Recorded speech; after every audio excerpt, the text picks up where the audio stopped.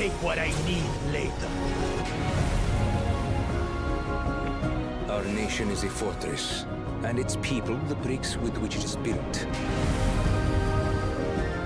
It is through embracing innovation that we will usher Tural onto a more prosperous future.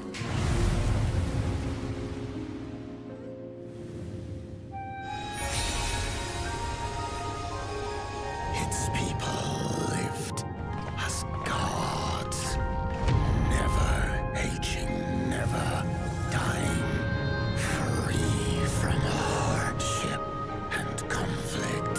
All this time, it was here, the city of gold.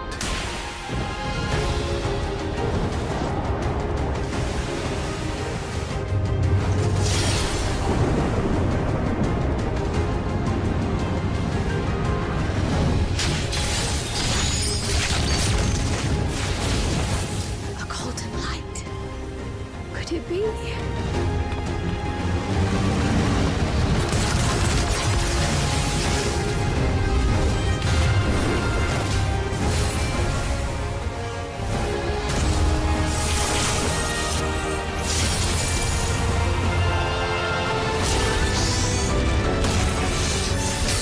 About the key remains shrouded in mystery. What in the world is that?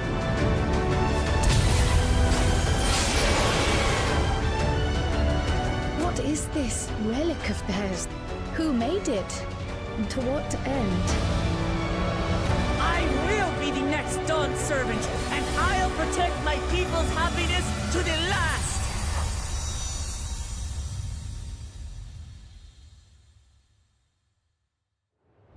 With your strength, could you have held fast to that which is dear, without sacrifice?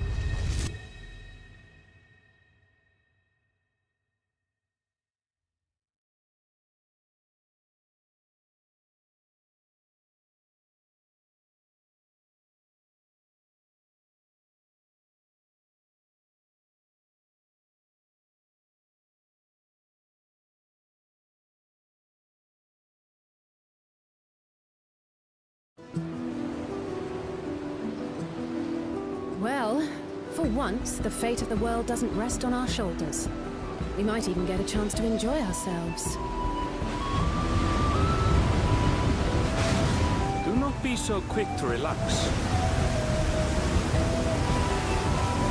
Just wait, Papa. When this contest is said and done, it'll be your daughter who sits the throne. Me! Woklamat! And so does our ship cast off from the docks. In retrospect, of course, that battle against the storm would prove a fitting prelude to the coming contest for the throne.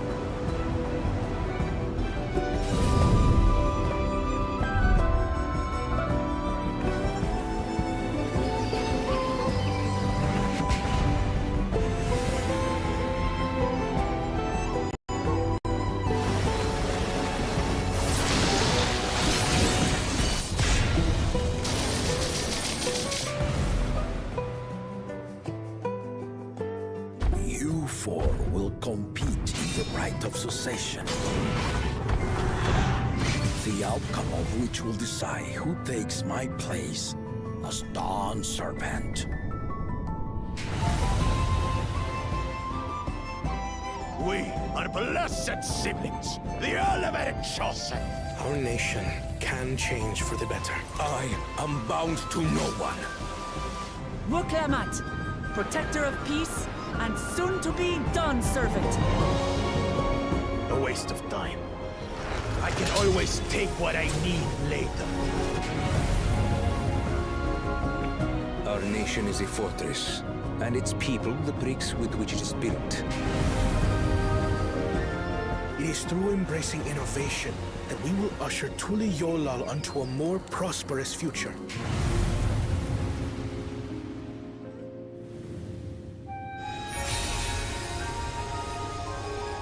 Its people lived as gods, never aging, never dying, free from hardship this time, it was here, the city of gold.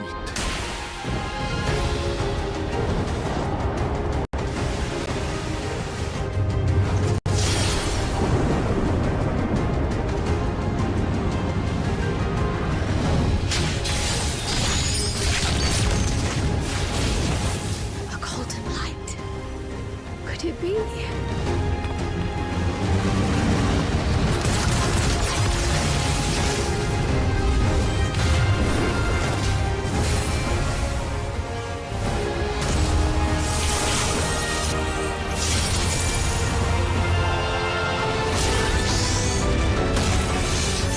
Much about the key remains shrouded in mystery. What in the world is that?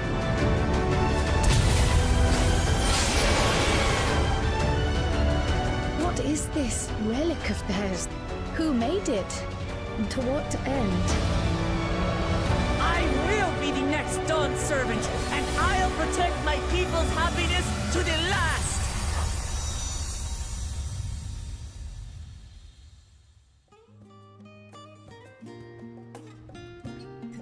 Need you guys to know that there is a world where I just left the Dawntrail trailer going for like 8 hours, and then we all got our mounts, and then we just never did any MSQ.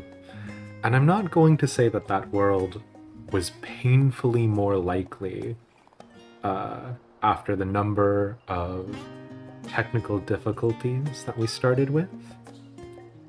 But I am going to say that things are going to look very familiar today, and that's fine. You're here for the Chakoprakir, but tomorrow, probably, maybe, smile. Everything will be so different. Yeah, listen, I know what you guys are here for, you filthy degenerate freaks, and it's not to look at my beautiful boy. It's not to look at my beautiful boy gazing wistfully off into the distance. Look at him. Look at him contemplating. I genuinely had to struggle to remember the term Thaliax ewer. I also don't think that's where water would come out of a ewer. I think the top of the ewer is up there, and I've never noticed that before. But you get it. Technical difficulties like no video. Listen, I wanted to start with a beautiful, beautiful picture of my boy, my sweet boy, because it's been a hot second.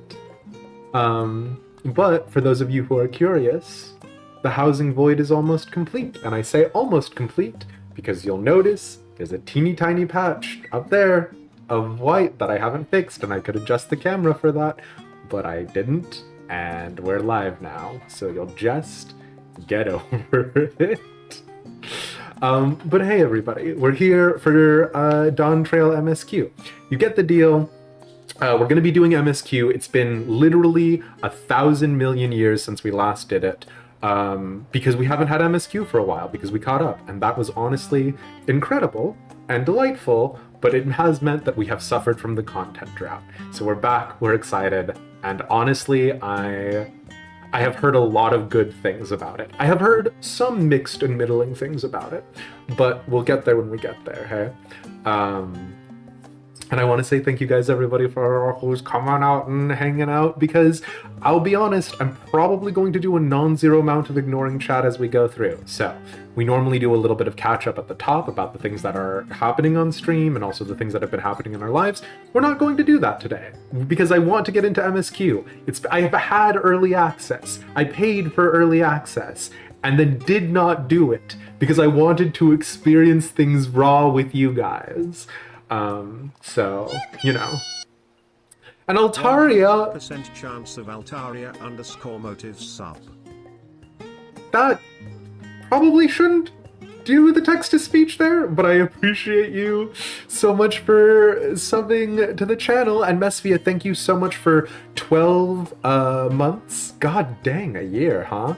And Zodiac King 96, thank you for the follow. A little close on that 96, we'll get there next time. And Queer Boy Gaming, thank you so much for the follow as well. Thank you guys both. Long overdue, have a lovely stream, we'll do our best. And yeah, and her friend, hello, hello. Clary, good to see you. I can speak English well. Raven, hello, here for the loot. Yes.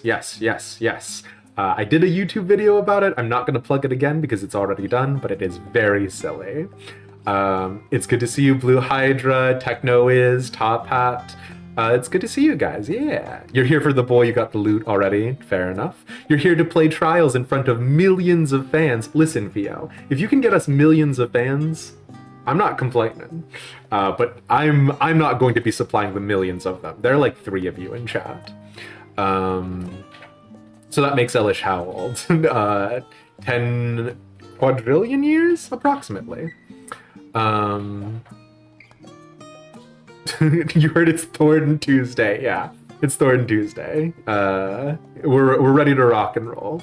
And by ready to rock and roll, I do kind of mean that, hey? I'm trying to figure out, because we've mirrored the perspective on the camera down here, where we're going, but we're going. Literally everyone has been so polite and thoughtful and, you know, keeping spoilers locked to spoiler zones in all of the respective communities. I was considering respecting the spoiler embargo, but I'm going to be honest, that means that I wouldn't play Dawntrail for another 2 weeks, and I don't know that I could handle that. Our inventory is literally the cleanest it has ever been in our entire life, so enjoy this for the, 10 seconds you get it.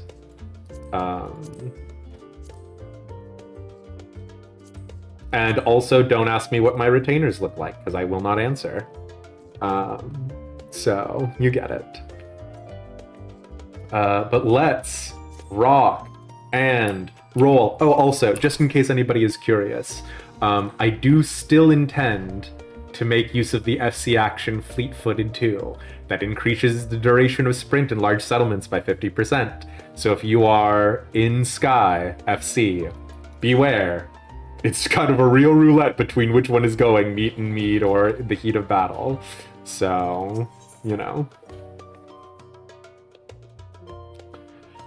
A new world to explore. Ojika Sunjika has a message for you. Welcome back, Elish. I've just had word from Erenville. It seems he's managed to secure passage to Tural aboard a guild ship vessel. Why don't you wait in the main hall while I go and inform your travel companions? It should only take a moment. Yeah? Yeah, okay. Y'all remember this place? Y'all remember when the world was ending and we were hanging out here? Y'all remember this place? Not gonna lie, I liked Charlia fine. Do you still think Ishgard is better though, huh? It's good to see you, Wirebone. Hey.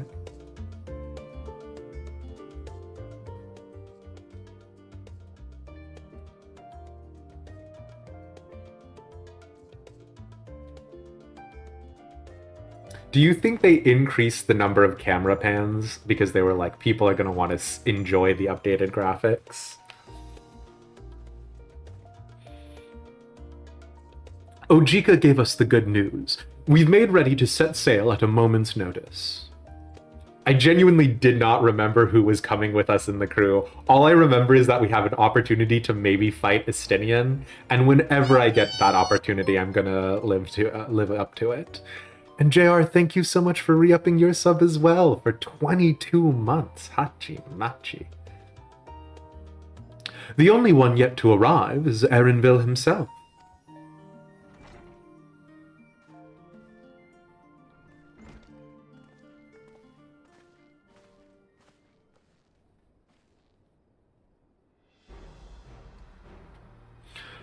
Ah, you're all here.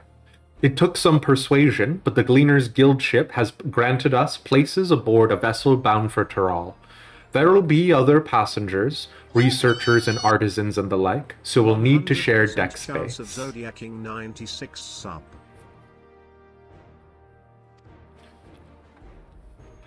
That's fine, Erenville. I doubt anyone expect we'd have a ship all to ourselves. They're not casting... off just yet. So, if you have any lingering concerns, now is the time to voice them.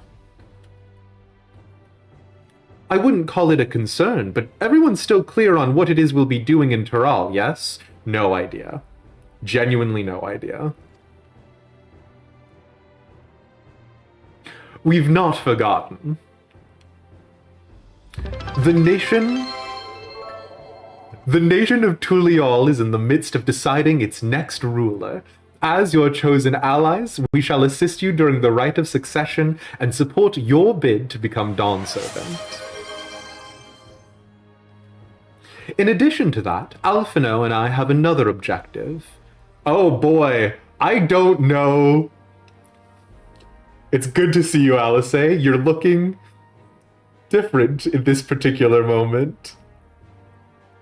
As part of its reconstruction, Garlemald seeks ways to reconcile and re-engage with its neighbors. By visiting Tural, we hope to learn more about how its myriad cultures interact with one another, how they find common ground, develop stronger ties, the sort of insights that might help our friends in Ilsabard.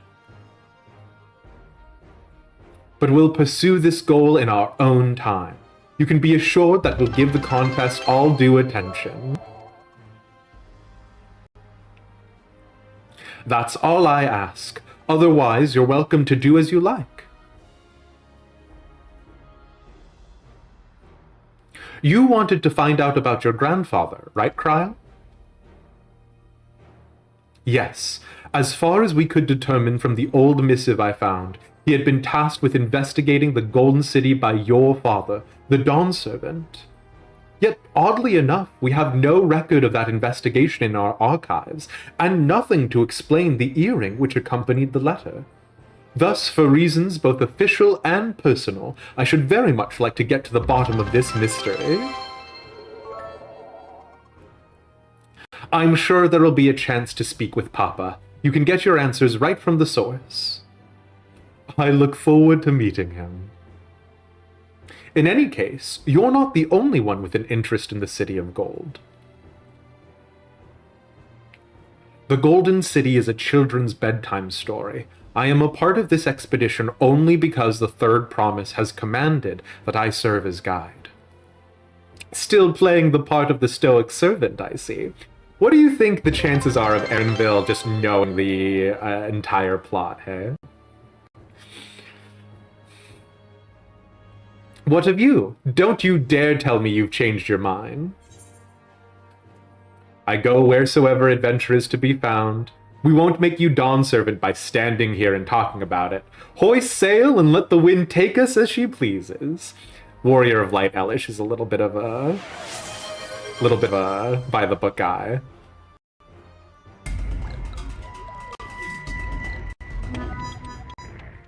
Hoist sail and let the wind take us as it pleases.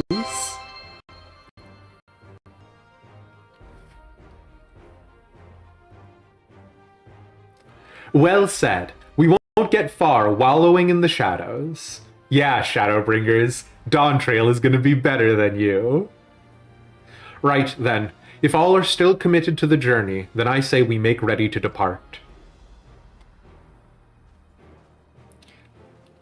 Stinky Warrior of Darkness. We all prefer the better Warrior of Light. Also, y'all are making it hard to focus on the story. Thank you guys all so much for everything that you've been gifting and the raid, Sarah. Thank you so much. Enderfriend, thank you so much for the 200 bits. Kayariana, Pixie, JR, thank you for the bits. Pixie, thank you for gifting out that tier 1 sub to Didgeridookie. And Clary, thank you for the 1,000 bits. And Sarah, welcome in. We're just starting the Dawntrail MSQ. So, if you are not doing it, go somewhere else, or keep the stream on and get your reward, but also don't watch and or hear. Just be here without being physically here. You get it. You understand what I'm implying. Thank you guys all so much for being here. Nightbot is sleeping again. Okay. We'll have to see what's going on with that. We were doing a little bit of work with Nightbot behind the scenes. Who gave me a backpack and how dare they? It doesn't increase my inventory space, Lemmy. That's for dang sure. Astral projecting to the stream. Thank you, Enderfriend. You got it. You got the brief. Eager as they are, the others have already left for the harbor. We're not in danger of missing the boarding call, but perhaps we should be on our way as well. Yeah, Aaronville? You're saying I'm not a week behind getting on the boat? Good to know.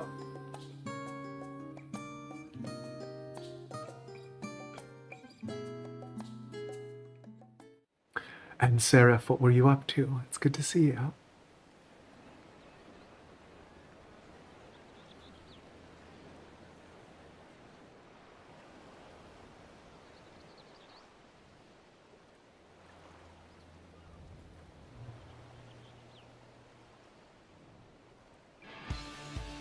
Savoring the moment?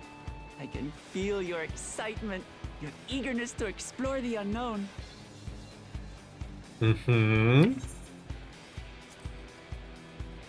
Well, for once, the fate of the world doesn't rest on our shoulders. We might even get a chance to enjoy ourselves. Yeah? Seems like a bold promise, but okay. So quick to relax. Yeah, I'm with Aaronville on this one. Oh, Tural may seem but a short sail away on a map. The vast seas between brim with peril. The treacherous waters of Shade's Triangle alone have claimed countless vessels. It's where the field operations are going to be. Even following the safe route plotted by Admiral Bufiswin herself, this will be no pleasure cruise. Perhaps, but my voyage here was uneventful enough. Disappointingly so.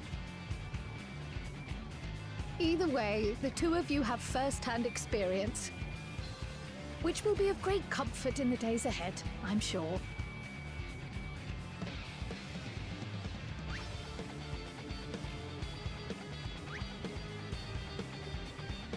Aye, it's nothing new to us. All aboard! We're casting off! It's time. I trust you have everything you need? I did wonder about that, JR. I just assume it's because we're geographically as west as we can get at Charlotte, right? But I did wonder why we are boarding here instead of off the decks in Limsa.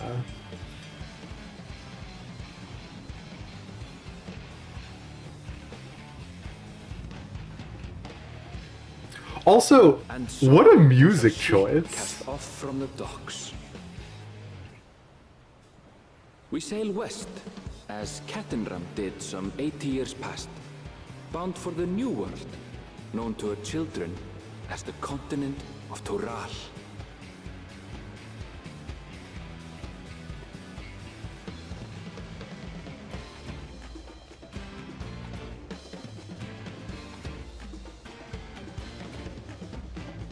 Just wait, Papa. When this contest is said and done, it'll be your daughter who sits the throne.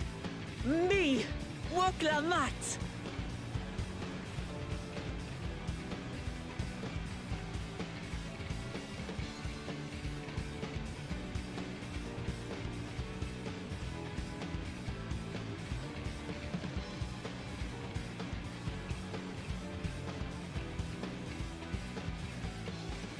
It's nice to see them getting a little bit of use out of those old boat assets, huh?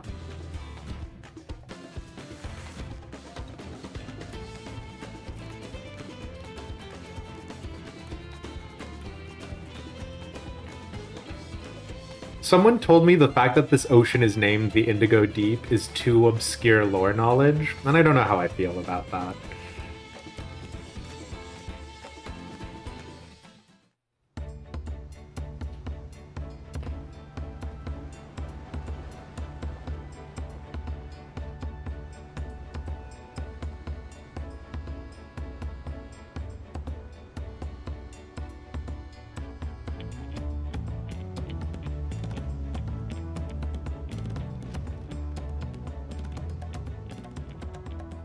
Smooth sailing so far? Aye, so far so good.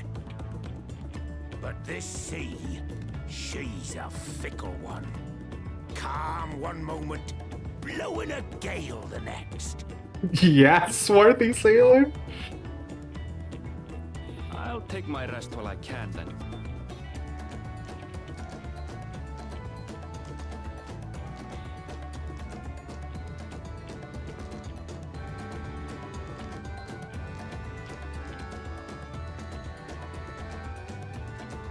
We left port what seems an age ago now, and we've seen naught but open water ahead. I knew Tural was far, but it's another thing to really know.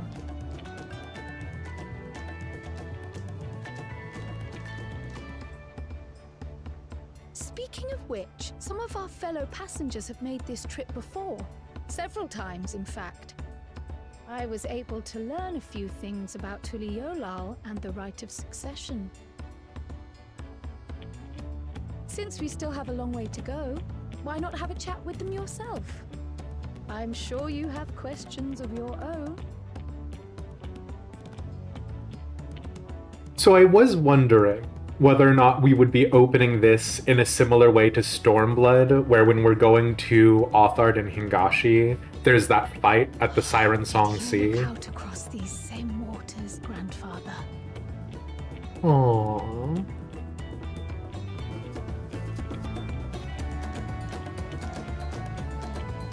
Who is Kryle's grandfather's name? Because he's the one who founded the Circle of Knowing, right? Galoof, thank you. And yeah, really quickly catching up, Blue Hydra says the longer they play, the more they notice the asset reusage. Must be a huge tool for dev budgeting at this point, and they mean that on a practical, positive note. I'll be honest, I love it. Because there's just so much in A Realm Reborn and in other places that, like, if you don't pay attention, you don't really get the full joy of it, right? And, like, I mean that on both, like, the asset reusage as well as some of the narrative story beats, right? God. Also, if you never go ocean fishing, when do you get to enjoy boats in their full splendor? Oh, Galoof had nothing to do with the Circle of Knowing. Did he not found it? Oh, he started... Oh, God. He didn't do the Scions of the Seventh Dawn. That's new after A Realm Reborn. He did the Charlian boys. Oh, my lore. Oh, the boys of Charlia. The ones who sit in the Baldessian Annex. The Baldessian boys. The brothers from Baldesia. The students of Baldessian. Got it in one. Thank you, JR.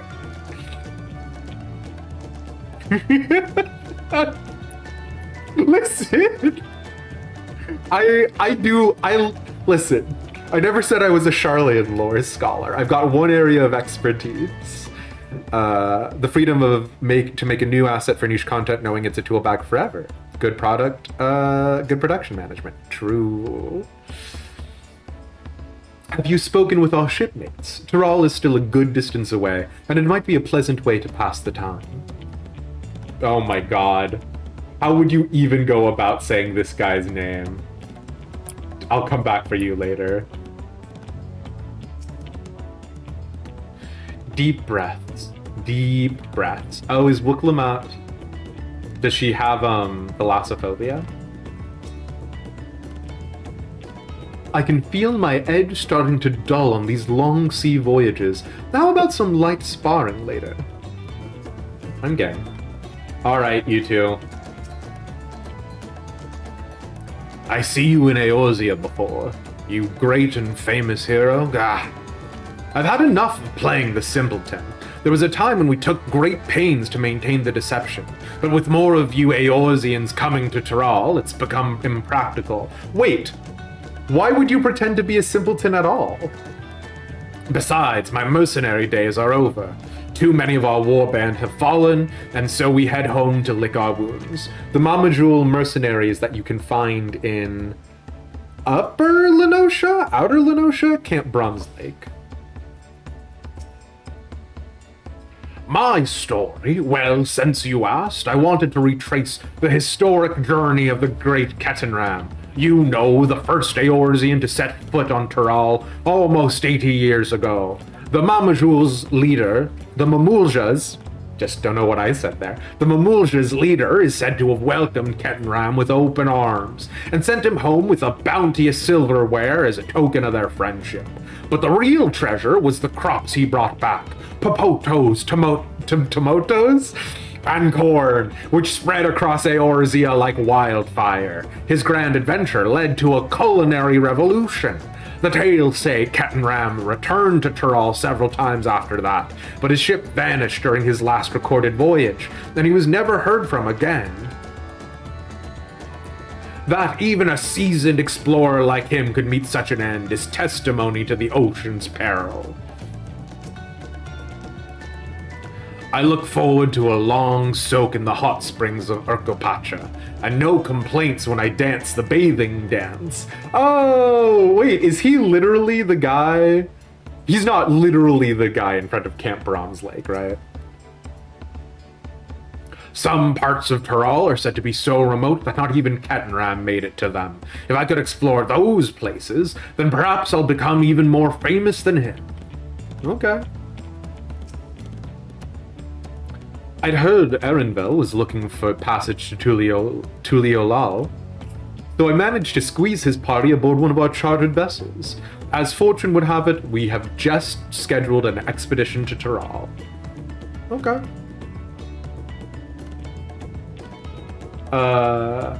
The other thing that's funny about these boats is that these are some of the boat assets that are used for the Sahagin I guess society quests now. So these are I am familiar with this boat, but not in the way that maybe others are.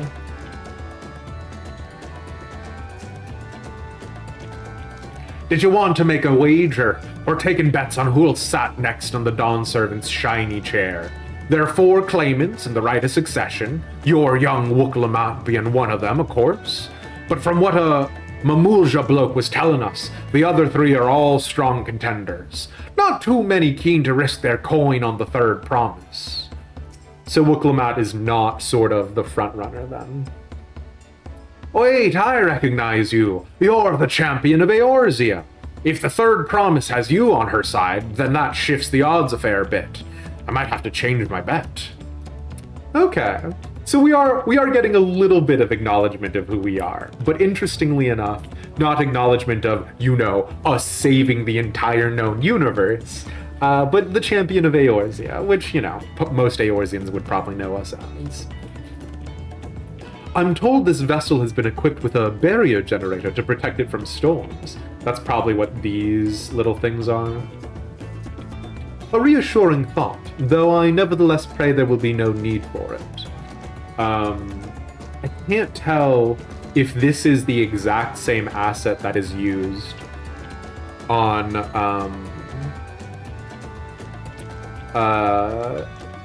the Leviathan EX fight. If anybody is able to go into Leviathan EX and look at the like generator which creates the shield from Leviathan's attack, let me know. An adventurer, I presume. I'm a merchant myself, based in Uldar. Specialty imports and exports, Eorzean and Turali both. If this is your first crossing the salt, as they say, do remember that the social mores of Eorzea are not necessarily the same as those over yonder. Consider this. It's not uncommon for the various races to be referred to instead by the names of certain clans. For the Mikote, the Hetzaro, the Hrothgar, the Zibral. Not because every member of a given clan is of the same race, mind, but because many individuals of said race are associated with that clan. A fair assumption in certain cases, but take care not to give offense. X makes the sh sound fantastic. The goods I'm bringing over on this trip are a rare sight to the Turali, so I expect to make a decent profit. The local merchants are an agreeable folk.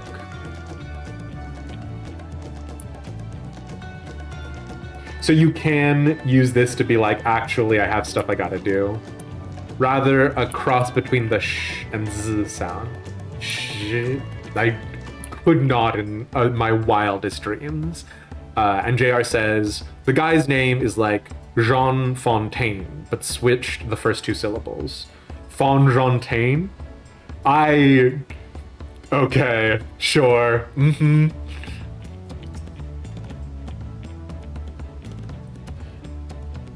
Oh, this will be my first visit to Tural. Fonjontaine's the name. I was working at Eshteme's Aesthetics in Uldar, you see, but my employment with them, came to an end. That's why I visited Charlene in the hopes of starting over. While I was attempting and failing to find a new job, I seized the chance to board this vessel when I overheard room for another passenger had suddenly opened up.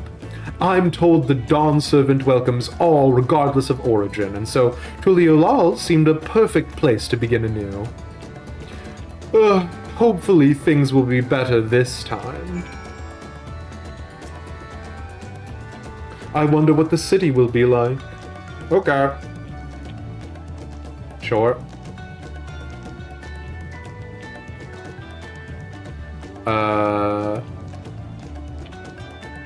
Funniest reused asset is when they used a gunblade model as a lever and a cut sound. Hell yeah. I gotta lock in for the voice cutscenes to learn them. Okay, I'll be doing my best. You struggled with Popota the longest time, so you were disadvantaged for South American linguistics. We'll see, we'll see. Did you learn anything of interest?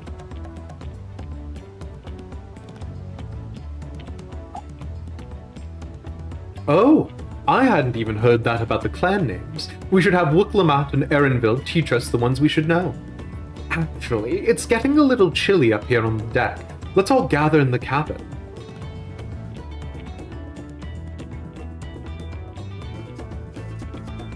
Okay. Little bit of an info dump at the top, but that's not necessarily a bad thing. You know I love my fantasy politics.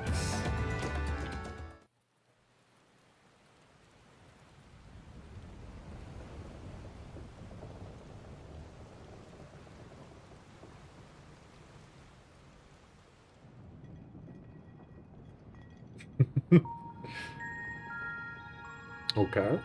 We're in for a proper storm, it seems.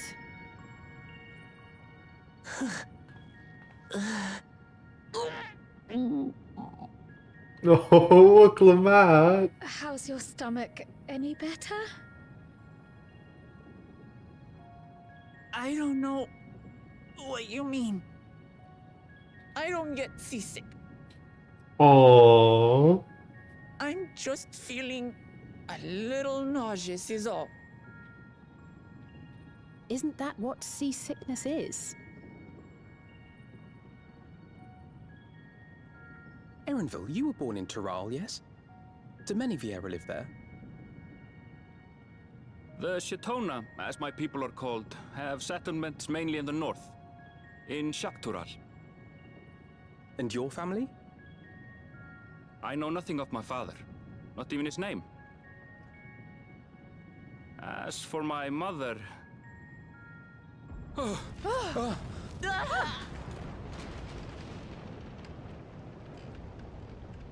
in the teeth of it now, lads! Reef that sail before the mast snaps! I thought there was a lot of talking going on. Only who's on watch! This wind's too strong to take in yourself! Man falling off the mast! We need help! Get him below decks first! Quickly! Before he's washed overboard! Okay. Real Pirates of the Caribbean energy. Well, no, we should not go out. They're the professional sailors. We're a bunch of adventurers. What are we going to do?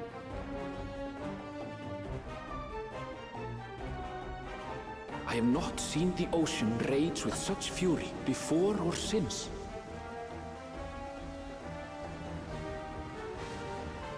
This is begging for us to get washed off the ship, and then for there to be some sort of like, oh no, you washed up on shore.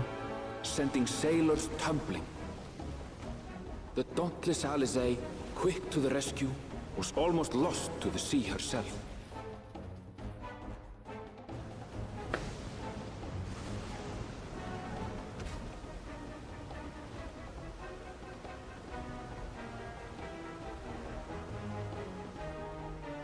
Meanwhile, our champion rushed to deploy the vessel's magical defenses, and thereby shield us from the lightning. How did we know? I mean, I'm glad we're taking action. I'm glad we're not just sitting around on our butts, but... What an extraordinary life he must lead to be able to operate such a device with practiced ease. Okay, Aaronville. Buklamat, too, threw herself into the rescue efforts, though one might have mistaken her for another soul in distress.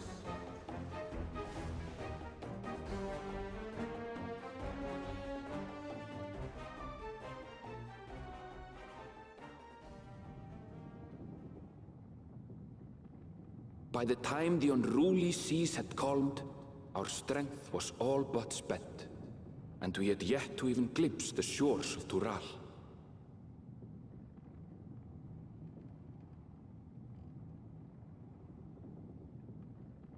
In retrospect, of course, that battle against the storm would prove a fitting prelude to the coming contest for the throne. Not gonna lie, I thought we were gonna do a fight there, so I am glad that none of us just got washed over and then drowned in the Indigo Deep. That would have been embarrassing for our hero credentials.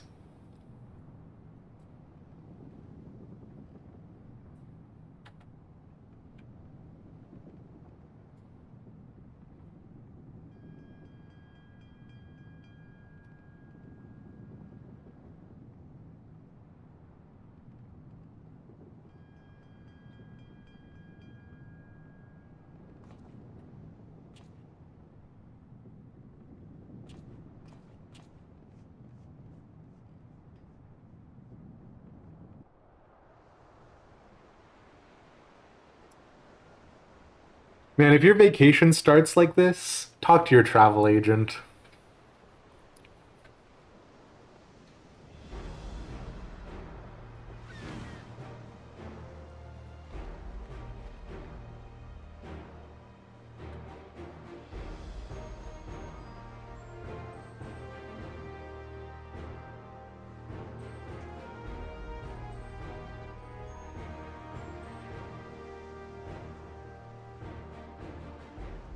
Morning. Joining us for some fresh air? Seems my belly has settled along with the weather. Aww. I'll feel much better once we're on solid ground.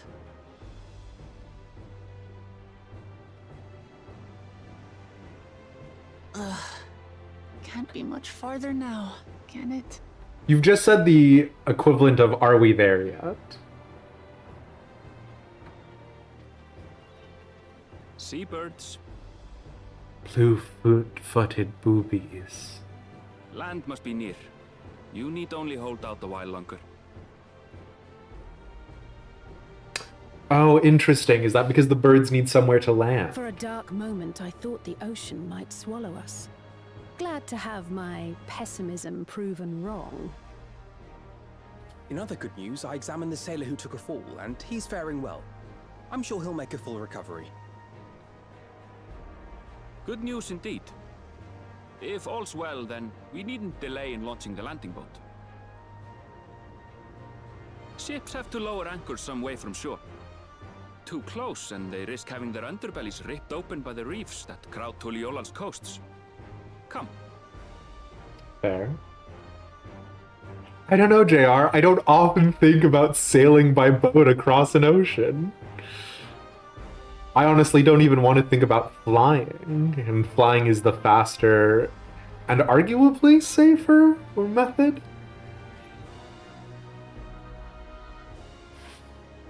Thanks for bringing us all this way. Ha! We only did what we were paid to do.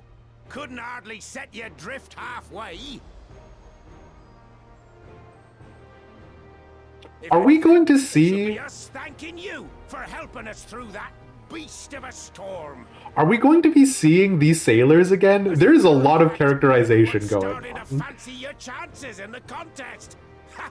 At this rate, we won't be able to lay wagers no more. Then I better not let you down.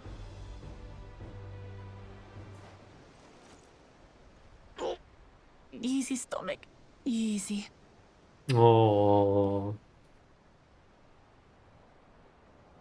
We're the last to board. If there's nothing left to say, then let's shove off, shall we?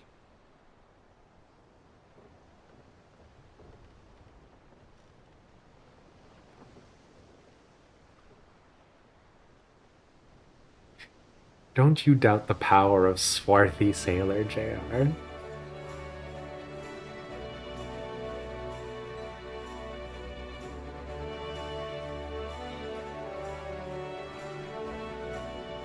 So this boat is the like ferry clear asset that I skies used, and right? boundless possibilities.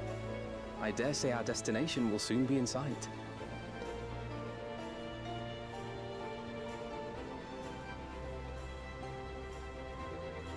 Enjoying yourself for a change?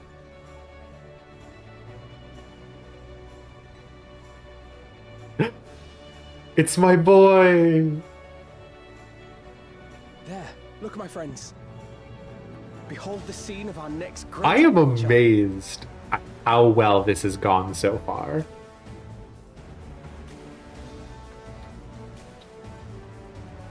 At last, we are come to the land you call the New World. To my home, Tural.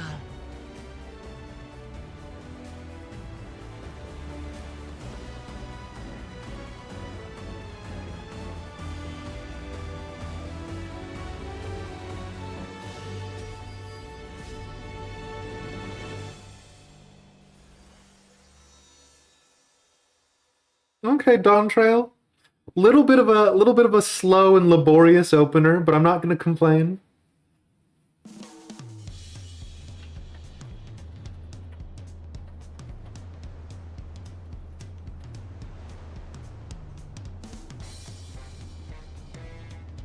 Okay. Who hired Squirrel Nut Zippers to do the music here?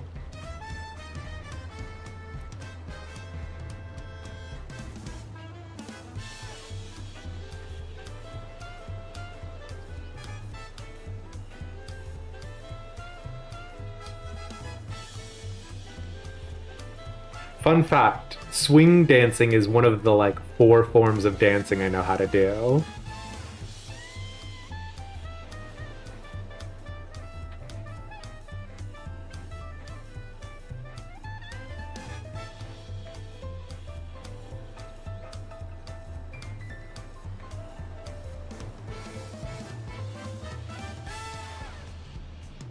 Are there no walls to this settlement? Gods, I've seen cities with an impressive mix of cultures, but this is something else. Is that a... No. I've never seen Vanu feathers in that color before. Oh no. Not the Vanu. Much here you never knew existed. There may be a sea route now, but visitors to Tuliyollal are still few and far between. And as we don't build seafaring ships, only a handful of Turali ever venture abroad. Fair enough. Mamulja sellswords mostly. Those willing to play the fool sail with Lominsan merchants to secure employment in Eorzea.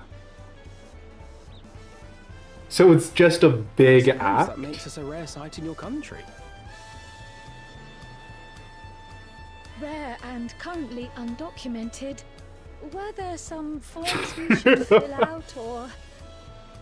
Trial's like, I haven't filled any forms recently. Traveling with? I'd like to sign the appropriate documentation.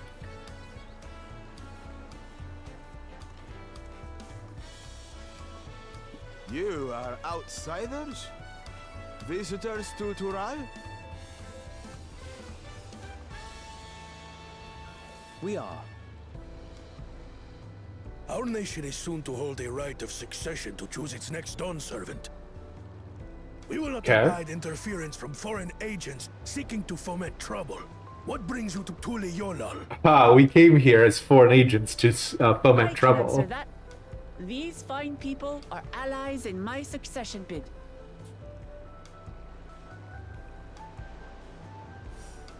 Third promise. If you vouch for them, then all is well. Of course. Love this guy's armor, by the way. Please accept our apologies. No need to bow and scrape. That our soldiers are so diligent in their duties fills me with pride.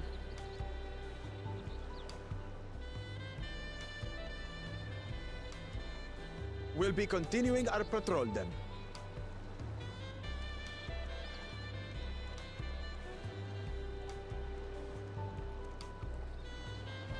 Well, well. You really are a figure of authority here. Are you suggesting I don't look the part?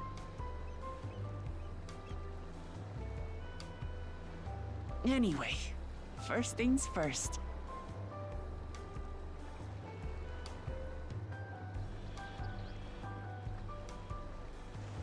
I bid you welcome to Tule Yolal.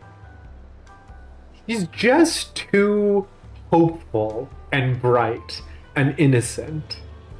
Like, there is no way she survives all of Dawntrail like this. Right? Like, something's gotta beat her down. Or, maybe it doesn't. But she's just too happy. You know what I mean? Battle Benoit wants to do the horizontal shuffle with Erenvel. How would you know if you've never done the horizontal shuffle before, Battle Benoit? The background music in Tule Yolal is amazing. Yeah, it's very... I don't know if it is swing. It might just be big band, right? East Coast or West Coast swing. Jazz fusion... West Coast, I guess? Hero of the Star gets deported more at 5. I didn't think my passport needed to be renewed, Hero of Eorzea says. That's what we had to do to enter Charlea, true. But Charlea is literally the, like, town of nerds, so... Armor isn't available yet, might be Tombstone gear later on, like the Radiant gear, hell yeah. She's young and naive. Yeah, but, like, a little too young and naive, huh? Excuse me.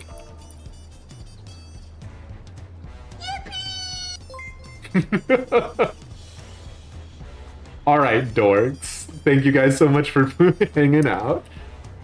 And Denny Sar, thank you for re-upping your sub with us for 7 months. What the heck? Okay. Is everybody in their traveler's garb? Okay, alright. What is this vacation town? Yeah, alright.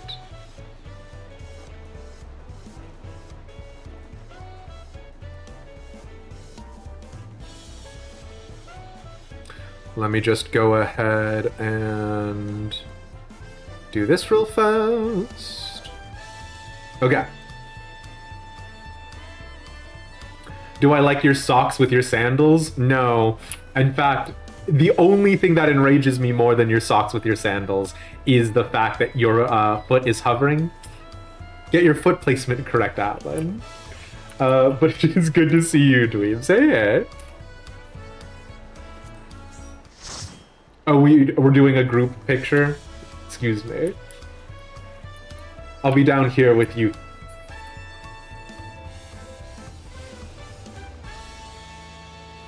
Dorks. You miss world travel? I did it a little bit earlier today, but for the most part, I still am not willing to risk it, yeah. You got into the city in the first batch of players and it was a nightmare here. Shout was losing their minds when the day theme began. I couldn't imagine. Yeah, the Landsguard armor, okay. I wasn't gonna say anything, but Wirebone saying if you could dye the Landsguard armor with white feathers. It's exactly what I was thinking, right? Okay. We're all saying cheesed to meet you, apparently. You hit all chat channels except FC and party. I get that.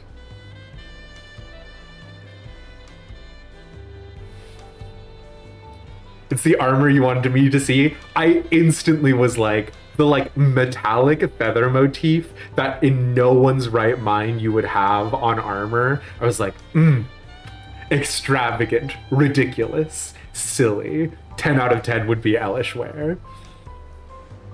Now that Radiant gear is available for Poetics, right? I need to go get the augmented one because I was thinking that that could be like a Nuevo chic kind of style that like people who visited Razat Han might bring back to Ishgard. So yeah.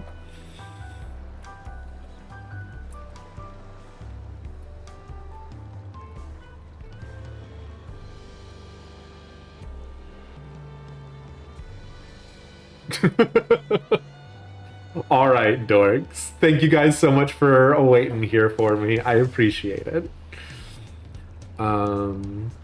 You also forgot to hide the huntling shell you were in and got the name of the final zone spoiled. We'll try to be blind.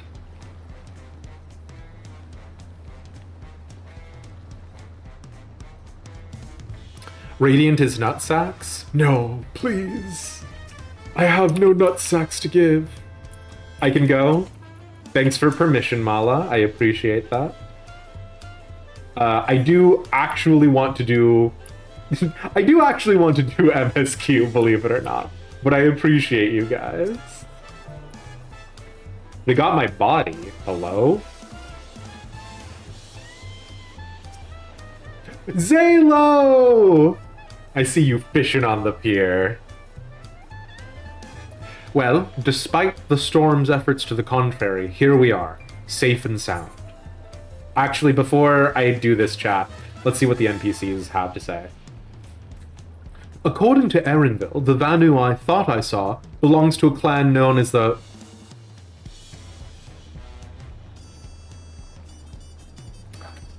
According to Erinville, the Vanu I thought I saw, which would have belonged to the tribe of Vanu Vanu, the clan of Vanu Vanu, belongs to a clan known as the Hanu Hanu. Very different. Squeenix really broke the bank with the writers on this one. It seems they share more than a physical resemblance.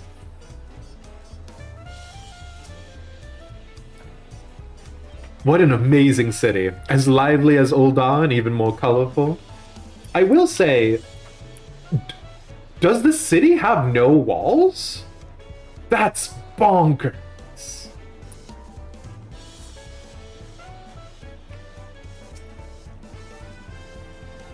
Don't want to photobomb the FC, hopefully not at least. You are allowed to photobomb whenever, Zalo. So when's the rant counter start? We've got a tangent, yeah. Just wait till I meet the other allied society. I mean, hey, you know.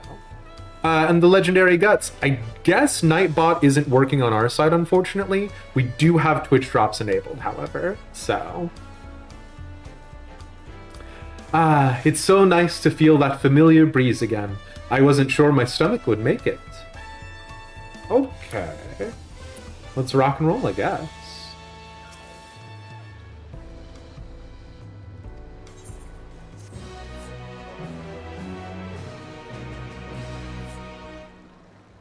You have arrived in Tuliolal. You can return to the city at any time by speaking with the swarthy sailor in Scholar's Harbor in Old Charlotte. And by the Aetherite that I can tune to right now, right? And by the Aetherite that you will allow me to attune to currently. I would ask if the journey tired you, but I'm sure you've endured far worse. Did you guys... Nope, okay, you have no new ambient dialogue. Clara, you got your first drop? Hell yeah. The nation of Tuliolal. Okay. While being on solid ground has improved Wukalamat's mood, her stomach appears to be lagging behind.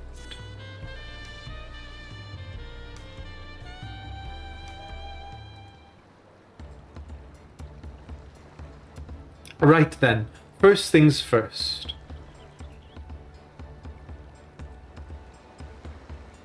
I, still a bit queasy. No more boats for a while.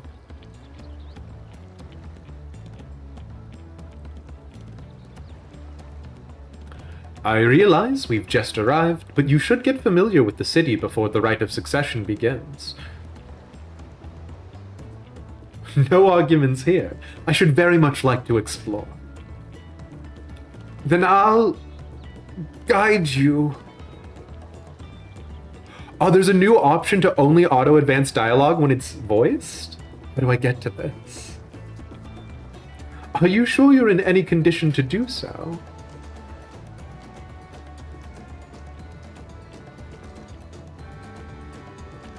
Aha! We were wondering who these strange folks were, so the third promise has found herself some new followers, then. Followers? Wukulamat, are you unwell?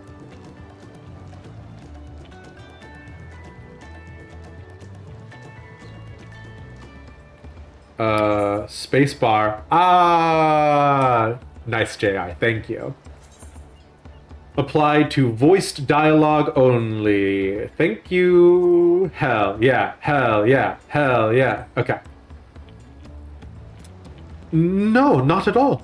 Couldn't be better. The third promise does not get seasick. No, sir. Okay. This is 100% how I do my, like, RP on characters. Is like, I will 100% find some arbitrary, random weakness to give them. Like, what are the chances during the rite of succession that Wukulamat is going to need to, like, have, like, a hearty stomach and not get seasick, right? Like, how often does that come up? So I think I literally made it so that Elish is not able to swim in strong currents, right? Like, he might have learned how to swim vaguely in the, like, rivers of the Coerthis, or, like, in the twin pools, but, like,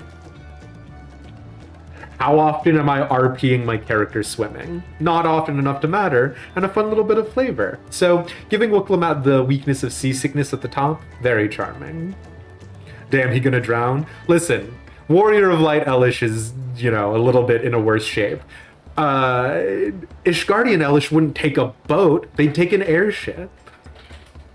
Elish swims as well as Urianger. Probably a little bit better, but not by much, hey? Also, if a mod is willing to, and by just sort of anyone who is around, is able to look into the Nightbot situation, I cannot remember if we have a drops command, and if we don't, could somebody help me with that? I'd appreciate that, yeah. You doubt Susie can swim super well either, being from Ul'dah, right? Like, again, like, there's a ton of pools around in Ul'dah, but not a thing with a strong current, right? Exactly, just tame pools. Same wavelength. Okay, sorry. The third promise does not get seasick. No, sir. As for my hand-picked entourage here, I've recruited them to help me win the rite of succession. I was just about to show them around the city, in fact. That sounds lovely. But a group of foreigners is going to attract attention, especially if they're in the company of the third promise. Everyone will be curious. We certainly were.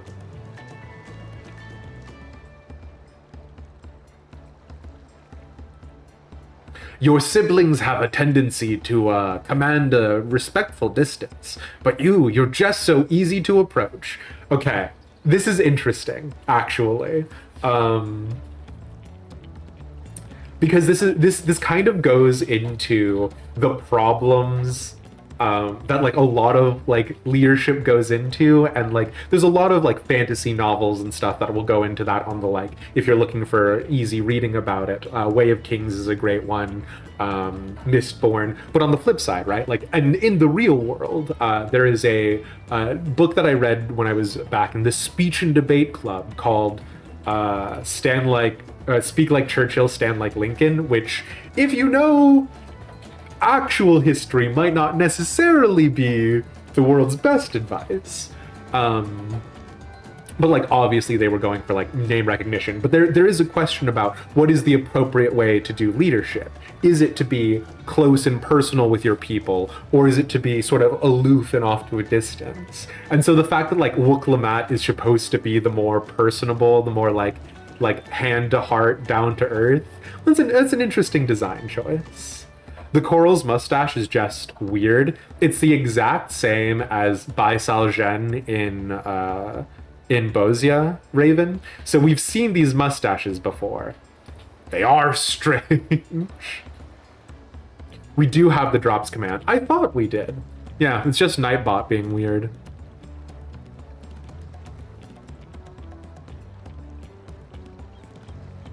And I enjoy it so much when you do. Please, don't ever worry that you're a bother to me. You're very kind. Good day to you, Third Promise. And then they all pull out knives because they're hired assassins and stab us. Regardless, still weird. Yeah, not unfair. You love the little curl mustache? Hell yeah.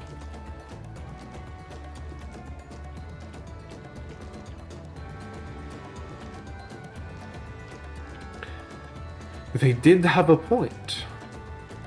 Wuk-Lamat is technically royalty here. Like it or not, a person of her station surrounded by this many outsiders is bound to draw a crowd. Wait, what do you mean technically? I suggest we move in 2 groups so as to attract less attention. Just technically ignoring me then.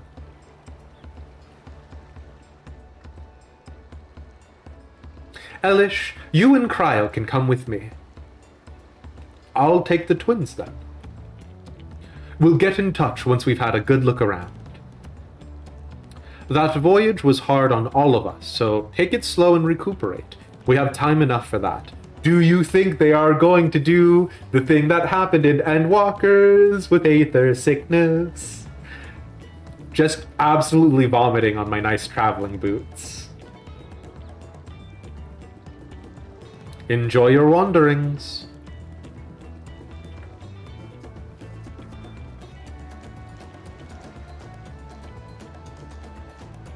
Perhaps we should wait a bit, at least until Wuk-Lamat's nausea subsides. No need for that. Look, I'm ready to go. Ugh.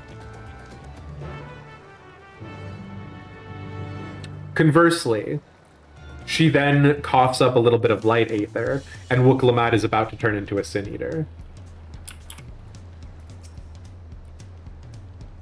Tural isn't going anywhere. Let's give Wuk-Lamat a little more time.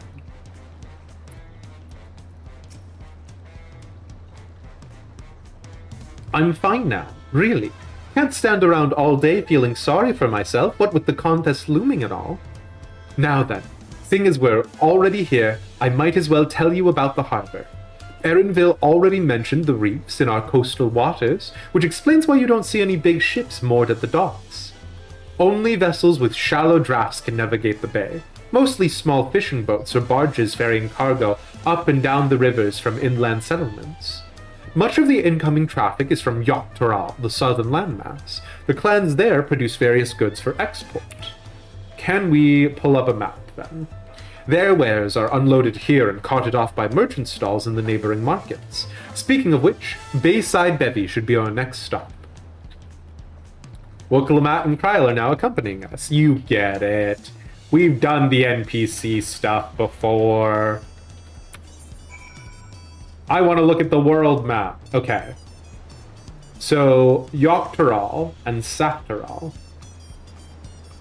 Yeah, okay, that tracks. Remember the heady days when I tried to pretend that this wasn't the real world map slightly modified? I miss those days. I don't want to go directly to the nation of Tural just yet. Either of y'all got anything to say for yourselves? Wandering around the city is so exciting. Unfamiliar wonders everywhere we look.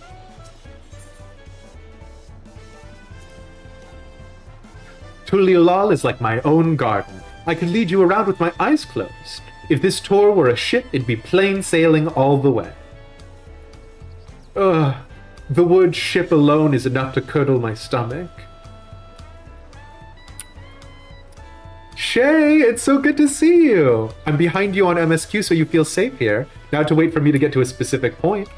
Shay, it is a delight to have you in general. And also, I've got great news. There is literally no chance of us getting ahead of you in MSQ.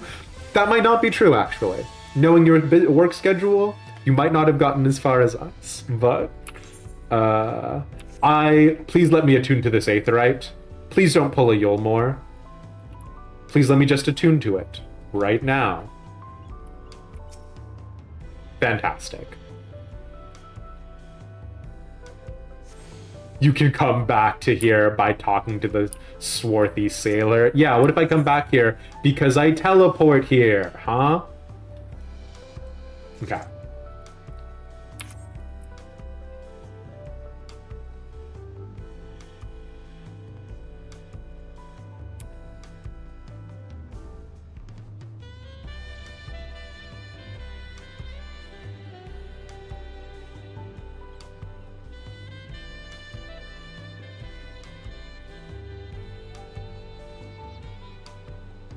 Thank you, Mesphia.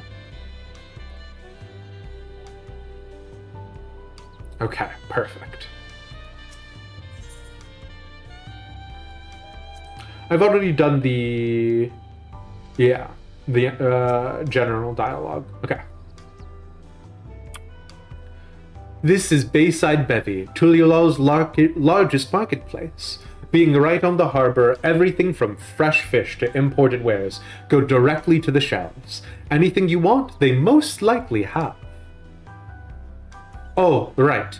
I should mention that here in Tuliolal we buy things with Pel, a currency that the Pelu created. Please tell us that this is going to automatically do the conversion for us.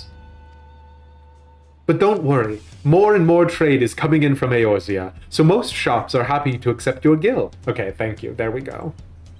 The guild has like such a weirdly expansive lore behind it, like going from his like stuff like the Autumn War and Alamigo's invasion of the rest of the Eorzean Peninsula. It is strange how much like space they give for that lore, huh? Oh boy, it can't be. There's also Wachu Meki Meki. I'm so sorry. Another market to the east of here, but that can wait for another time. I have other places I want to show you first. Next, we'll head back a bit, then northwards, up the stairs to a certain plaza. I can't wait to see the look on your faces. Okay, so there is still no other dialogue anywhere on the map. Okay.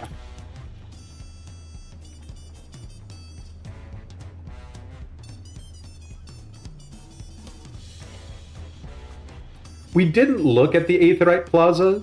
I will be honest, the majority of Aetheryte quests that like talk about it, I don't really feel anything significant about the Aetherites. As long as you remember it was invented by the Pelu, you'll never forget what our currency is called.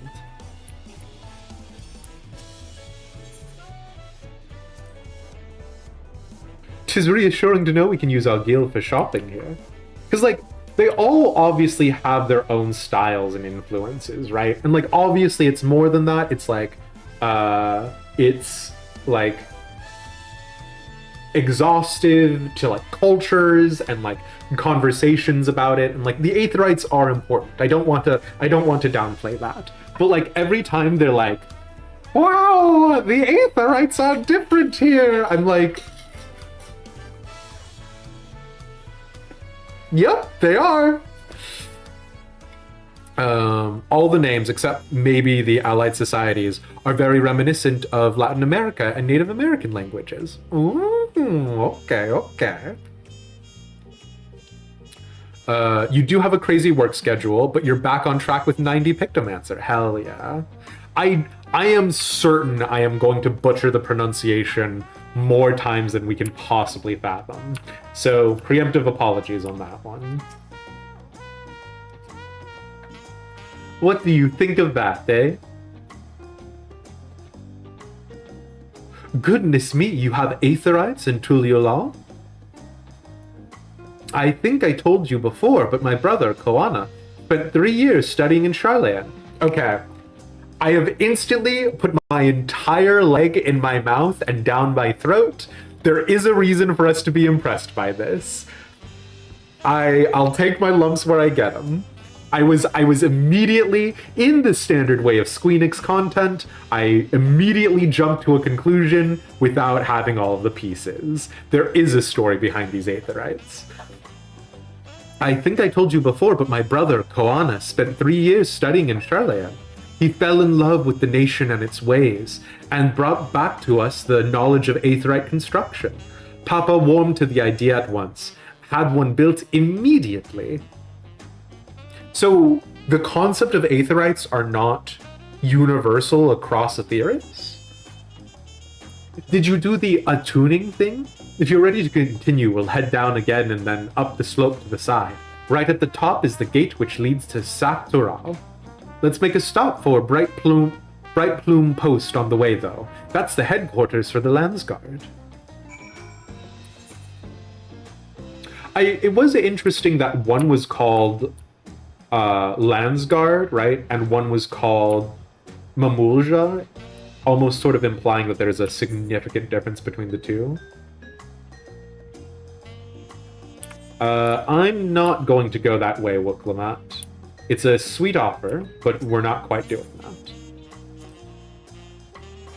Make sure you attune to the Aetherite. I don't fully understand how it works, but I do know you'll regret it if you forget. God.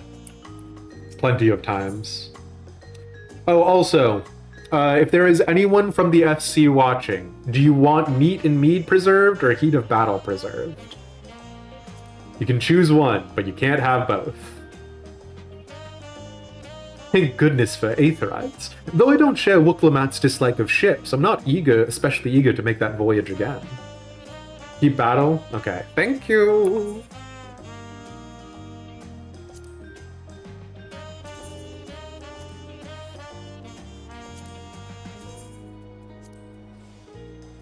Am I doing it because I just want to justify us having fleet-footed? No. Zalo!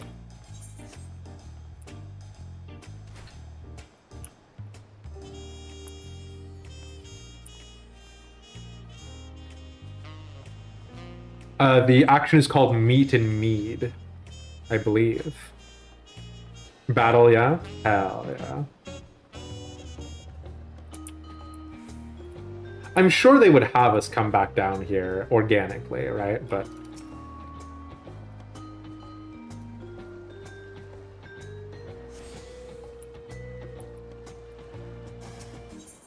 I can't believe it's called. That's surely not on purpose, right?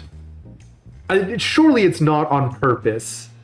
Like, is it supposed to sound like makey? Like I'm makey? I makey something? That's not what it's supposed to sound like, right?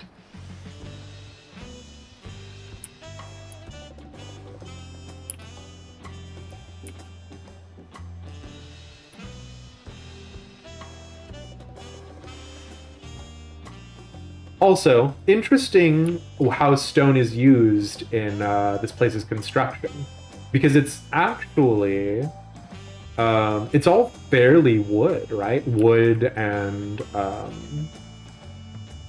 I was gonna say biomass. That's not the right term that I'm looking for, right? But like, it doesn't seem like there are a ton of stone structures. At least not sort of down in the base, which makes sense. It kind of begs the question of how long the city has been here, because obviously we do have historical antecedents of there being wooden structures that have been around for thousands of years, right?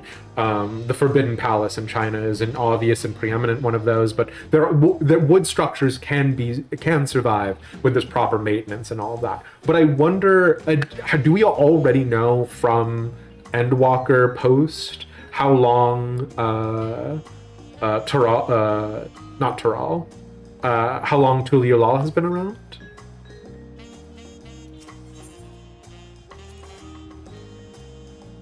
We have a lot of narrow, winding streets that crawl up the sides of the mountain. As you can see, though, the builders make sure the city's main thoroughfares were wide enough to accommodate wagons. Ooh! You do love a little bit of city planning, hey?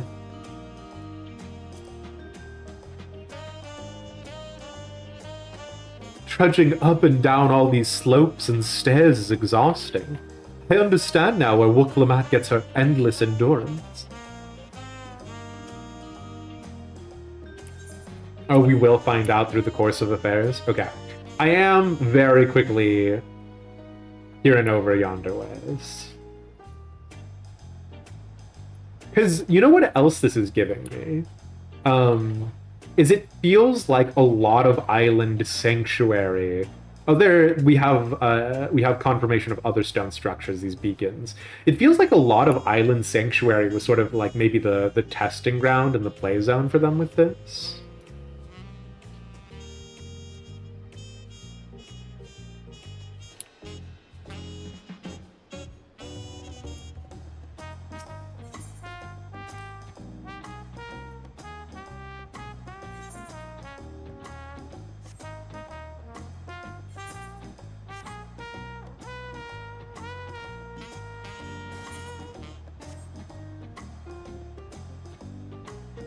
So I have some friends, and I'm not going to name any names, who talk about how much they hate walking around and how much they wish flying would just be enabled from the top. And I know this is going to be a potentially bad take for me, more stone buildings.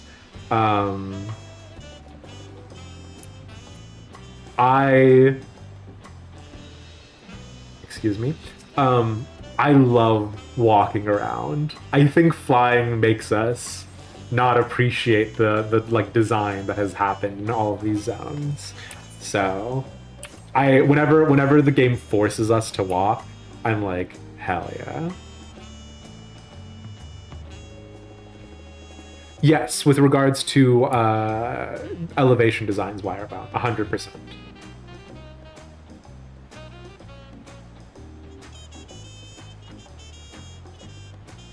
I love going around in first person. Yes, yes, yes, yes.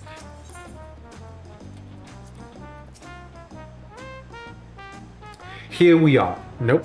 Here we are. Bright Plume Post. The soldiers stationed here are responsible for defending Tuliolal and preserving the peace.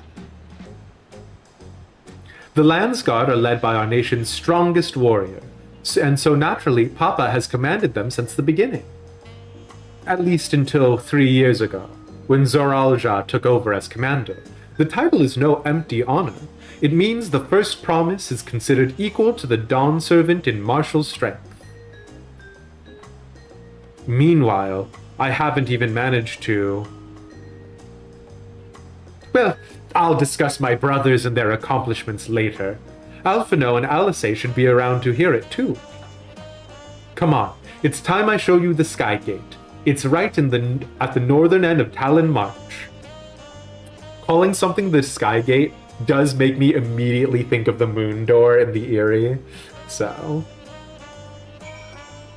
Last time you played in first person was Hades EX. I do it a lot more because I'm constantly thinking about like content creation, right? But I do like doing it to give us like a sense of scope and scale and design. Like, this space is gorgeous, right? All the maps in this expansion you think are 10 out of 10, so I'll enjoy soaking them in. We take our time. Some people accuse me of taking too much time. If I'm to succeed Papa, then it's my brothers I need to surpass first.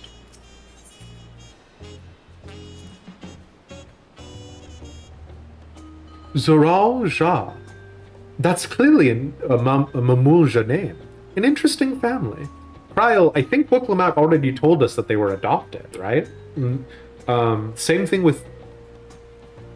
I was going to say Erenville. That's not right. The brother who studied in Charlia, maybe? He's a Mikote, right? Something like that? There's no point for me coming over here.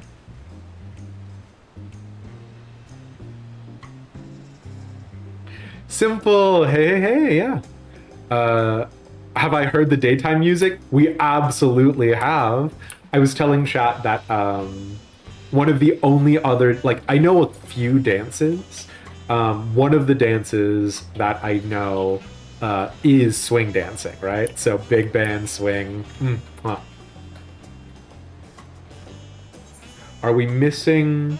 No, so there's just that one down there, which we already got, so.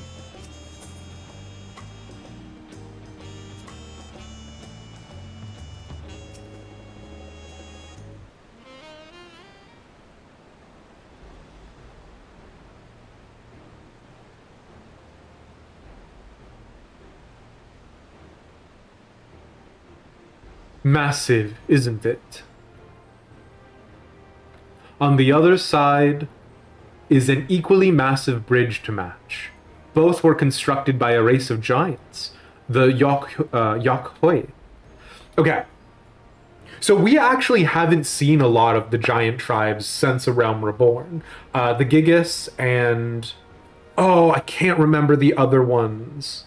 Hecatontris, maybe? So we know there are 3 groups of giants in Eorzea, and most of them seem to have something to do with either Mordona or Dalamud, right?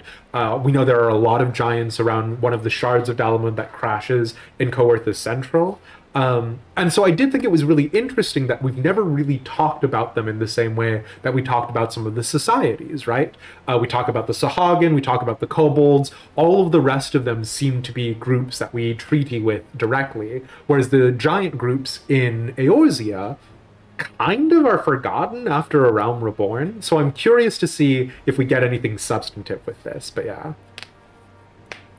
Hecatontris, named after the 100-handed giants of Greek mythology. Hell yeah. Big band music needs to make a comeback. Those trumpet players were... I also love all of their names. I only have one that I can sort of pull out of pocket, and it's the one that everybody knows, right? But Squirrel Nut Zippers, a lot of the naming conventions back then were silly. This is obviously not a historical example, but if you've watched Bacano, you know that they named the train in there the Flying Pussyfoot, which is a normal name for the 1920s, just like Squirrel Nut Zippers is a name inspired by the era, so... Sorry. On the other side is an equally massive bridge to match. Both were constructed by a race of giants, the Yokhoi. Strictly speaking, Tural is actually 2 separate continents. Tural, the southern lands of the mother, and Tural, the northern lands of the father, which lie beyond the bridge. Legends say it used to be one great landmass, but long, long ago, the 2 gods fought a titanic battle. 2 gods, you say? 2 ancient gods, you say? When one threw the other to the ground, the impact was so devastating as to split the continent in twain. A familiar sounding tale. I am put in mind of the conflict between Hydaelyn and Zodiac. But getting back to Tural, those lands are also a part of the Tuliolal nation, correct? Okay, so here is a little lesson for my fellow United States citizens. The term state is a very specific meaning thing, which is normally a sovereign state. The state of Spain, the state of the United Kingdom. The fact that the United States is called the United States is deeply aggravating, and as a result, we have taken to calling things countries, which is actually an entirely different term altogether. It's the reason why the nation state is an important invention of the 17th and 18th century as far as more Western cultures are concerned. The reason why I bring this up is that the nation state, a two-part component, the nation refers to an identity, right? So before the state existed with regards to England, or, you know, whether or not you refer to the feudal state as a state at all, the nation, the nationality of the English did exist, right? And so referring to these lands are also part of the Tuliolal nation is an interesting specter, because it doesn't just refer to the concept of governance, the fact that they are all ruled by someone, right? Like the Garlean Empire was a state, but not everyone in the state of the Garlean Empire believed that they were Garleans, a part of the nation. Believing that you are a part of the Tuliolal nation implies a cultural unity, which is fascinating to me. But yeah. Pixie, I'm not going to say that I'm looking with bated breath, but oh boy, it does not feel like there are a lot of exciting good prospects, hey? Anyways, focusing up. But getting back to Tural, those lands are also part of the Tuliolal nation, correct? That's right. Isn't my father incredible? He united the peoples of 2 continents into a single nation. The many clans of Tural have been at war for generations. Oh, so this is like a single living being's lifespan old. This is like first transferal of power old. The many clans of Tural have been at war for generations. It was only when Papa traveled the lands and put a stop to their myriad conflicts that we finally had peace. And that's the main reason I want to win the throne, so I can preserve the peace he built.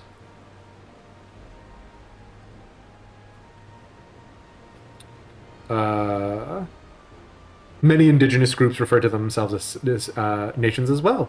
Nice. Good job, Pixie. Upper Continent is part of the same nation, but you need a special permission to enter it. Interesting. I'm sure we'll circle back to that, but yeah. Quick pronunciation tip. The X, yep. Nope, I've definitely messed that up. JR did tell me, completely missed it. Tural. Please, feel free to remind me. When we do have definitive pronunciation guides, I'm willing to bend on that. But I will still pronounce Bozia. You cannot stop me.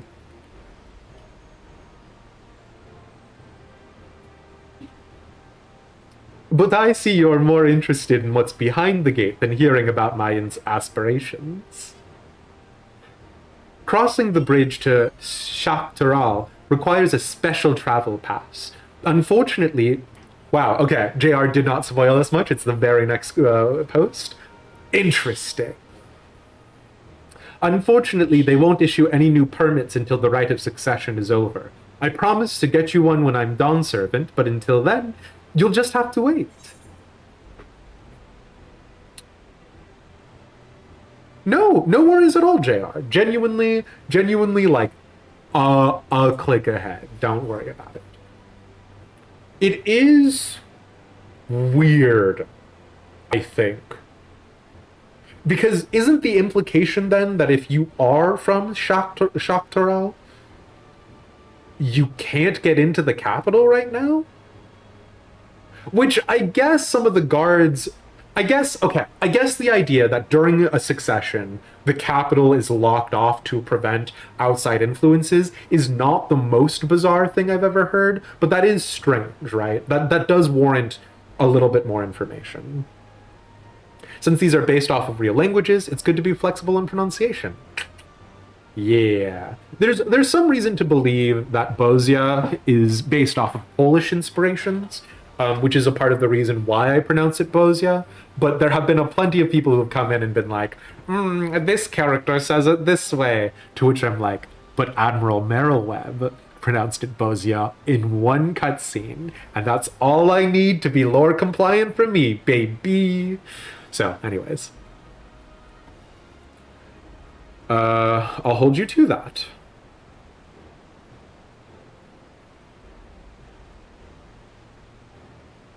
I've never broken my word. Once the throne is mine, that travel permit is yours.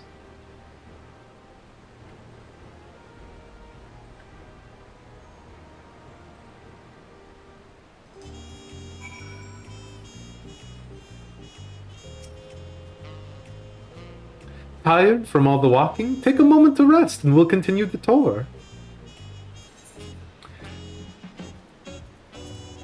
Can we cheat? No. Oh, we can cheat a little bit. I don't know what is in Shock Tural, but I do know that there are 3 Aetherites. Oh, did they learn their lesson from... Did they learn their lesson from Coerthus Western? Okay, this is a very silly comparison for me to make, but I am going to make it because I'm permanently Ishgard pilled. In Coerthus Western, we have a couple of spots where there obviously were Aetherites, right? So down here in Camp Rivers Meet, there used to be an Aetherite. And then up here around Banepool, Dusk Vigil, there's another Aetherite that was destroyed, right? So literally, I look at this, and then I look at Shock Tural, and I do think Shock Tural is literally just them having learned from Western Coerthus, but maybe not. 3 is still not enough. No!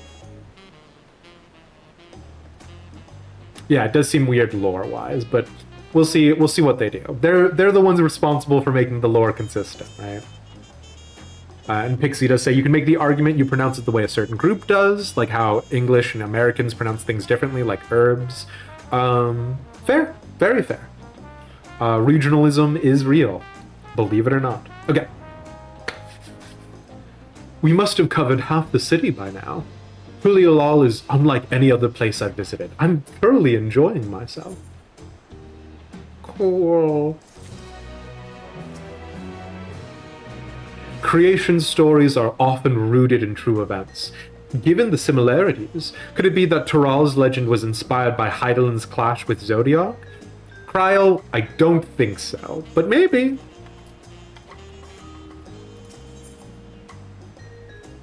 A City of Stairs. Wook Lamat is ready to commence the second half of your Tuliolal tour.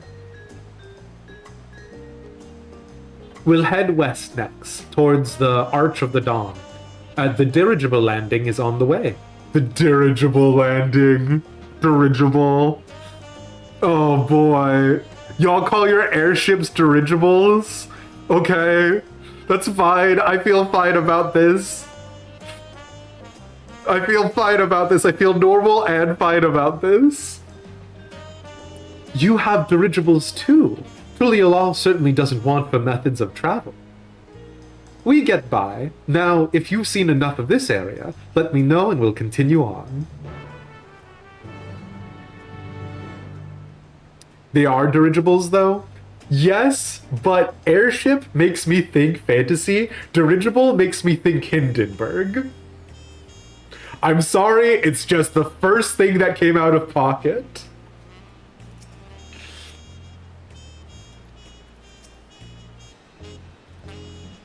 The Arch of the Dawn is on the other side of the city, so speak up if you see anything that interests you as we walk.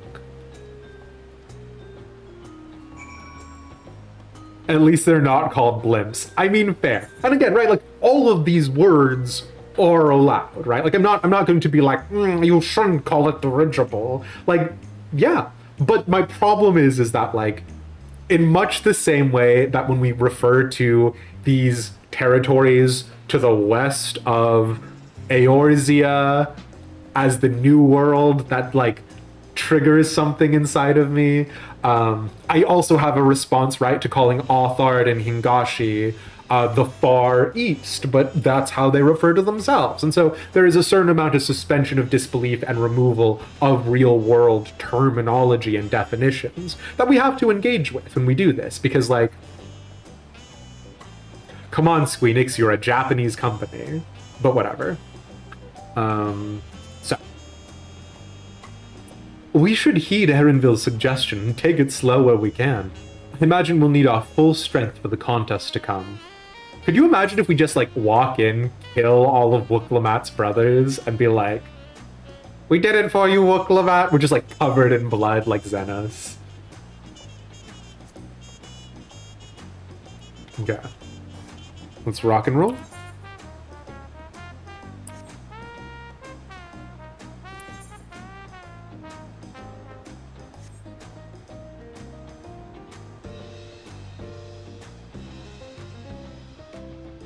Listen, we have a reputation to uphold.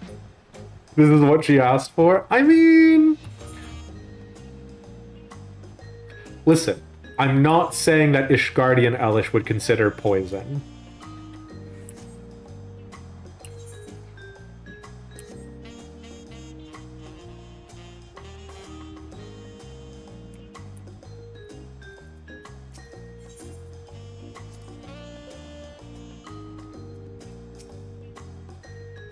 I'm still struggling to conceive how one could construct an entire city on the side of a mountain. Fair point. But no, you know what? I'm just gonna let Kryl go with this. I don't think the wording there is the wording that I would use. I'm still struggling to conceive how one could construct an entire city on the side of a mountain. I don't think Kryl means that literally, that it's difficult for her to conceive. I think she's just thinking about, like, the manpower hours necessary. Because otherwise, I would make the argument Charlea, Limsa Lominsa, Ishgard.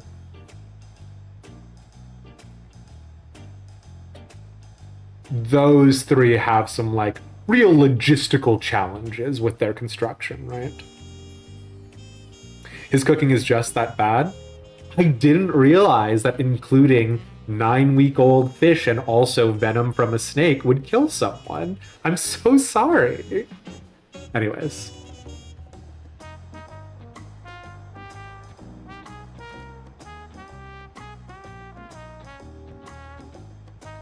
This was originally the site of a Yokhoi temple. These are the giants.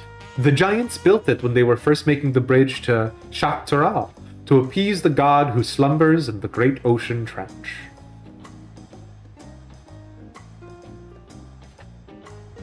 Okay. After the Yokhoi withdrew, the temple stood empty for centuries. So when Papa was establishing his new nation, he saw a structure he could refurbish into a palace, sitting practically in the center of Tural. He gathered artisans to do the work, and the houses they built for themselves became the foundation of the city you see today. Speaking of houses, we'll be passing through the Resplendent Quarter, the biggest residential district in Tuliyollal. We climb these set of stairs here, all the way up.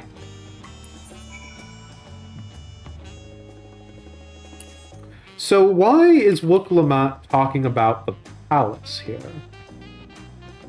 Can we see the palace from here? Wait. Is that the palace? No, that surely has to be the landing. Surely. Huh, okay. Anyways. So is the implication... No, because none of these stone buildings have entryways large enough for giants. So the implication is not that giants built all of it for them. Oh, this is cute. It's just a place to look out for the hell of it. I mean, I'm sure there'll be 1,001 quests that have us come here, but it's a cute spot. Okay. Sorry, we're going back up.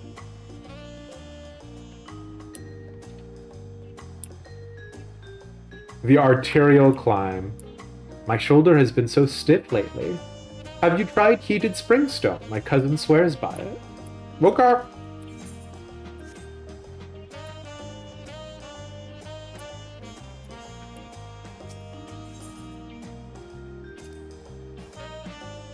Papa's palace is called Oh boy. Volok Sumsa. which roughly translates to invincible residence. Oh, invincible resilience. You probably want to take a closer look, but we'll be coming back here later. Let's move on for now. Okay, so this is the palace, excuse me. That might be a landing, but if it is, there's like no extra to that, right? The sheer scale of this place is incredible. I wonder what the carvings at the top represent. Why did you say it like that? Why did you say it like that, Cryle? What do you mean you wonder what the carvings at the top represent? What do you know that I don't know, Cryle?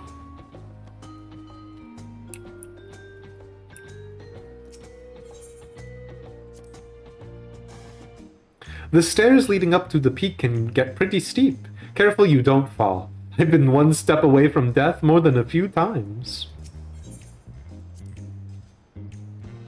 So this was once a place of worship. The Yakhoi seem a fascinating people, but I've not seen any in the city. I wonder when we'll have the chance to meet them. Interesting. Interesting. Wait, hold on. There is an Aetherite up, Aethernet up here.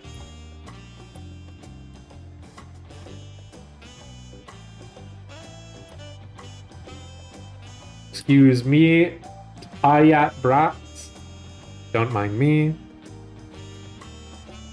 Cryle knows a lot. She has a PhD and you don't. I could have a PhD.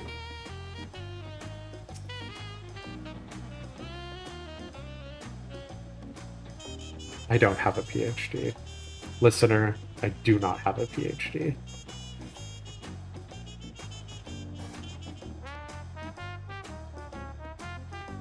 Oh, I need to unselect this quest. I was trying to clear out my quest log because I am at 15 of 30, but don't worry about it.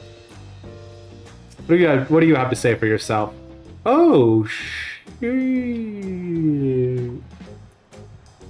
Excuse me.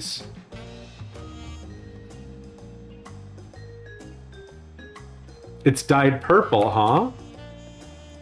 Okay. Okay, Taya. Past this gate lies Volok Shunsa. While the Dawn Servant is a forgiving man, I suggest you conduct yourself with the utmost respect. Okay, but how do I get your armor, is my question.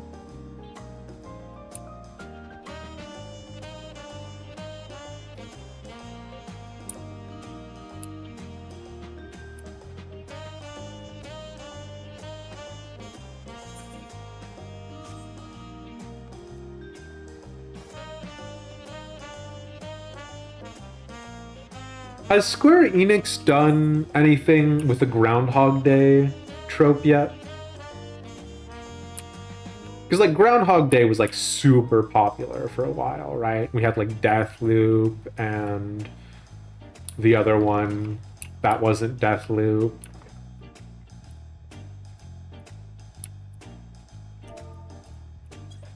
Ooh, we can sleep on these beds.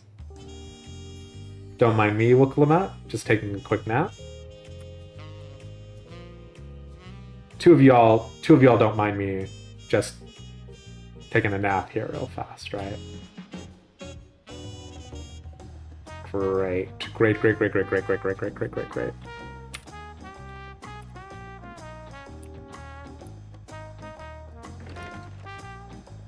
That's a pin-up pose for sure.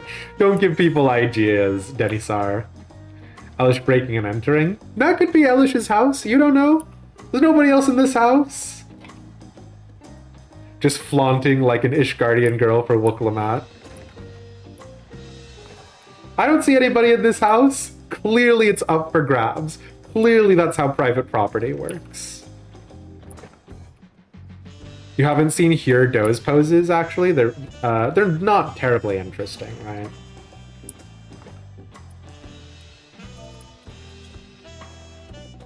So, default is side laying. We all do it. And then, yeah, this one. And then the third one is just face down, ass up. That's the way we like to.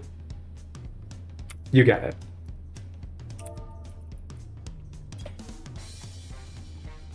That's all the doze poses.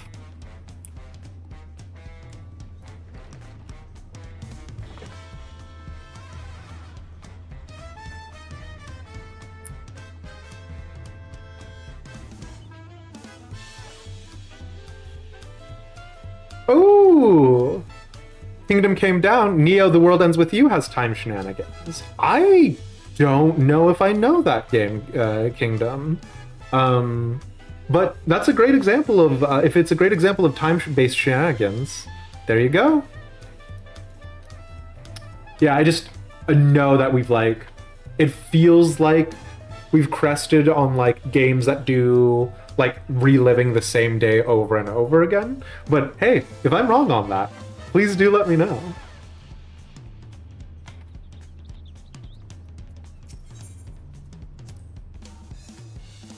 Okay, I've already read that ambient dialogue from them then, so let's rock and roll.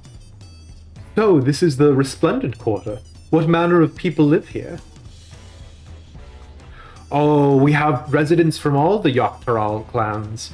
Mamulja, Shabral, Pelu Pelu, Moblin, Hanu Hanu. So we don't know Moblin. Is it just Goblin with an M? We also have Tona Wauta, Hetsaro, and Shitona, who moved south from their ancestral lands in Shaktaral. Listen! Oh! You're not getting your channel points back. You get one, simple.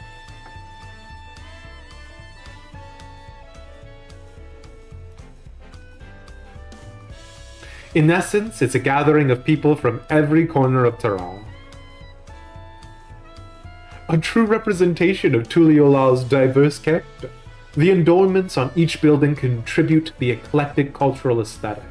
It's also beautiful. I'm glad you think so. Come, we continue down the stairs. I don't know what you're talking about. Oh, wait. Interesting. Okay, I can kind of see what Kryl is getting at. Right, so like these feathers, there's different colors on the, like adorning the sides maybe, and there's a different thing at the very tip top. I don't know if that's what Kryl means, but if that is what Kryl means, that's actually a cute little touch. But yeah. Still got 25k. Alright, show off.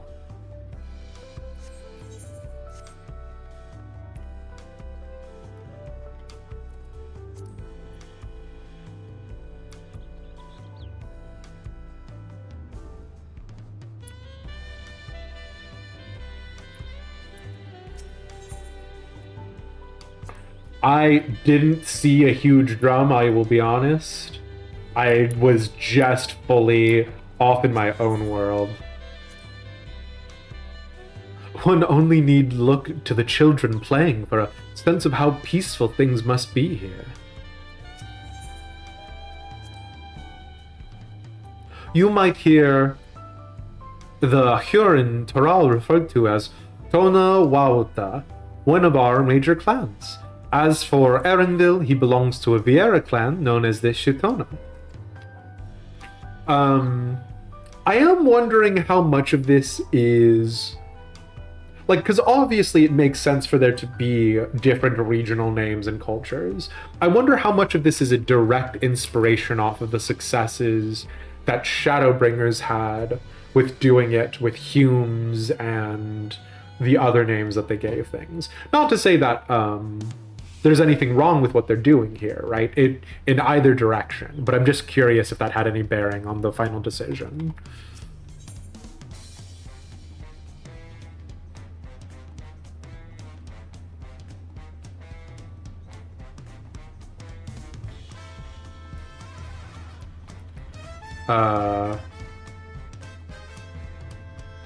That big drum there is called the Dawn Herald. They play it for formal occasions, like when honoring the land's god return from a dangerous duty. Oh, that's cool. Hell yeah. I tried hitting it with my axe once and ripped the skin. Earned me a proper scolding, let me tell you. I think that was the time Papa held me upside down by the ankle.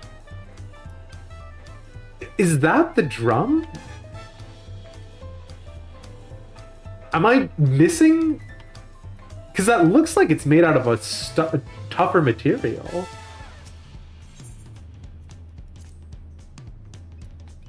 I have never seen such an enormous drum. What would one even use to beat such an instrument? Evidently a small Hrothgar.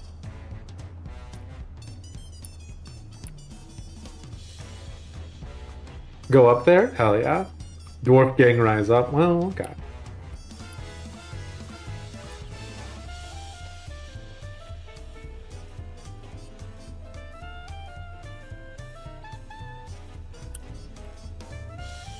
Did we miss? No, okay. So the Aethernet shard will be back over yonder. Yeah, sure, okay.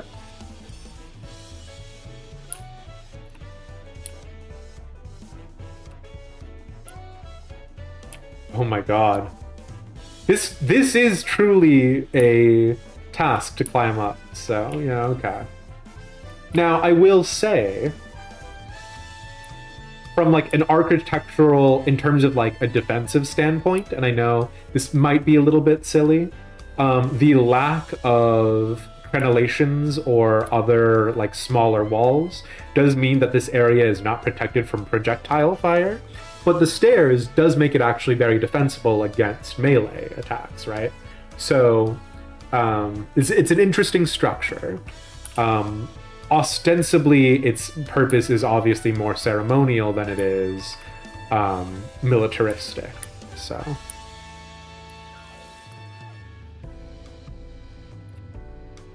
excuse me, sir. Are you cleaning the drum? And also, while we're closer, it very obviously is not stone. I thought it was made out of stone previously. Huh. Sure.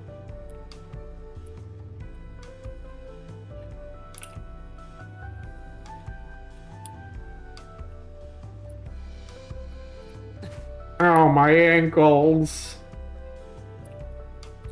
Regional lore isn't a bad thing, and it helps set the divide between Eastern and Western continents.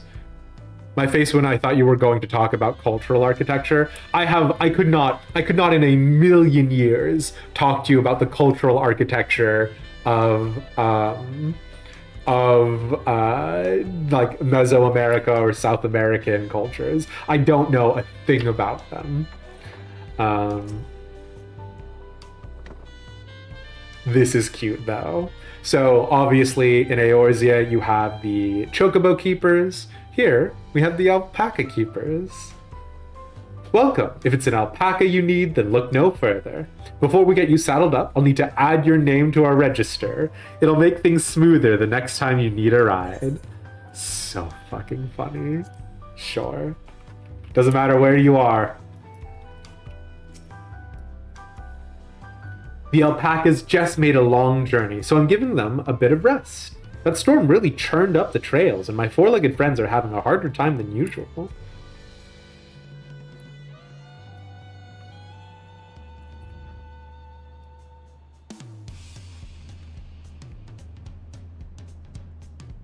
This is the face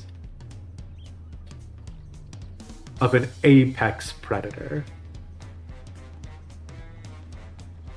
What dark and mysterious thoughts go on in their head? I'm trying to keep the bit going. I have nothing. I have nothing for this. I actually thought of another thing about how, like, obviously it is a prey animal with its eyes on either side of its head.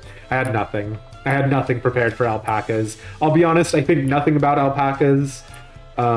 Growing up in Southern California, though, I did live near a bunch of, like, alpaca ranchers, weirdly enough. I'm gonna find out. How do you mean? Oh my god, Kryl has an echo that lets her talk to animals. I forgot about that. What do you know, Raven?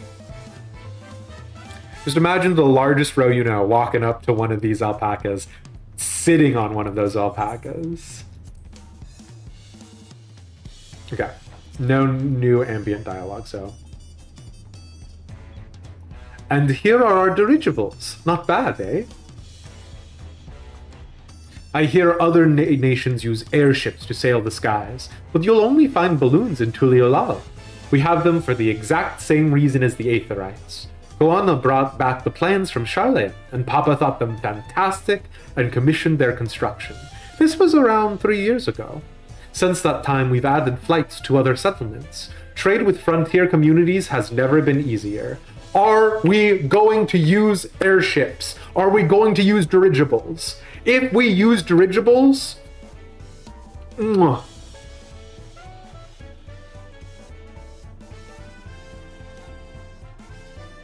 But that's just about dirigibles. The Arch of Dawn awaits.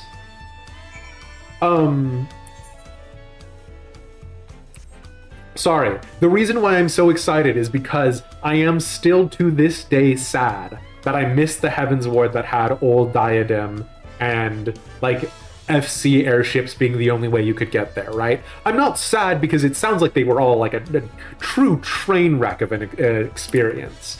But I am sad vis-a-vis not being able to, like, gripe about it the way all the other old veterans did, right?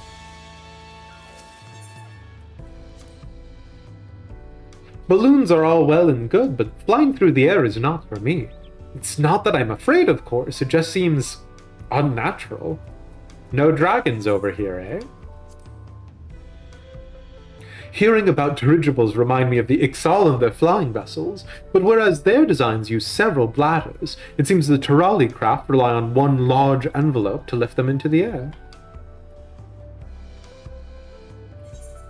Also, how necessary is any of this when you have aether crystals that just let you fly about? You know what I mean? Like, why would a wind aether crystal not allow you to just whoosh, fly through the power of wind aether?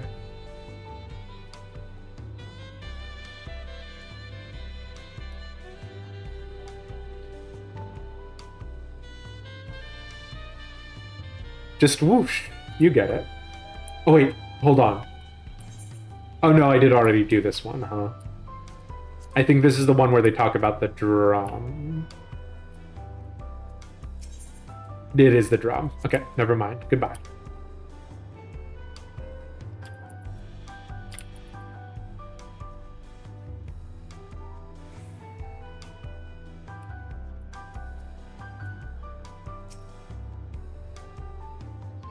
No!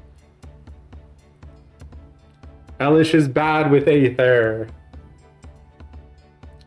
This is it, the Arch of the Dawn. When the Giants were still here, it was known as the Tural Landgate. Oh my god.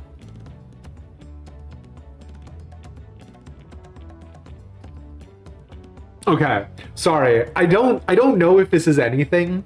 The ancients were significantly taller than us, right? While we went back in time to Elpis. When they say giants, my brain went to Gigas, Hecatontres, giants. When the people of Tuliolal say giants, they don't mean just like a bunch of ancients, right? Just like a bunch of really tall ancients that you would call giant in height, but like... I don't know what that smile means, Presna. When the giants were still here, it was known as the Tural Landgate.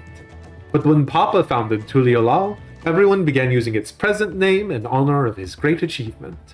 Through this gate is Kozama Uka, the wetlands south of the city.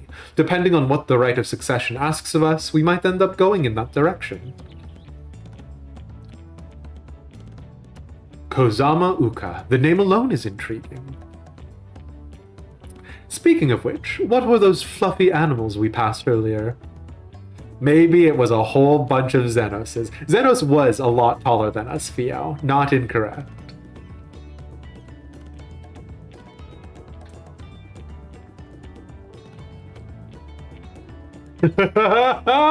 Excuse me? Ah, those are alpacas. Fearsome, four-legged fiends. What? That's not the alpacas that I know. I mean, they spit a lot, right?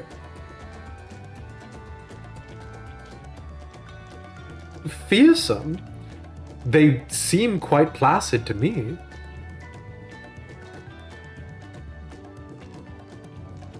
You'll learn soon enough, Cryo. You'll learn soon enough.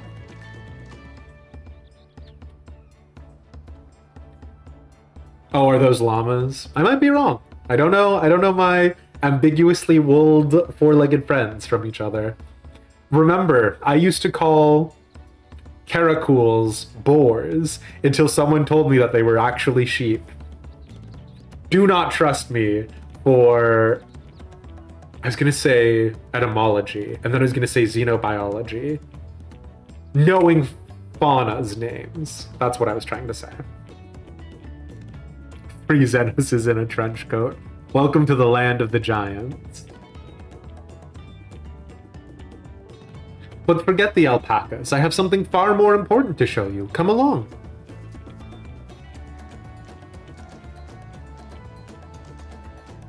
Sure.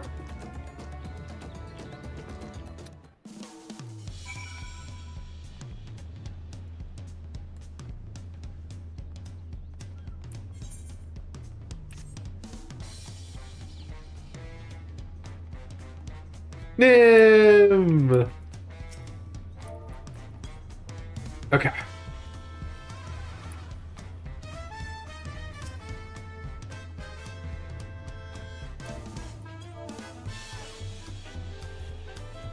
If you wish to learn the history of Tuliolal, then look no further. Oh, sure. These stone pillars, you mean?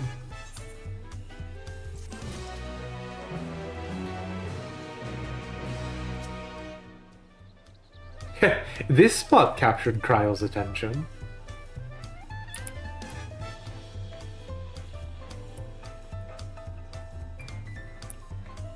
Let's see if there's anything that we can sort of glean from these ahead of time.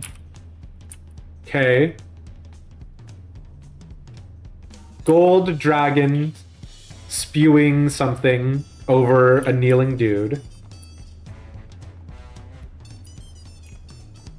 Gold dragon is stabbing a turtle with 2 sticks.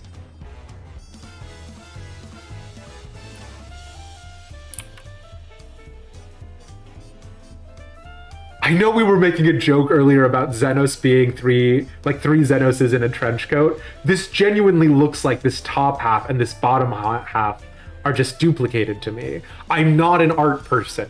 Let me be so clear about this. Do not listen to anything I say about art. But this does look like someone is about to do... Okay, if you are not a guy and have never roughhoused with a guy before, this might sound like the most insane thing I'm about to say. But like in high school, there was this thing... It's gonna sound so stupid. In high school, there was this thing where you like... reach between another guy's... Yeah, exactly, basically. Or like... pizza! What you mean by roughhouse? Listen, in high school, it was a different time, okay? And so you would sometimes reach down and you would gotta... So it just that's where his hand is, okay? Listen, I don't need to explain myself to you. The proof is right there. Look at his hand. I'm not unreasonable. It's there. Anyways... And then twin-headed Mamulja with 2 swords that are like shooting out fire.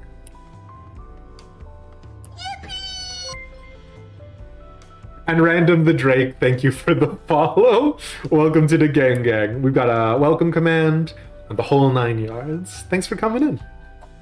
This has nothing, so maybe primordial soup? And then...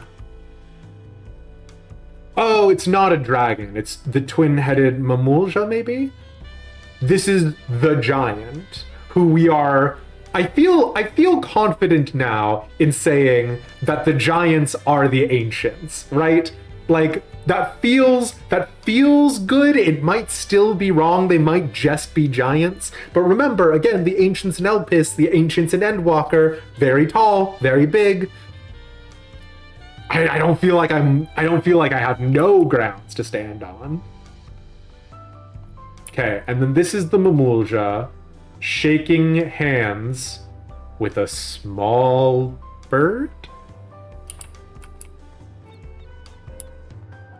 And then this is the Mamulja doing a rad fist bump with a person. And this is a light post. It's okay, Wooklamat. I don't need the history lesson. I figured it all out.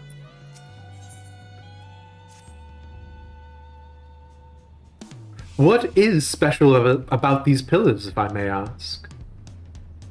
At a glance, they might look like ordinary stone decorations, but if you take a really good look, you'll see they are something much more interesting. Okay, so we're doing this, huh? Please, Torgal. I suppose we ought to do as Wooklamat asked. Okay. Following event cannot be skipped. They might be giants. Hey.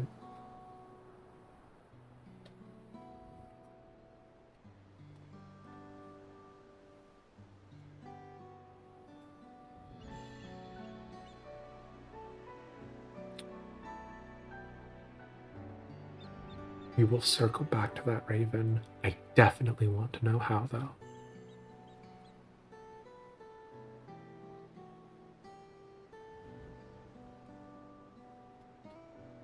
It's like somber sobriquet they got going.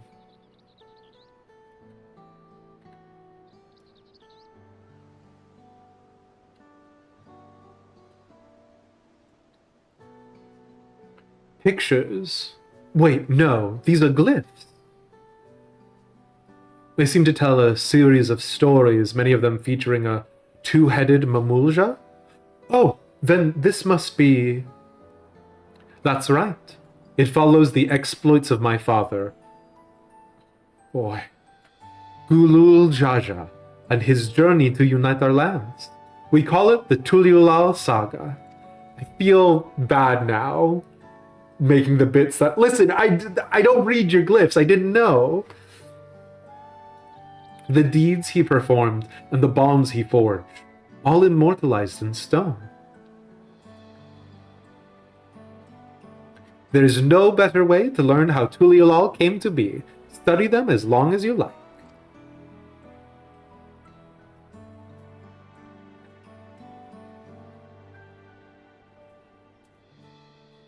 Oh my god, it forces us into first-person mode. That's funny. Oh, interesting. This is almost like visual novel-esque. Sure.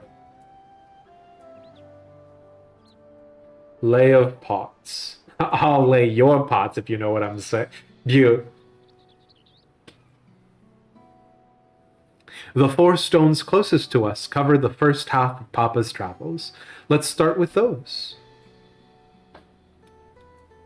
It's because to lay down is like, and then when you lay with, so if you're laying of pots, you get it.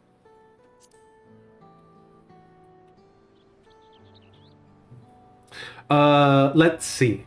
This one is the Lay of Pots, which depicts the moblins of Kozama Uka. They might wear odd masks and sound weirdly muffled when they talk, but the gold and silver work they sell is the best you'll find anywhere. Moblin goods are the standard when it comes to gift giving. Clearly, the Vanu aren't the only people with distant Turali counterparts. So the Moblins are the kobolds, right?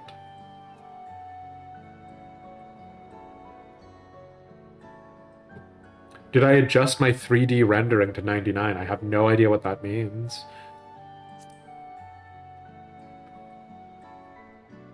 This one recounts the Lay of Repast. As you can probably tell, the figure depicted here is Sobral, like me. Okay, so not human fist bump, Hrothgal fist bump. For decades, the Sobral and the Mamulja were at war for control of the forest of Yak'Tel. The actions Papa took to end the conflict have since been hailed as the first steps in the founding of Tuliyollal. So I'm a little bit nervous right now, hearing this story, about what it means that Gululjaja adopted Wuk-Lamat. I can like already see a couple of stereotypes that they could use with that, so I'm a little nervous. We'll see how it goes, but yeah. There is a clan of Hrothgar and Bozia known as Hellions. In their society, the women rule as queens and the men serve as devoted subjects. Yet here in Tural, Sobral men and women appear to be of equal status. How dramatically culture can vary with location.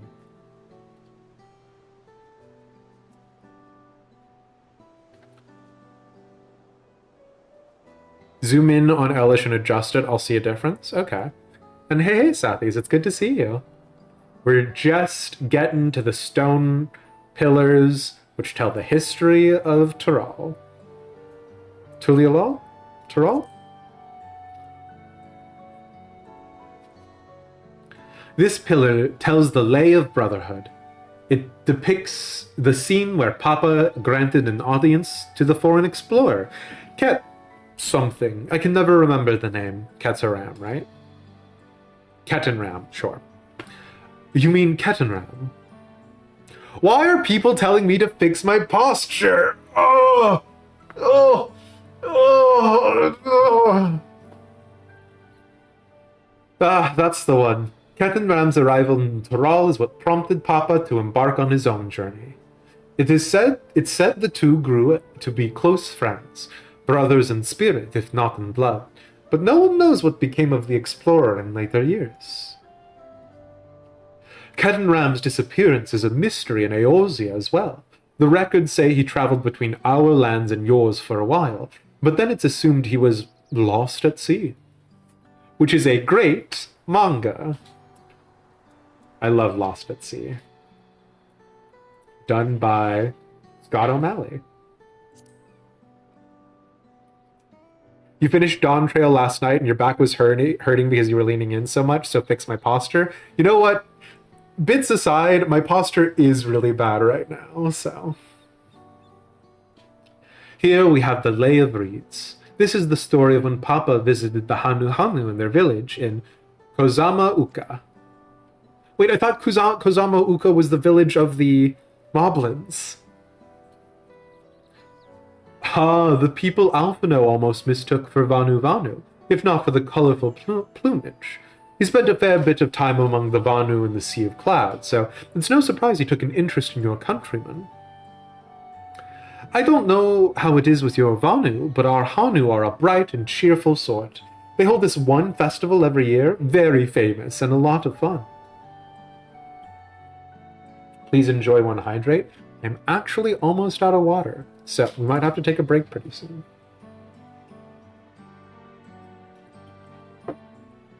If you're done with the first half, we can move on to the second. Sure.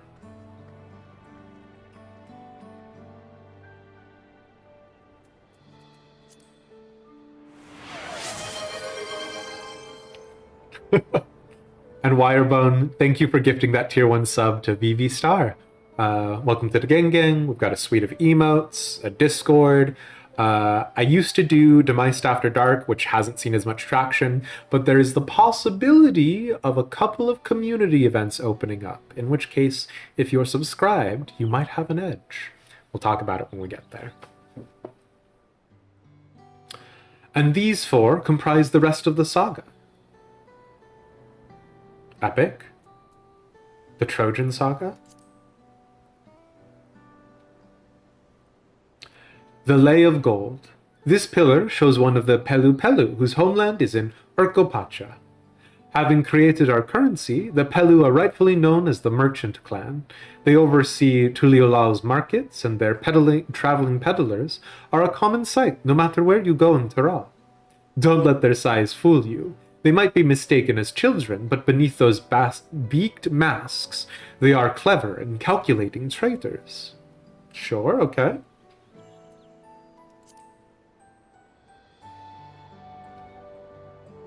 Oh, this one is my favorite, the Lay of Ice. It depicts the battle with the legendary Tural Vidral, Vilgarmanda. Now, we do know about Tural Vidral because of the Viper class quests. Tural Vidral have magic blood, and the magic blood allows them to absorb the powers of other beings. So that's interesting. I should explain. Never mind, we're about to get the actual answer right now. Once again, I was a little too quick on the draw. I should explain. A Tural Vidral is a creature that has lived far beyond its usual lifespan and awakened to preternatural power. Tataru described the Far Eastern auspices in a similar fashion. Could this be the same phenomenon? Vilgarmanda itself was dubbed the Sky Ruin, a name earned for the destruction and terror it visited upon Tural every time it stirred from its slumber. But 80 years or so ago, its ruinous reign was brought to an end. After a great struggle, Papa and his comrades managed to overcome the raging Vidral and sealed it away in the Urkopacha Mountains. Oh, is Galul Jaja, is he a Viper? Despite its reputation, however, Valil Garmanda was also a symbol of power. That's why you'll see its likeness on Tuliolao's national emblem and adorning the banners at the palace. I will say, I love how many banners there are around Tural, the city. I love all of the banners being proudly displayed because that does make it feel, I don't know, almost more... I don't know what the word I'm looking for here is. Lived in is not right, but I do like the number of banners that are proudly displayed.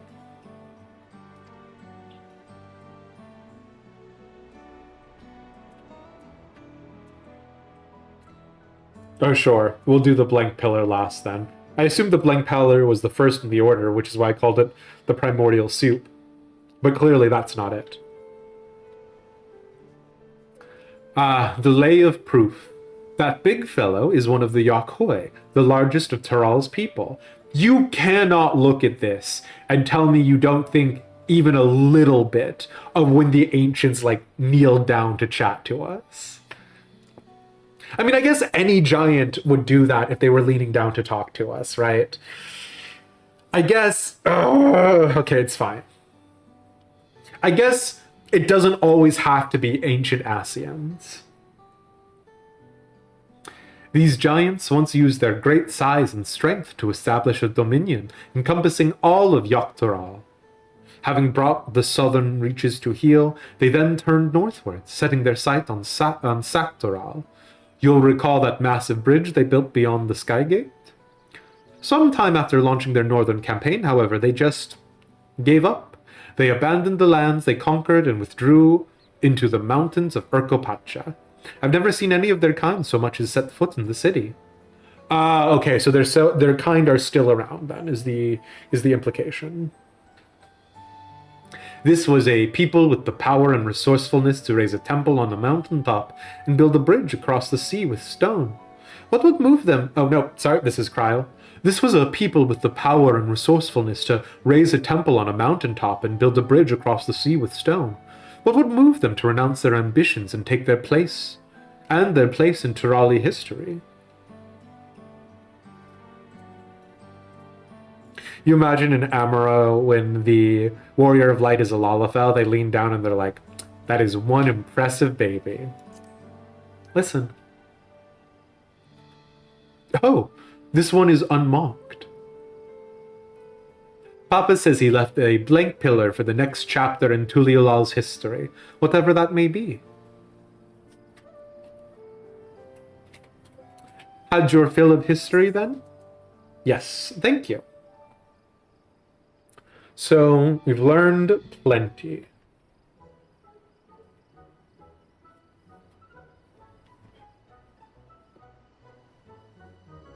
Glad to hear it. You know, I feel awfully hungry all of a sudden. No surprises there, seeing I couldn't keep anything down for a while. But now I think I'm ready to eat again. So let's go and have ourselves a bite of a local delicacy. Come, I'll take you to the best restaurant in the city. I like the sound of that.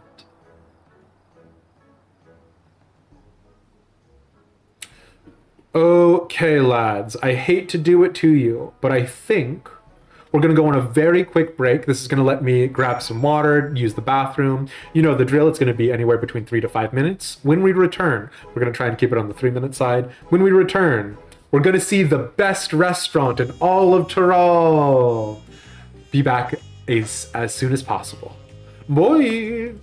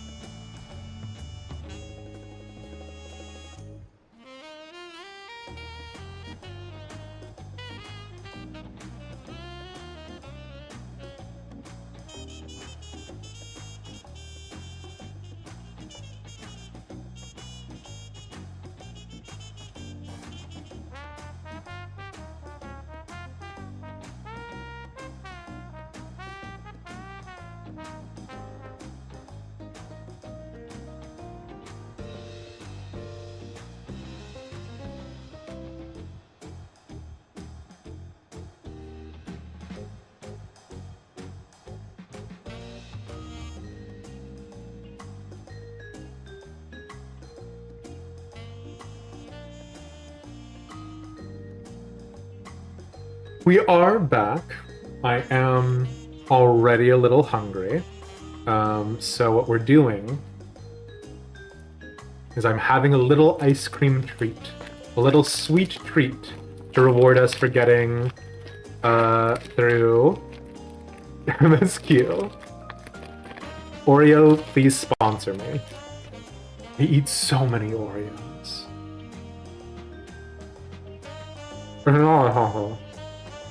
Very fair. I don't normally eat on stream. But I didn't have a lot of time. And I know Squeenix does, like, they actually have to be playing 14. It can't just be, like, the channel is set to 14, but they're playing another game. So you get it.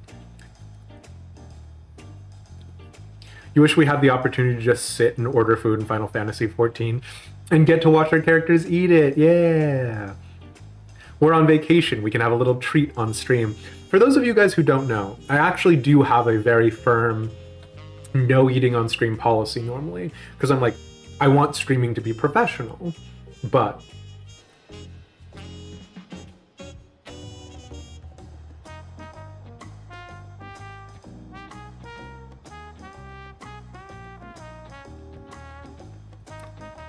I didn't have anything for that, but I just said it. I deserve a little treat. Thank you, Sathis. Nomras, exactly. I don't know how to eat it like that. That's how I eat! What? Oh, Demise, you should eat on stream. It's not healthy for you to go 6 hours without eating with extended time beforehand of not eating. Now you're gonna criticize the way I eat? What is the appropriate way to eat? Should I eat like a Final Fantasy 14 emote?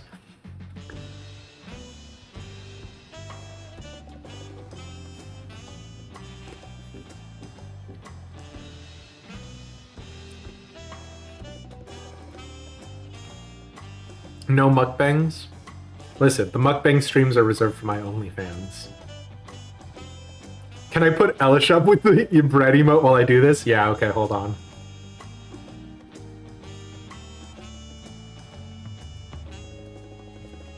Slash bread.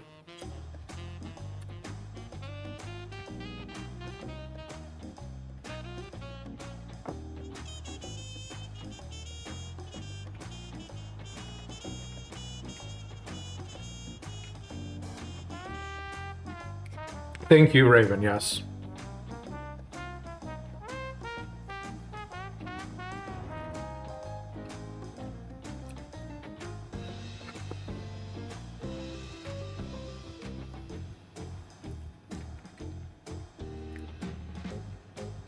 Sorry, I didn't check Discord during the break. I normally don't. Dote Sniper. No, Raven, you can't! God. Why is there so much content about me and my mouth? Not in the way that you would expect.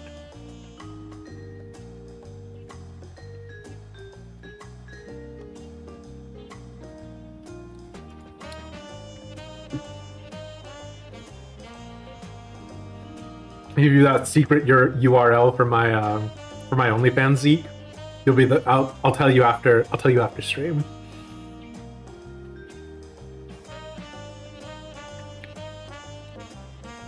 And do the 3D rendering thing. Yeah, sure. Ice cream emote to the game. Hell yeah. Am I on Wiki Feet? Let's find out. I have exposed my feet on stream exactly once.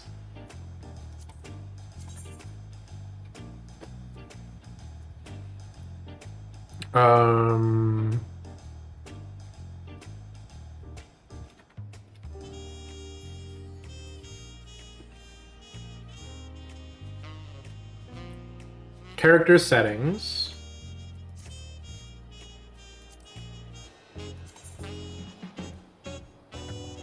General.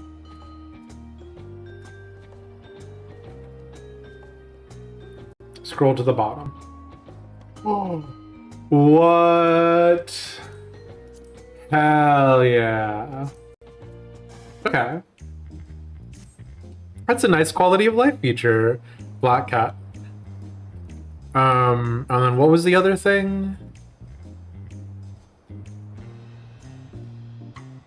3D rendering. Okay. Where is that?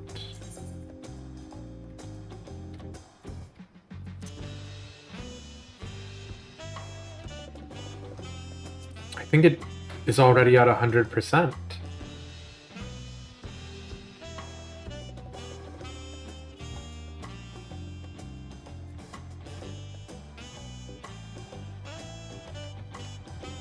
Set it to 99? Oh, I see.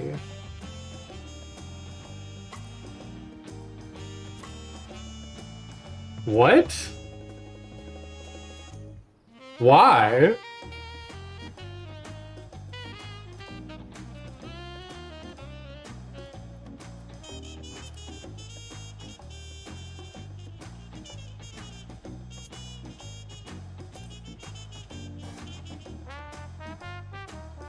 But why is it better detail? Something with the AMD AI is upscaling or something? Okay. Also, I know there's a Dote sniper somewhere around here. Okay. But let's get back to the MSQ, huh?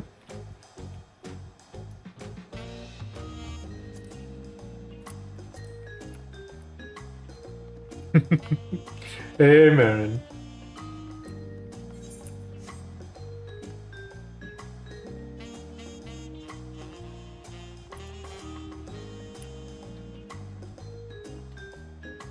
We're going to the best restaurant in all of Tural.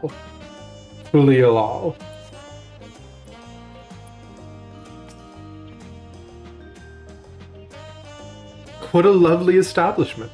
I'm reminded of the Bismarck in Limsa Lominsa. You're not reminded of the Charlayan place in Charlea?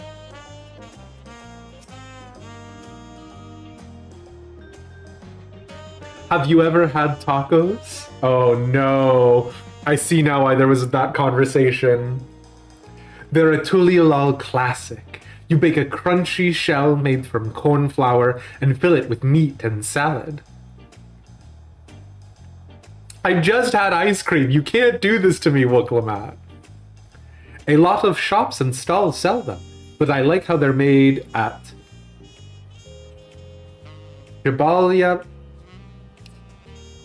Shibalyav pays best. Is a hot dog a taco? We cannot engage in this discourse, Raven. Raven, you simply cannot. Guess we gotta talk about it now. And I need one right in front of me, right now. Let's head downstairs and place an order with old Brook Evil.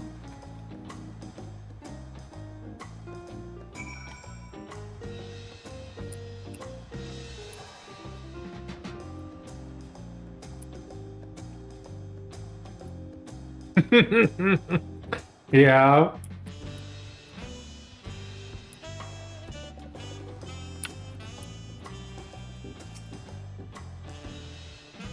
Every dish looks delicious. At the risk of sounding like Wooklamat, the mere sight of so much fine cuisine is making me ravenous. This is Brook Evu, the owner. Don't let his unassuming appearance fool you. When it comes to making tacos, he is the greatest artisan in all of Tural.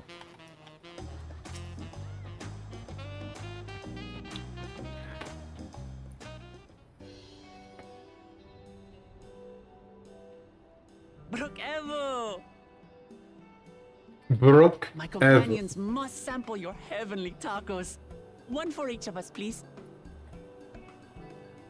Right away, promise. And I'll pack them tight with my choicest feelings. Only the best for you and your friends.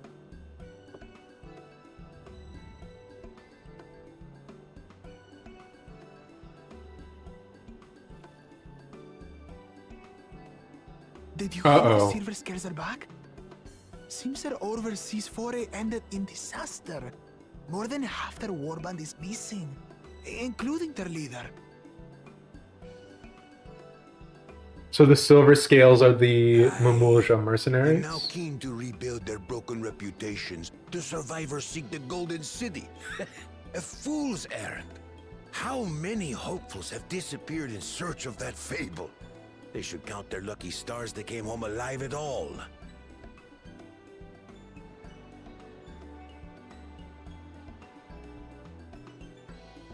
The legend of the Golden City is well known here, I take it. It is, but as no one's ever seen it, many question if there is any truth to the tale. Like our skeptical Erinville. Understandable. I can't imagine the Dawn Servant would request a formal survey for a place that doesn't exist.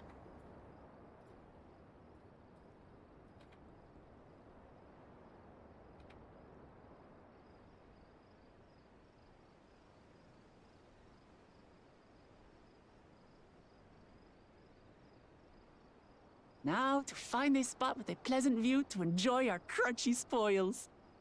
Yeah. Taco Cat.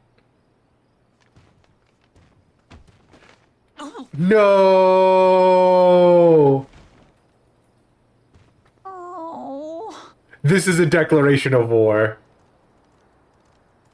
We are going to kill this man. If it isn't the third promise. This man is dead. Oh. No.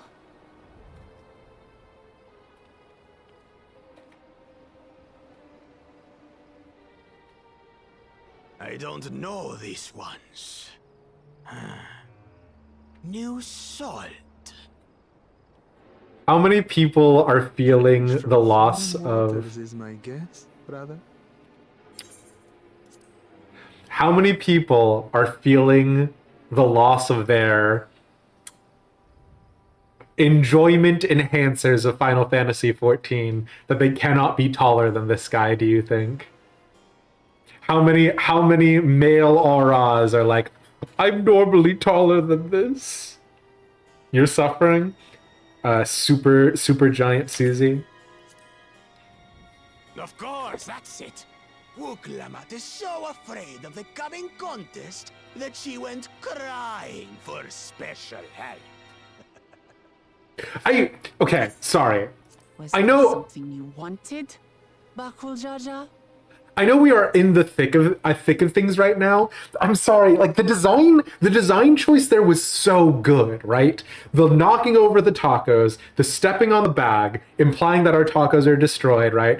But more than that, right? Like the simple act of something that all of us can relate to, right? Like it's so visceral, is like we can't relate to giant contests. We can't relate to like the general concept of Bakul Jaja here being a jerk. Like maybe you can relate to that, maybe you can't, right? But the feeling of having something that like is I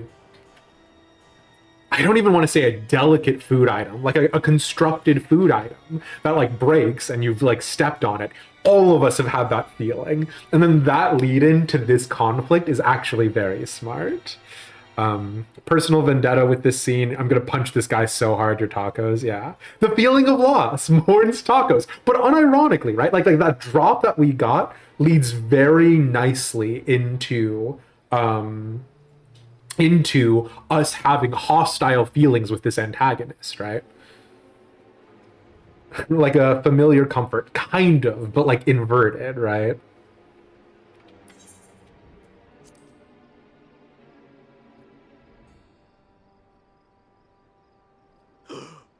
The third promise remembers us. Such an honor. Glory on your name, brother.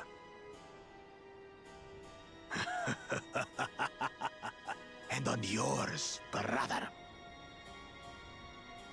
I know my rivals for the throne. Nothing more.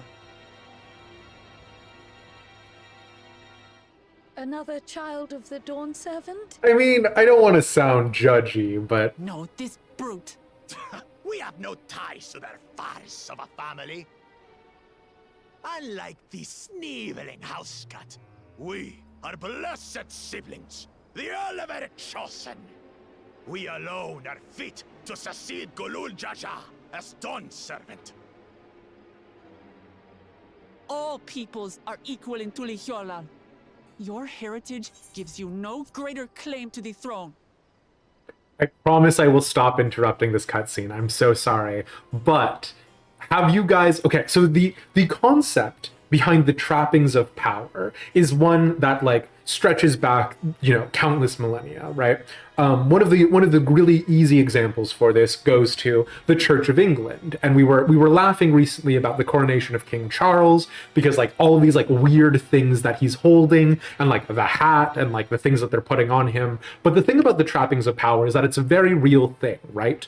There is nothing that makes any leader of any country intrinsically by merit of their birth or identity better than you, right? Like, they will die to a good punch in the back of the head the same way anybody else would.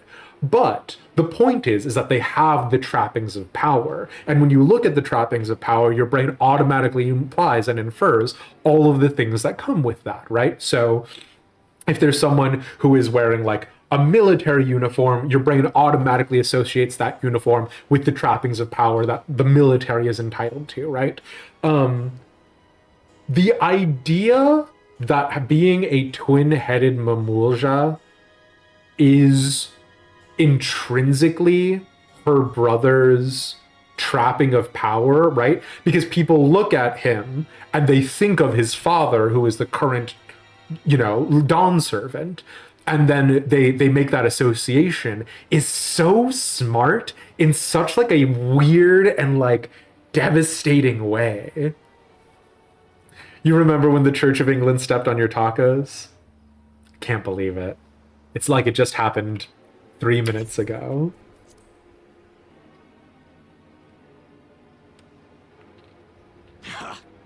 Shall we test that idea here and now? See if your strength is equal to ours.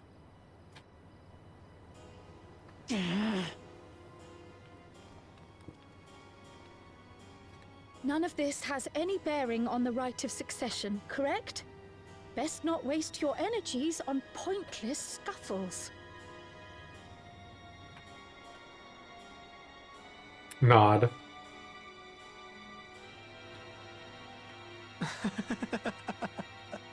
The kitten comes to the house cat's defense. Wow, that laugh was unnerving. Pathetic. Since when was our nation overrun by mewling weaklings? Listen to me, you.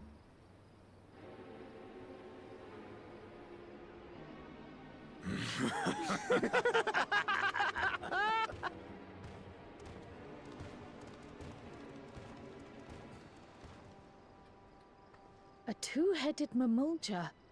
I knew of them, but that's the first I've seen in the flesh. Some get it into their twin heads that they're destined to follow in my father's footsteps. So they travel to distant lands to hone their battlecraft. Those are likely the ones you've heard about. Are there other two-headed claimants? No, just Bakul Jaja. Even in Tural, his kind are far from common. The Mamulja people largely belong to one of three clans. The Hubigo, the Bunewa, and the Dopro. Every once in a great while, a two-headed offspring is born from a union between the brown-scaled Hubigo and the blue-scaled Bunewa. The child grows to possess immense strength, both physical and magical. Blessed siblings indeed. So they're not claimants 1 and 2, are they? They're just claimant Forget 1. them. Or Let's go and first buy more promise. tacos. I can think of nothing better to rid me of this bad taste in my mouth. Hell yeah, Wuklamat. No! Tour of the city, I trust. We've seen our share of notable sights and took a moment to rest. Alpha, no. As such, I'm we're about to ready go get present ourselves to the tacos. palace for the rite of succession. Shall we meet you there? The palace it is. I'll let Wooklamart know. Destiny calls. Perhaps we can return for more tacos later? So it goes.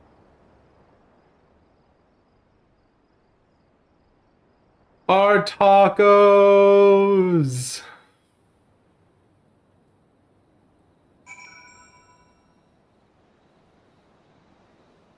Want to just pet Wooklamad on the head. There, kitty, will get you another taco. Wooklamad is very good. I'm not certain of the vibe. Oh! Okay, I don't know why there's two of them popping up on that side, but thank you so much, Rockstar Soup, for the follow. Welcome to the gang gang.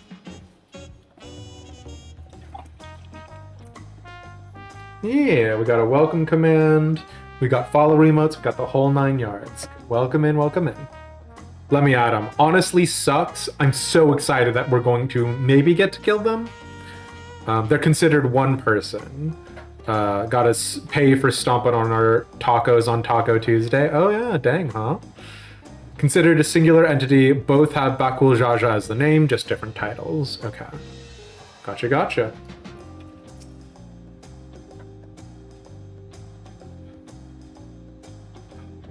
Vaughn! Hey, it's good to see you, my friend. As you can tell, I am in fact Elish. Well, that statement has a number of layers. I'm playing Elish, you get it. Brooke Evu's lovingly made tacos went to waste, and it's all that brutish Bakul Jaja's fault.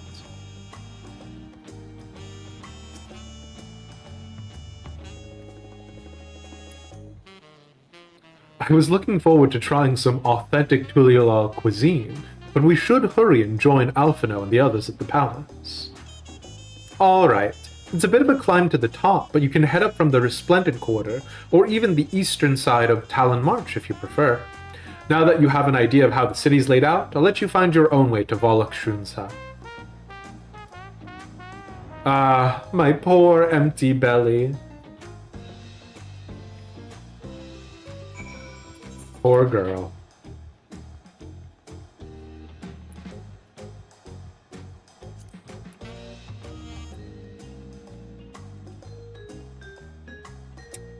I didn't realize that the number of Jas corresponded to the number of heads. That is very interesting.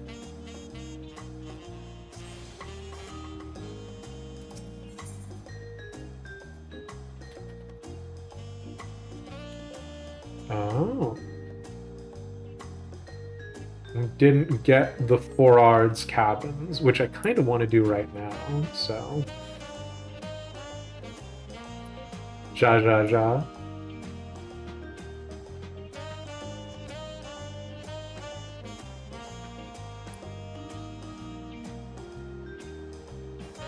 You just think he keeps laughing at you? In the interest of fairness, I think he's thinking that he's laughing at you.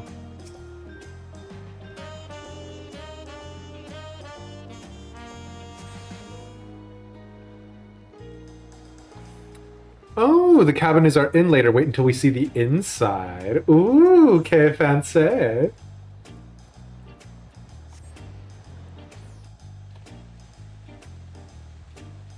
Sounds like Blackbeard's laugh from One Piece.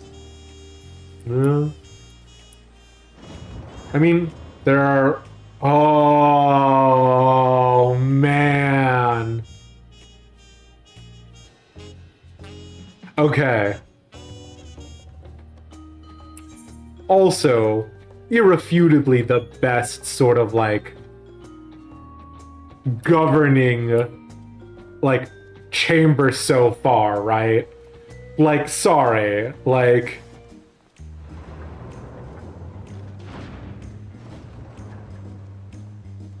Deeply upsetting how good that was. avoid the Mikote jump scare, right? I'll be honest, after every other like throne room, I don't know what I was expecting. This is like so good. This is upsettingly good. Oh God.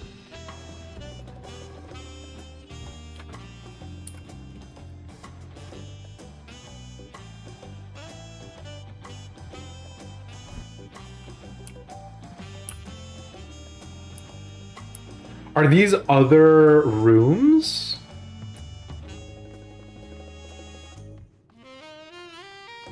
No, okay. So we cannot go in here. These could be other doors, but yeah.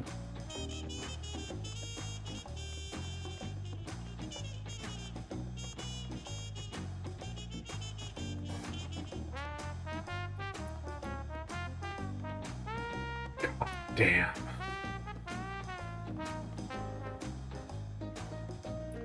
You like royal estates? You like throne rooms? It's doing a good job.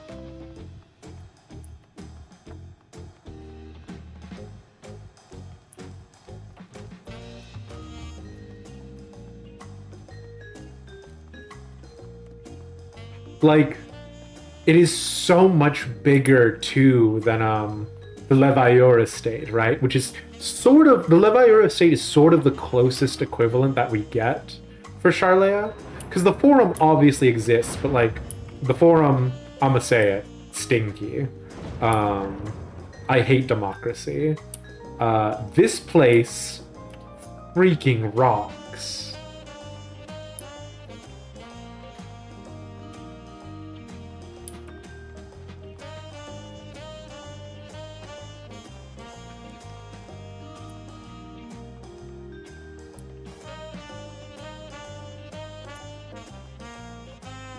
Okay, we'll catch up with the lads.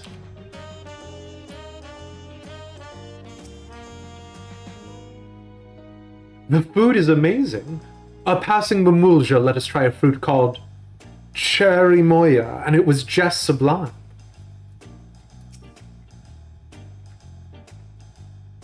There are so many narrow, winding streets, but even if you get lost, all you have to do is keep heading up, and you'll arrive at the palace eventually.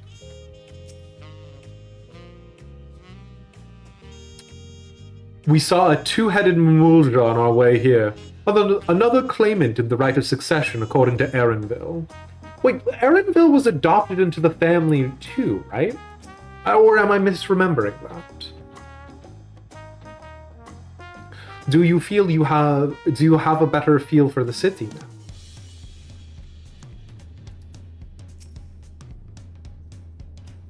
You made it! Good, then we're all here.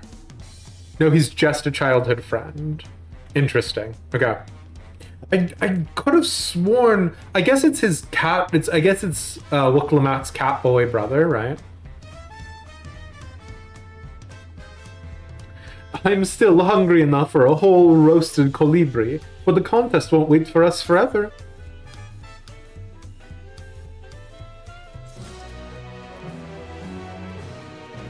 I assume you guys don't have anything new to say. Yeah, okay. Oh, I could ask Namika to cook me something afterwards. Who is Namika?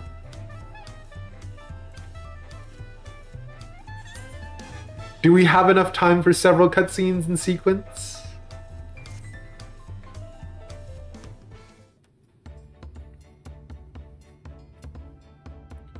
I've acquainted the twins with the city as best I could in a short time. Their unbridled enthusiasm made it rather difficult. Invariably something would catch their eye, spurring them to run down an alley to investigate. 'Twas like herding a pair of unruly corals. Might need another break first? No, you're so right, though.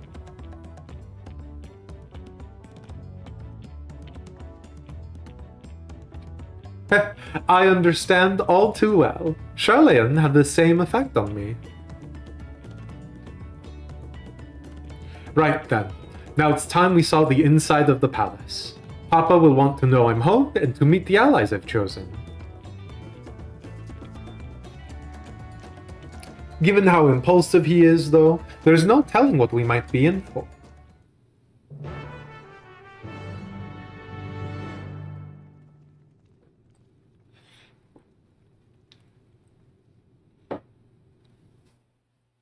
So, I am frequently a lease apologist. Wook feels like what they wanted Lease to be in Stormblood.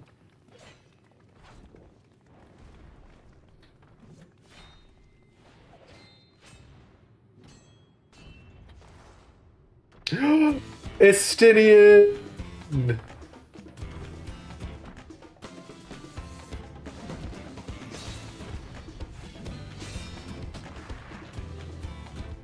Let me beat up Estinian. When did he get here? More to the point, why is he here? Oh, you know this man? Whenever my father spots a promising opponent, he invites them to Sunperch to duel. Pressing duties or no, he can't resist a good fight. So the one Estinian is crossing blades with. No, it's the other two-headed sovereign, Mamulja, that we know of.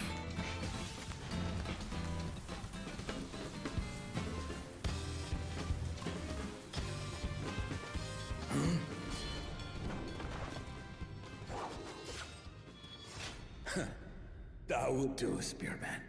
I will receive my darling daughter. Spearman, oof. Know that you are the strongest I fought in many a moon, if not longer. It is the privilege of a life long lived to face such a formidable soul. Is his other head still alive?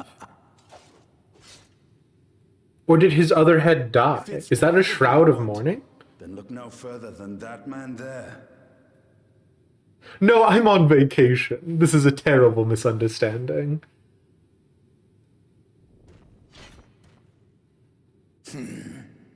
I see you, warrior. Elish gets smashed flat in 10 seconds.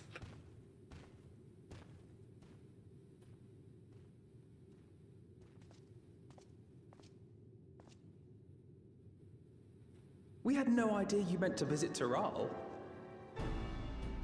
I've seen what lies east. This time I chose west. And thus did our itinerant dragoon make his travel plans. You witnessed our bout. If you thought he was fearsome, that was with one head dozing. Oh, sleeping! I'm not sure I understand.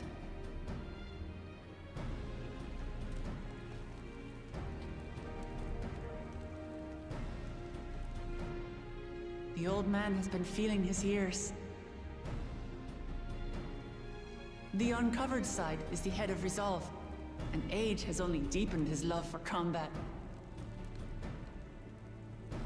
But the head of reason, wiser of the two, sleeps more and more these days. As I understand it, the veil helps with the restoration of his magical energies. Interesting. Enough about me, Lamati. I want to hear of your adventures. Lamati. A term of endearment. It's what my family calls me. Cute.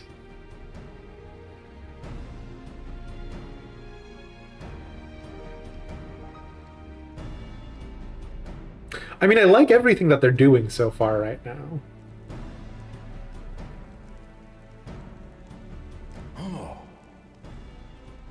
When last did we see you in the palace? Greetings, Solanesh. It's Erenville now, Dawn Servant.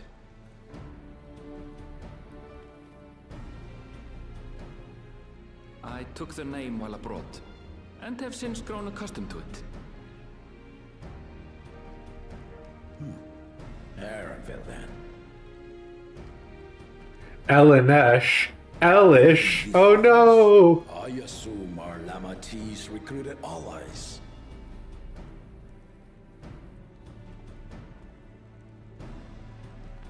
Ha! All tempered steel. Yet as much as I'd enjoy testing their metal, the hour of the right is at hand. I will summon the other claimants at once. Then I shall leave you to it. And wait, hold on. My friends. Wait, is Astinia not working for another claimant?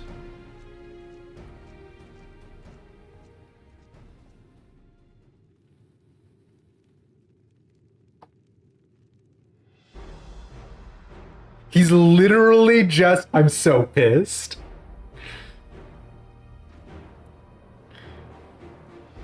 Actual vacay or vaca. Vaca means something very different, actually, now that I think about it. Uh-oh. He's doing what we said we were gonna do, being an iterant adventurer. Yeah, honestly.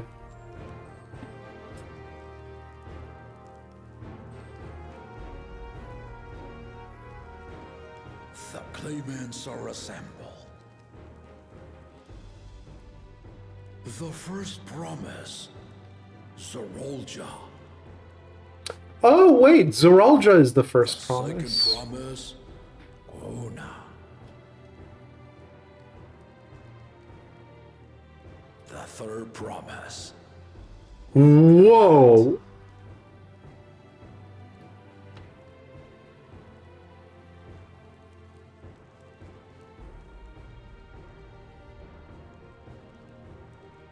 And lastly, he's the fourth?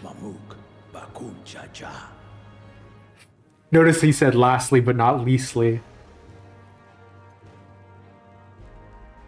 You four will compete in the right of succession, the outcome of which will decide who takes my place as Dawn Serpent. I am not the man I once was.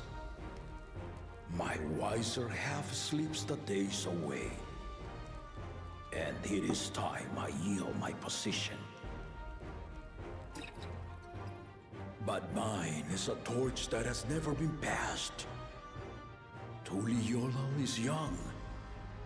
And so I look to the always for inspiration. The rite of succession. The means by which the autarch of Mamuk was chosen. Only the two-headed were deemed fit for this contest. But the Tuliyola I built is a nation of many peoples. Our leader needn't have two heads, nor be a Mamulja at all.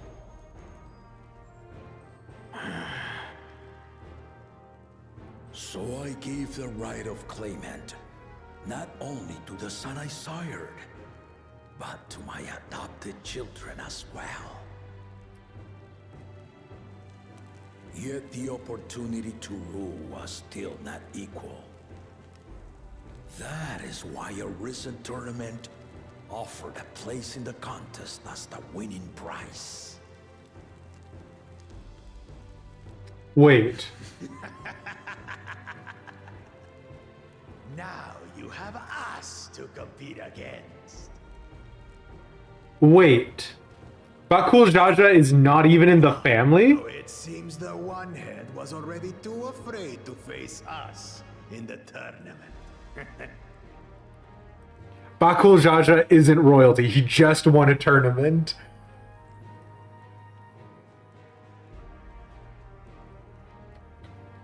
Yo!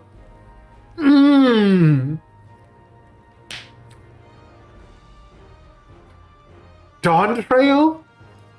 If you serve on the promises you are making, if you deliver one of the promises you are making in this scene, I will be a happy man. There are the component parts of a delicious meal are here. Maybe 2, maybe 3. If you deliver. Ooh.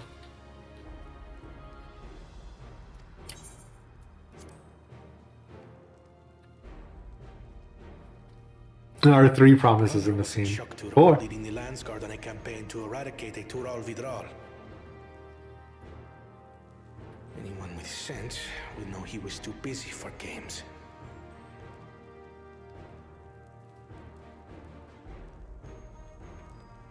Now for the part you've been waiting to hear. The nature of the contest itself. Oh, Bakul Jaja is not a promise. Promise is only the name of the child, not the potential claimant. The right of succession, and thereby claim our nation's throne, you must travel the lands of Tural and find the City of Gold.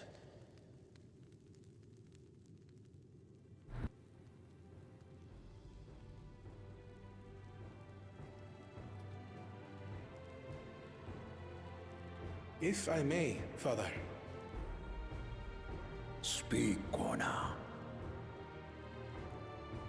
The Golden City is an ancient Turali legend, but after so many failed attempts to find it, the story has become more fairy tale than fact.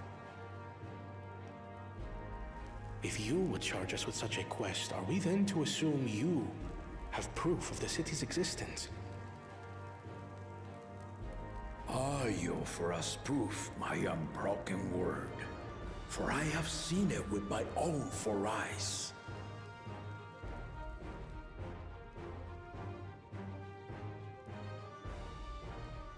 The city's real. All those years. This was before the founding of Tural. I traveled the lands of Tural with my companions. And we ended our journey at the gates to the Golden City. I mean to have you do the same. But in order to achieve victory proper, you'll need to break the seal I put in place. Bring them.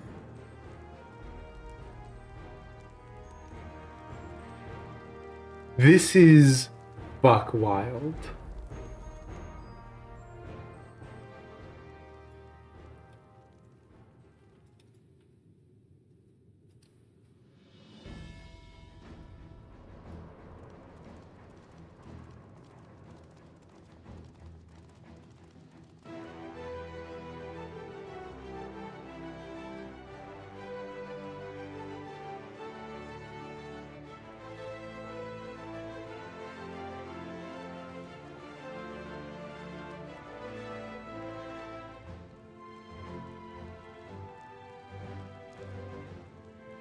Oh, sure. Okay.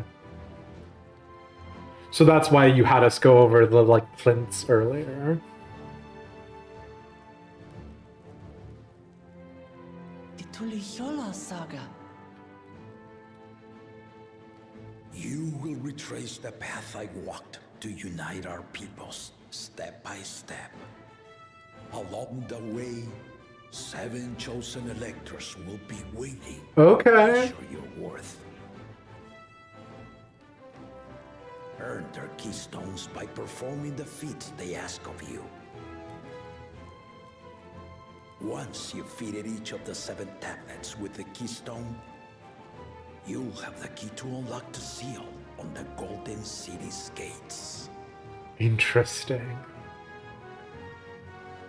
So the contest is in stages, none of which can be skipped by rushing to the ultimate objective.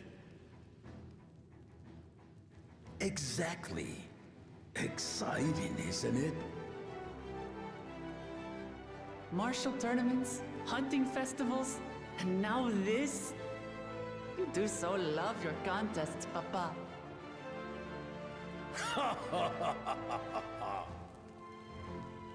You're so many things.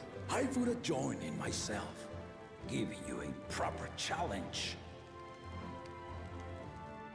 You may think the ride is tedious or nonsensical, or both, but I am yielding our nation's throne. Let me have this final indulgence. A waste of time. Just name Bakunja just successor and be done with it. Here is the thing about Bakul Jaja asking to be named successor. If he is not a member of the ruling class, if he's not a noble, if he's not a royal by blood, if Bakul Jaja is truly a relative commoner, right? Other than obviously their arisen prominence in Mamulja society for being a twin-headed one. It would be heartbreaking to be in this room, right? In the room full of 3 royal kids, all of these chosen champions of theirs who they probably have some sort of connection with, knowledge with, that your dad is not the one sitting on the throne right now, that to you this is the sovereign. Like, Bakul Jaja has a massive chip on his shoulder, and him being like, oh, I'm honored that Wukalamat recognizes me. Wait, makes way more sense, because the thing is that Bakul Jaja probably wouldn't have gotten the time of day from anyone else before who was a member of the royal family. And that's so... Like, and here's the other thing that's weird, right? So the 7 selectors being chosen to be like, oh, we're gonna determine your actual worth. Like, who knows how the selectors have been chosen? Who knows what their qualifications are? But if you were Bakul Jaja in this moment, and you were like, those 3 are all in are in a family together. What if one of the selectors is their nana? What if the selectors is the man-at-arms who trained them how to fight? Like, Bakul Jaja has no guarantee that his position is not just as a token civilian that the Dawn Servant is using to make it look like the common people can put forth a champion. And it's so interesting. Because the other thing, right, is oh, all 4 of them have to become the new Dawn Servant. They all must rule together. Obviously that's not what I think is going to happen, right? But if there's something about working together as a people, if there's a thing about Galul Jaja turning this over to a democracy the way Nanamo wanted to, there are so many good ways for this to go, and I do want Bakul Jaja to have a redemption. I don't want him to just be boring villain, and I am pretty sure he is going to be boring villain. But please, Bakul, let the journey actually teach you something. Become wiser. Become better than the character you are being presented to be in the first 10 seconds. I don't think he will. I think he will be a piece of shit the whole time. But if he did, if the journey teaches him more, if he grows, I will be so thrilled. Anyways, it's good to see you, Enderfriend.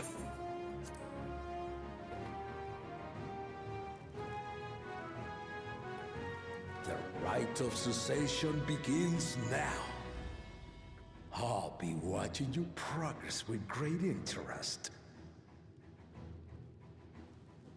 And Clement, remember to collect your tablets before you leave.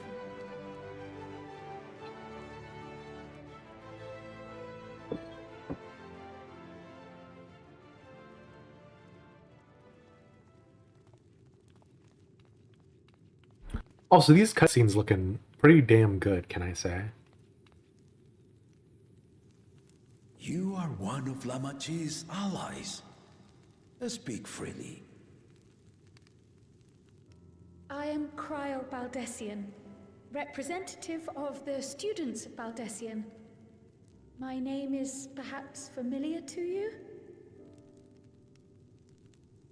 Ah.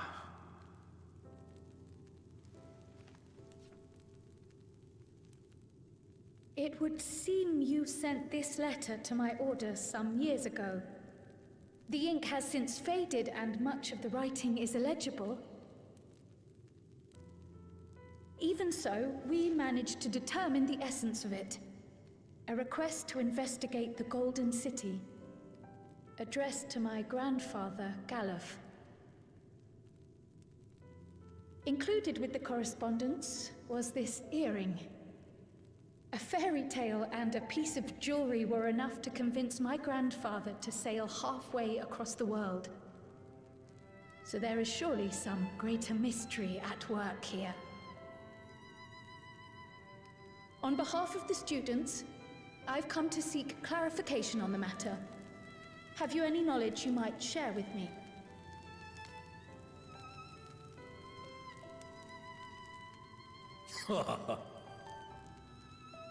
No, not at this time. I have tasked the claimants with finding the Golden City. To fulfill your request would afford one of them an unfair advantage in the right of succession.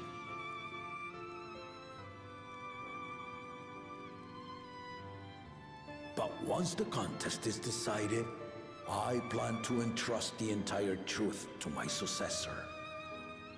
If you want to hear it, then you had best help Lamachi win. Very well, Dawn Servant. On my honor as a student of Baldessian, I will find your Golden City.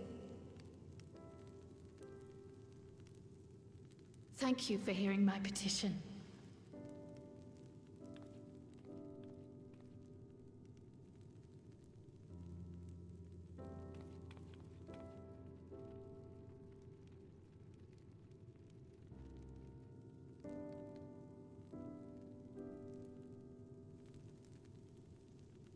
How about that? She's grown into a remarkable young woman. You should be proud, Galov. Oh.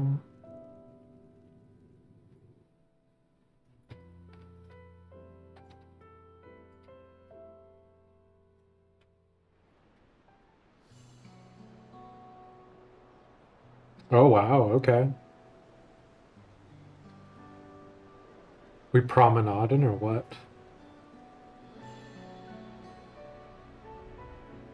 Too late to change your mind now, I suppose. But are you sure you wish to be part of this? The Smash JR was for Galul Our is not Jaja. wont to take no for an answer. Though you may have agreed to help, I worry that you were swept up in her relentless enthusiasm. Or perhaps you've been lured by the glory of the Golden City. Either way, this contest for the throne will place you and yours at the heart of political turmoil. If you are second-guessing your decision, tell me now. This may be my last chance to help you withdraw.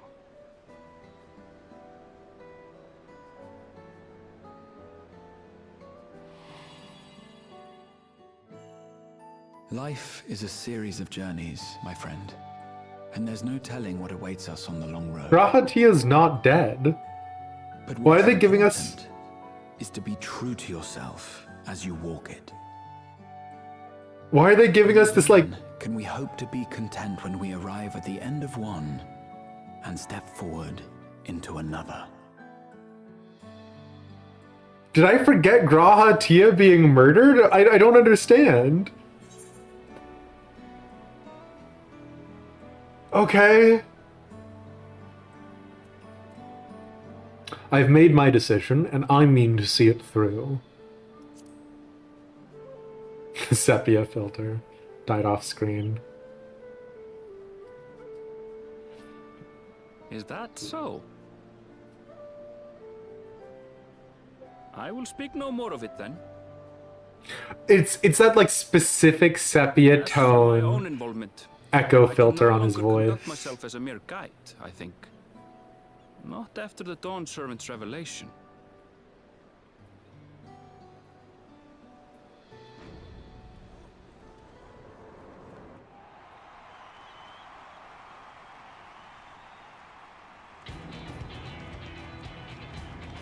Okay. Here they come! It's Saralja! Such a fearsome mien. Make no mistake, there goes Tuliola's mightiest warrior. Okay. First promise, our village needs aid. The cold weather stunts our crops, and the children of our village go hungry. Once you ascend the throne, I beg of you, grant my people new lands, please! Once you ascend the throne.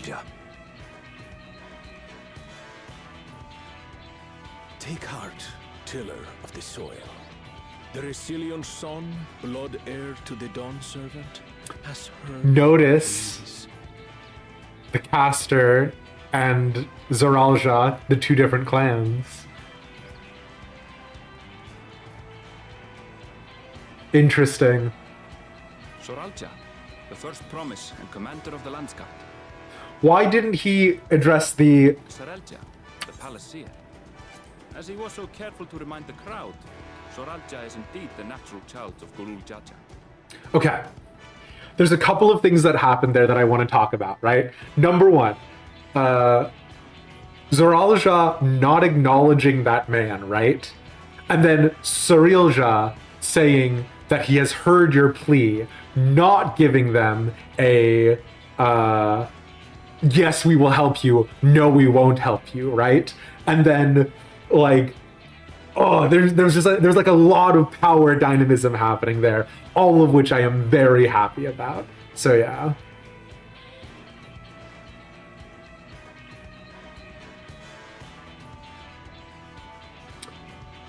Oh, Bzzmaker, thank you so much for the heads up. We'll try and keep that in mind.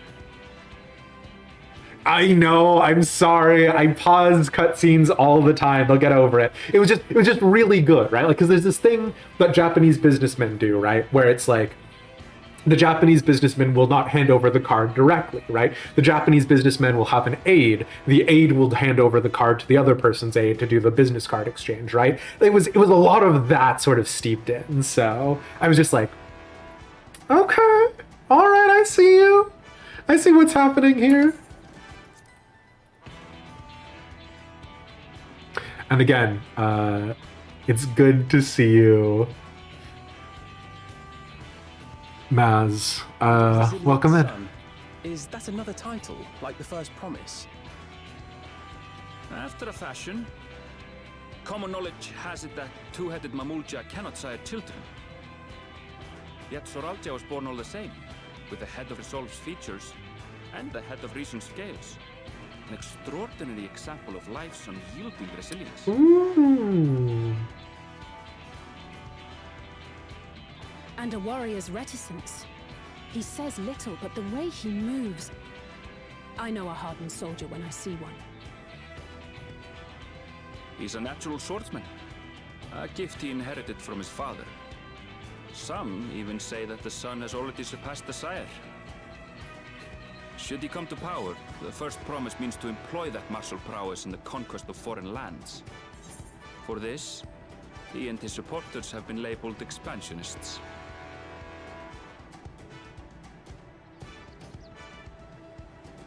I know this doesn't excite anyone else in the way that it excites me. That's probably the wrong wording for that. This is so good!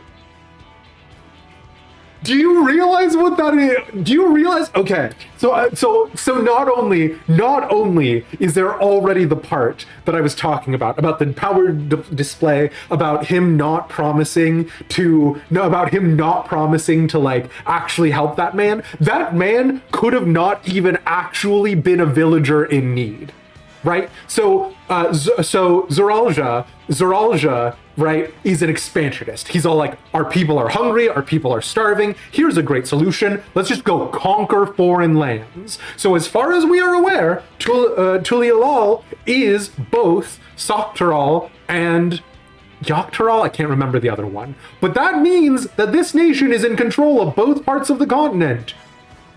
Where are the foreign lands that he's going to conquer? And would that be a necessarily beneficial or popular regime plan with all of his subjects? So have the games already started, and that man who ran up and was like, please, Zoralja, my people are starving. We need new lands. Is that just a plant? Is that just a guy who's there to be like, oh yeah, we love expansionism? And like, oh, that's so good. Just like every part about that. Anyway, sorry. Okay, I'm done.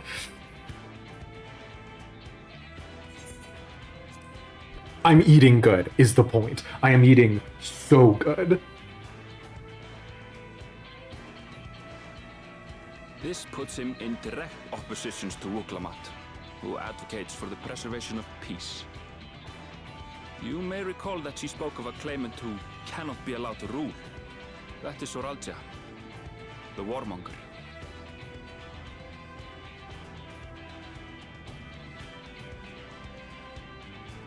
Cryle, are you all right?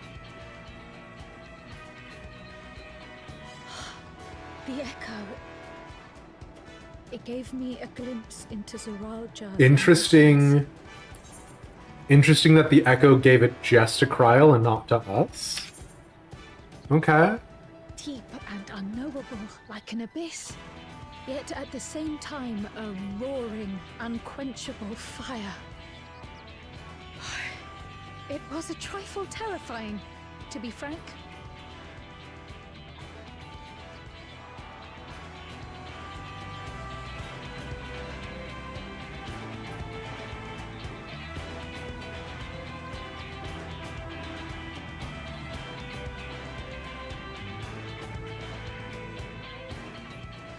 Second promise, you must bring us more marvelous conveniences. More dirigibles and trains and the like. We need you in charge to make trading... Not one of these are a legitimate onlooker. Everyone in this crowd has been paid to come here. Complain about abandoning tradition. But we're not like them, afraid of everything foreign and new. You have our wholehearted support. With your ingenuity and knowledge, you're sure to win the contest. Forgive me, but the right of succession is barely begun. I will hear your petitions if and when I am named Dawn Servant. If you will excuse me.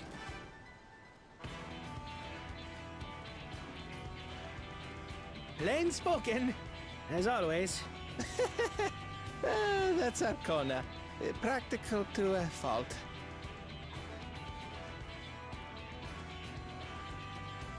Here we have Kona, the second promise. I do like Kona. I will... Okay, this should not surprise anyone. I love the glasses student council president trope. I did see him in the halls once or twice. There was nothing to suggest he was... Kona is like... much less from a royal family. Very good. That was by design. He forwent his usual garb and took an Eorzean name to avoid attention. So it was Kona who introduced the dirigibles. And the railway too, given what we just heard. In furtherance of his goal, to enrich Tuliolal with every bright notion he learned of in Sharlayan. He is the hope of those who prize innovation. As aloof as he may seem, Kona and Wuklamat actually get along rather well. They bicker and banter as only close siblings do.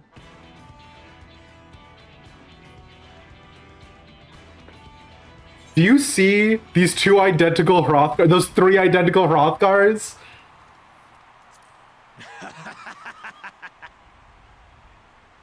How gracious of you all to cheer the lesser claimants.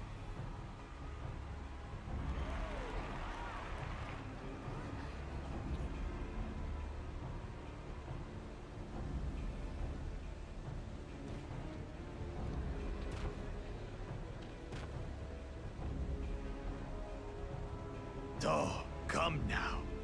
What are you afraid of? I'm no different from your Dawn servant. That my kind should reign is Mamulja tradition, and has been so since before there was a Tuliyolan. I'll brush aside your feeble contenders, and then you'll see who deserves your fealty. But cool, Jaja, you need to be better than this, dude. Well said, brother.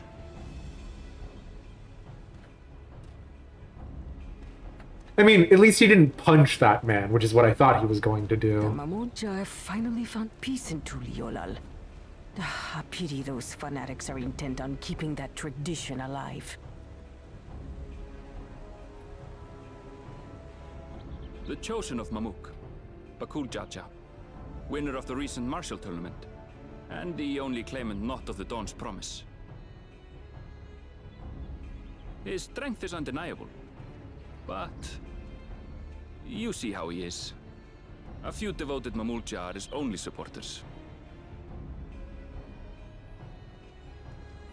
What would he do with the throne should he win it? His policies and so forth. I doubt he's thought much beyond winning the contest itself.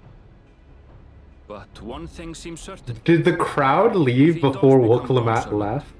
He will see the Mamulja exalted as the ruling class, and all others forced into subservience. Sounds like another that cannot be allowed to rule. Hey, there's another claimant!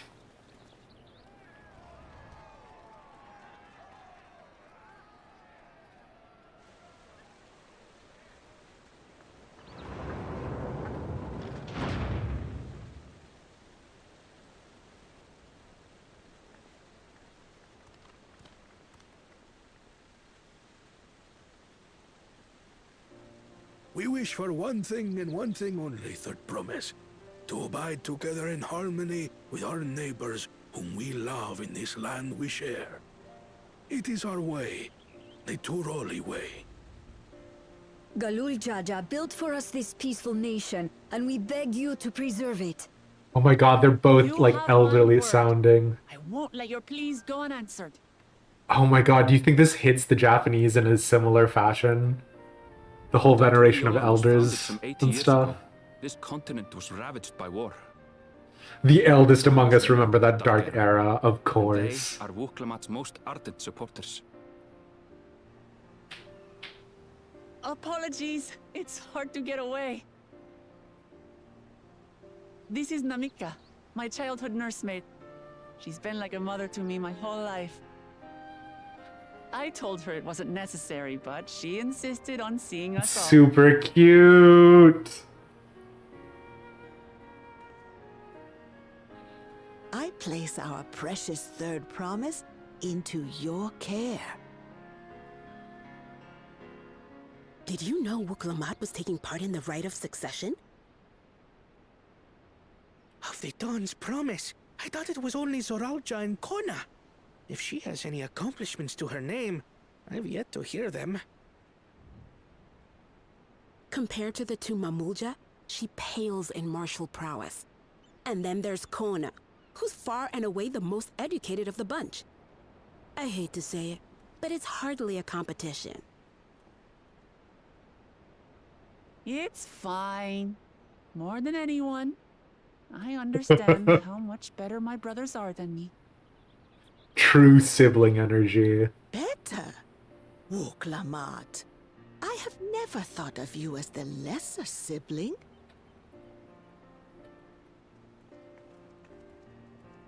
Your brothers may excel in their respective ways, but you boast qualities that both lack. A strength that is yours alone. Having cared for you for so long, I should know. Thank you, Namika.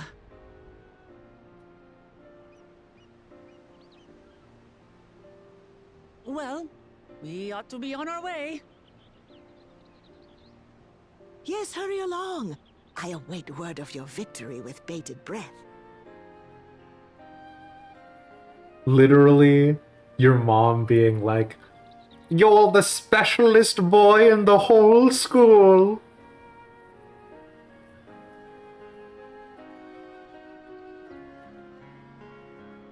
But it's sweet.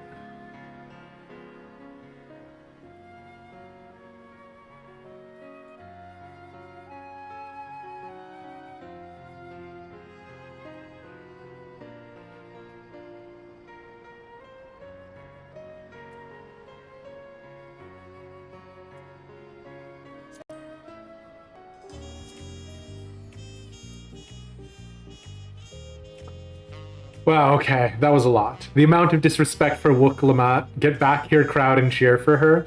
I mean, like, here's the other thing, though, right? Like, and this is the reason why I was making the comparison. Like, Wirebone was saying earlier that A lot of the early reviews are saying that Wuk-Lamat feels also like a this is the story trajectory they had intended for Lys.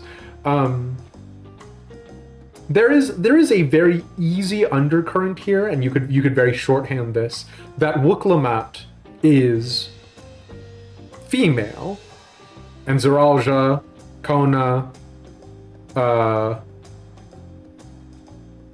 literally cannot remember his name, the other Jaja, are all male, right? You could very easily default to that if you wanted to. There's a little bit of that through line.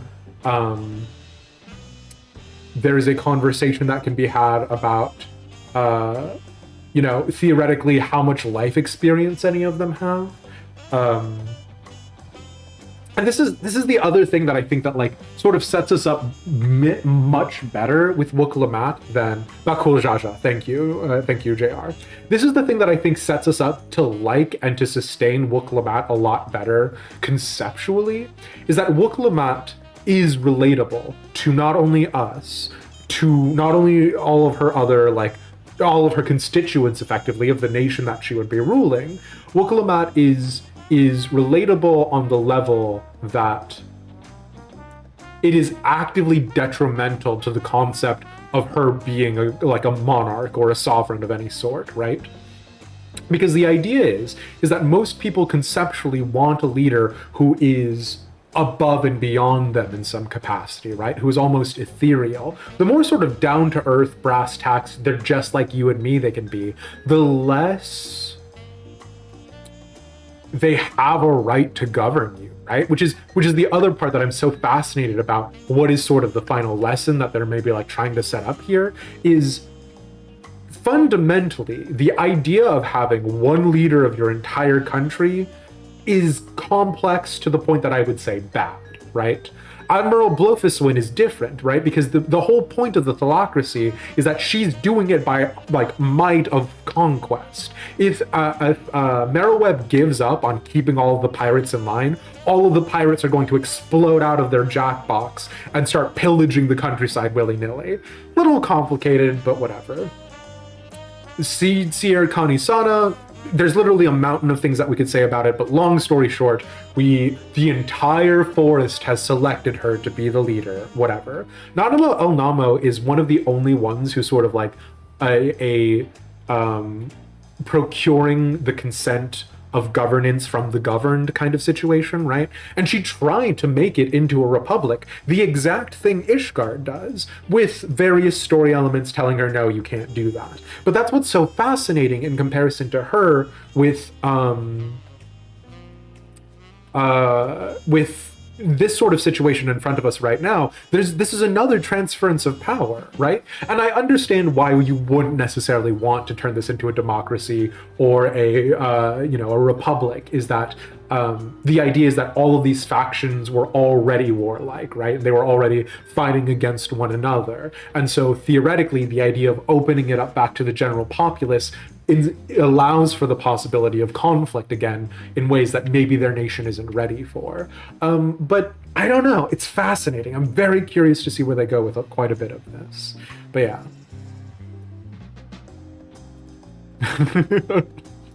God, I hope so. Could you imagine?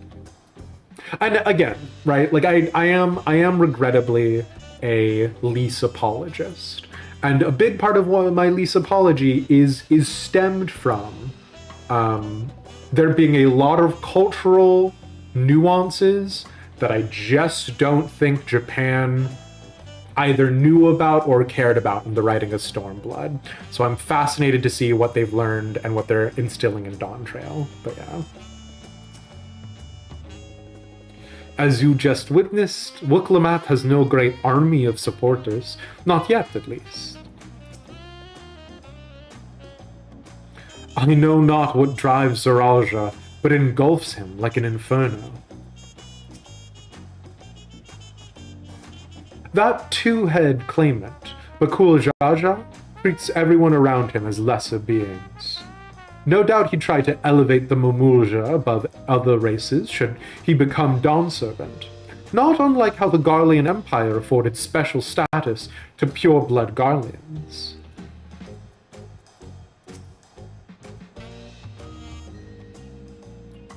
So, Kona, the second promise, is intent on developing his country by means of Charlayan innovations.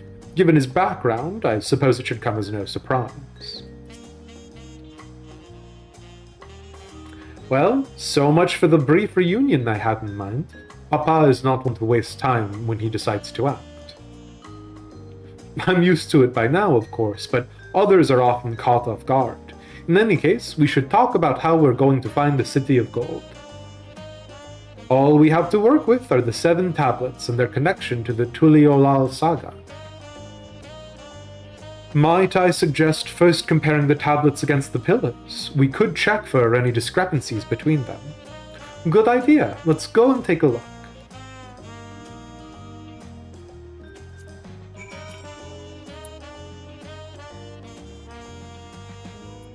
So we have been given a special item, the Unending Codex, to sort of compensate for 10 years of lore being written, right? And we just got a new entry for the studio. True to its reputation as the cradle of knowledge, Charlayan is home to numerous private study halls and schooling facilities, but it is the prestigious Studium which represents its foremost institution of learning. ... Okay,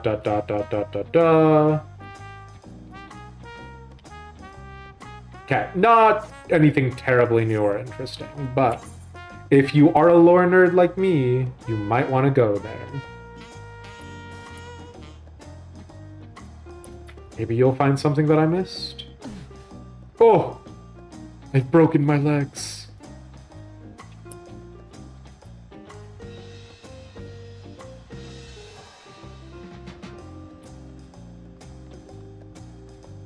Okay.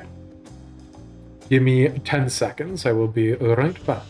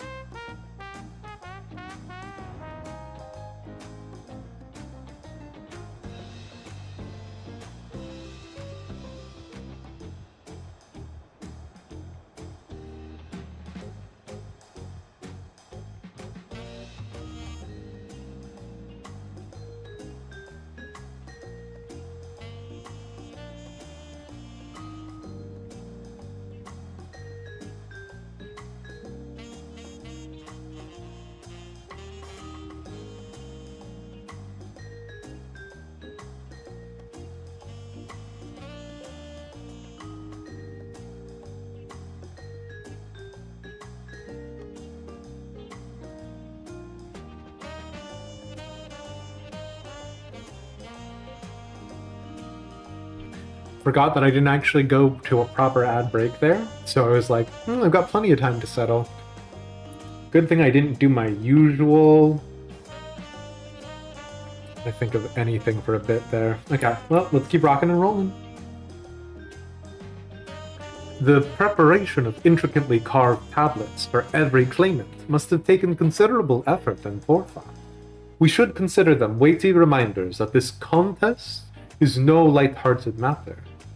Nose picking, exactly, thank you. You can pick your friends and you can pick your nose, but you can't pick your friend's nose. At a glance, they seem much the same.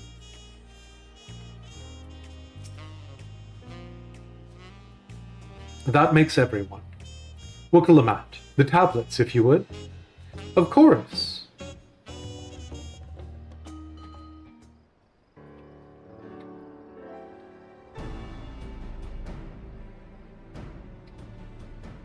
Everyone has a tablet? Then let's compare them to their respective pillars. Keep an eye out for even the smallest differences. This feels weird.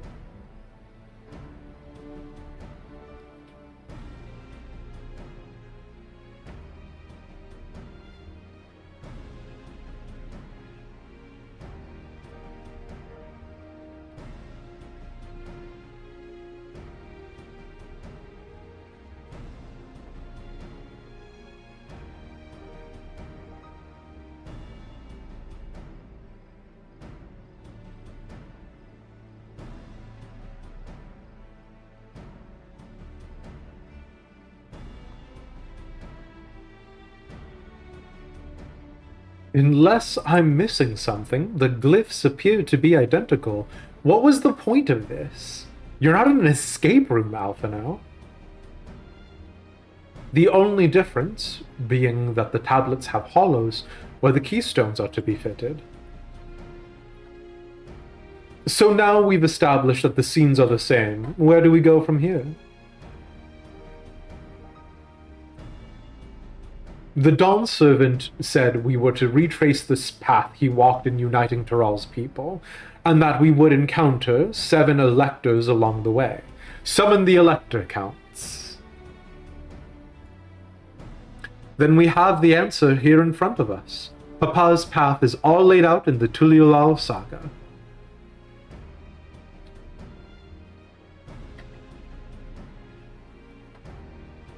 The events the glyphs portray. Do we know the exact location where they took place? If one is close, we could go there and search for an elector. That would confirm we're on the right track.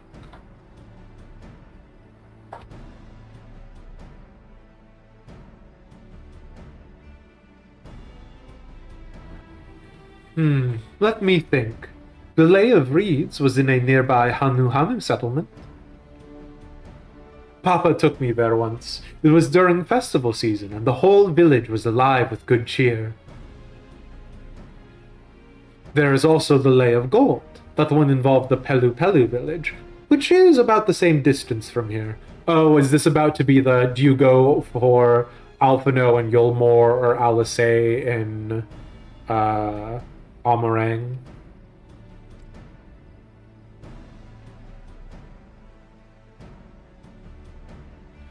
Before going anywhere, we should ask about the road ahead.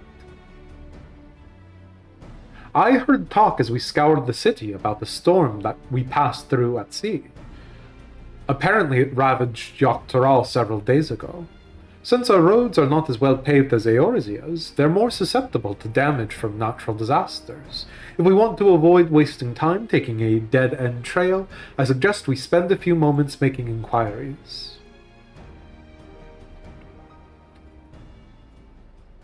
If it's information we need,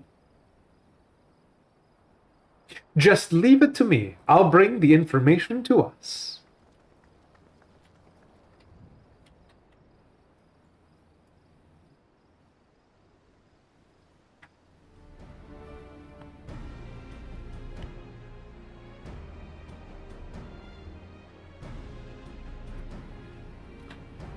It would be prudent to ensure we're prepared for the journey. I'll guide you to the accommodations I've arranged.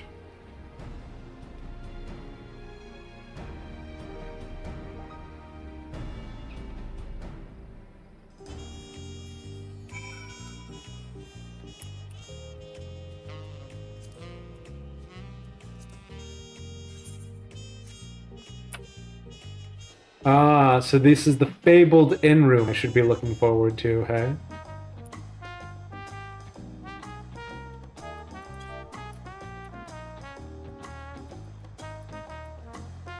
Wait, can I fall into the water? Oh, I can. Oh no, there's no water down here, okay.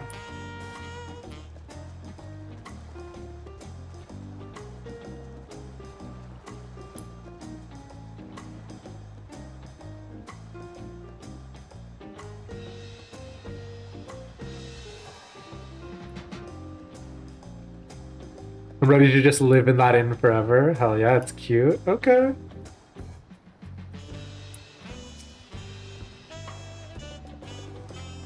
What a comfort to have our lodgings sorted in advance. Listen, it was science.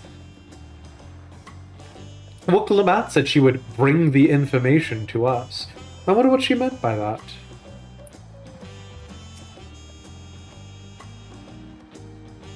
Welcome to the Four Odd Cabins.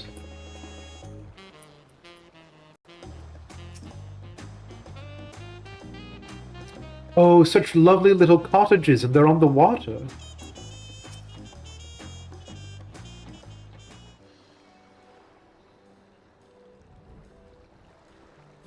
That's right. The reservation is under Woklamat's name. If you don't mind, I'll leave my companions to you. Certainly, sir. I'll go and track down the third promise. Once you've finished organizing your gear, you can meet us outside. Zabolyav Tai.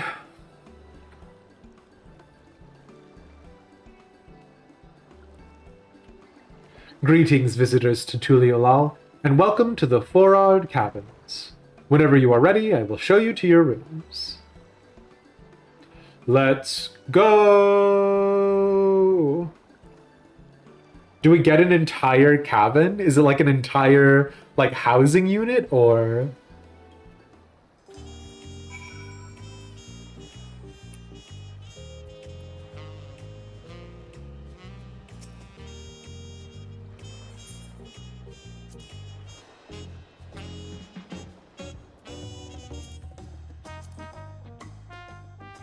Oh, shit! Hello? Okay.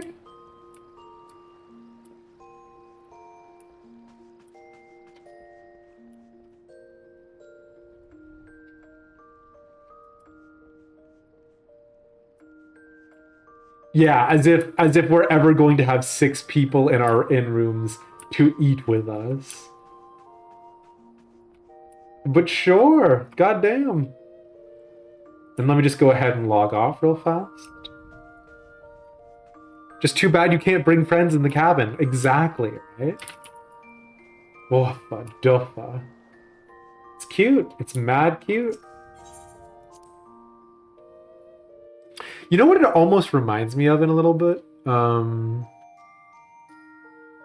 It reminds me of Monster Hunter. When Monster Hunter gives you like that like housing unit that you can like customize.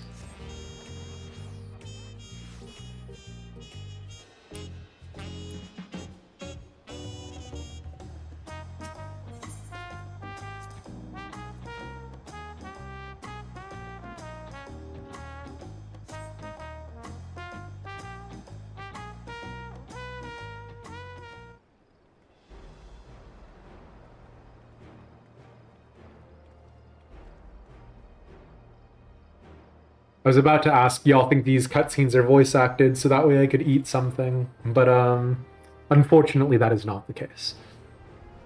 Trust you to be the keenest to head out, Elish.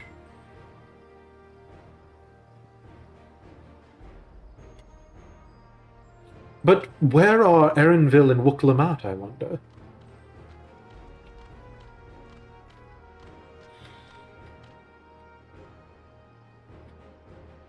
Oh, good. You're all here. Because, like, okay. I don't want to say that Final Fantasy XIV has this problem with just being like, the status quo is good. But it is really weird that Woklamat is effectively the status quo agent, right? The cat boy is, like, all about new technologies, new innovations, new change. The biological son is all like, yeah, war. Jaja is about like doing like weird class divides, and Woklamat is like, let's just keep going exactly the way we are going right now. It's great. There's some strange voicing choices in the X-Pack, you will say. How do you mean? But anyways, oh good, you're all here. Who might your companions be? A lot of scenes that feel important that aren't voiced. Interesting.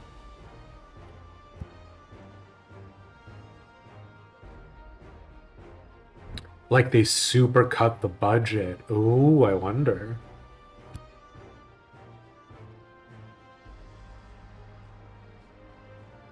Excuse me.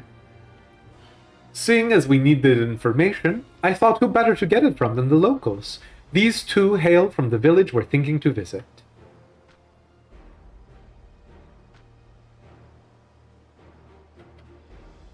I give you credit for taking initiative, at least. What do you mean, at least? I am honored that the third promise would seek my advice. I too am happy to answer your questions. Any encounter might be an opportunity to do business. Okay. Alright. Thank you both for your help. Before we begin, there will doubtless be other occasions when we need to act independently, so I brought these for the two of you. Link pearls.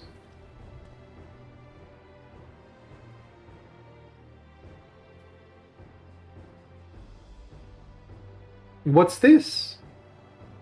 'Tis called a link pearl, a gemstone harvested from a special shell, a link shell.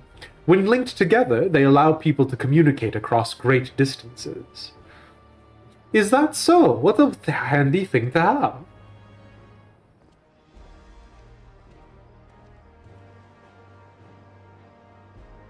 It'll be very useful on our own travels. Speaking of which, I should get back to introducing my two new friends here.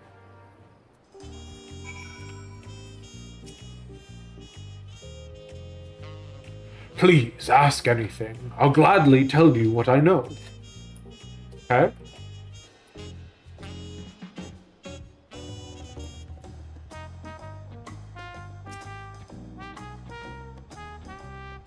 Wukalamat may not be as experienced or accomplished as her brothers, but she has an affinity for the people. For her, finding those willing to cooperate is as simple as asking. What a strange stroke of luck to forge this connection to the palace. May it be the beginning of a profitable partnership. We did already talk to helpful Hanu. Is there a reason the Pelu Pelu all wear those masks?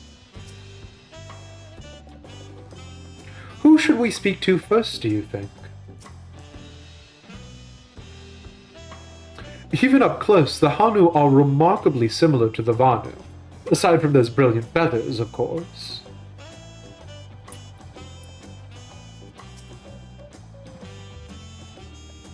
The Tuliolal saga features a number of Tural's clans.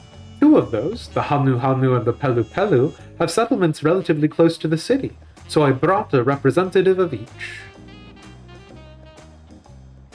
As I mentioned before, the Hanu are a cheerful people who love their festivals. They make their appearance in the Lay of Reeds, and their home village, Okhanu, is located in Kozama Uka. The other, smaller fellow, is of the Pelu, a clan of business-minded folk from Urkopacha. They appear in the Lay of Gold and craft all kinds of marvelous goods in Wat Chun Pela, their village. Now, as for deciding which village to visit first, why don't you put that adventurer's instinct of yours to work for us, Elish? Pick our destination. Upon completing this quest, the main scenario will branch into two quest paths. Accepting the quest from the helpful Hanu will temporarily prevent you from accepting the quest from the approachable Pelu, and vice versa. The second quest path will become available from the respective NPC once you've completed the series of quests from the first path. This is how video games work. Furthermore, story elements and quest rewards will not be affected by your initial choice path. Speak with the NPC you prefer and embark on the trial for the rite of succession.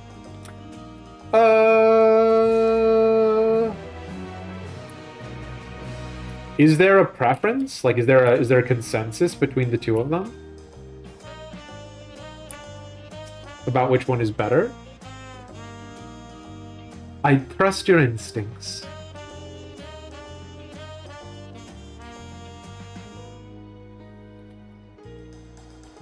I don't know if I trust my instincts.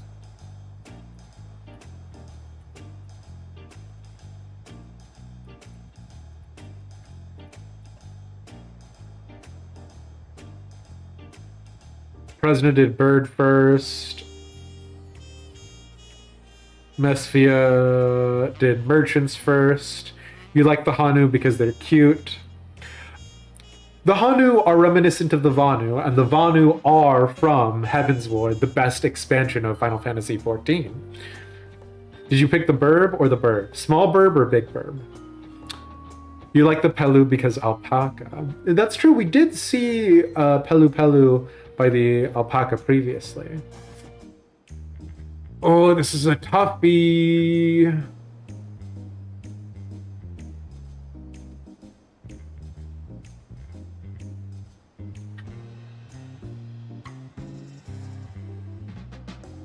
You did Hanu and then Pelu personally, but it honestly doesn't matter which order. We'll have to see, because viewership is dropping off a little bit, and we were initially promising that we might stream for a little bit longer. So how long we stream is kind of up in the air right now.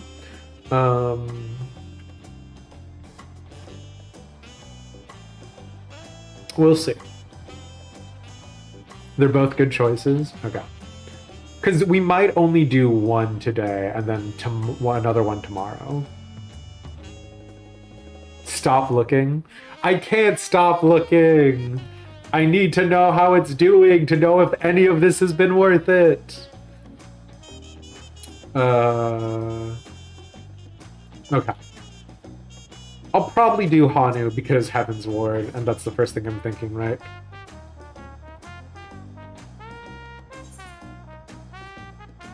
Helpful Hanu is waiting to answer your questions. Stop looking, hydrate. Oh, okay. They are a little lengthy. Oh no. How lengthy is a little lengthy, Raven?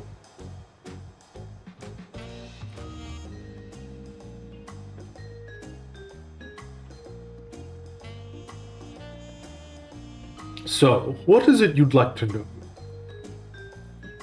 The route to Okhanu. We go south along the Arch of the Dawn, then follow the road which runs alongside the Kozama Uka River, is that right? It is. Be warned, however. My brethren tell me the recent storm has rendered the path even muddier than usual. The footing is quite poor in some parts. Far worse was the destruction visited upon our homes, though. Houses were torn apart and several people injured, if not killed. Lightning storm. Even our beloved festival is in danger of being called off this year. If you do still plan on going, I must urge you to proceed with caution. We'll be sure to watch our footing, thank you.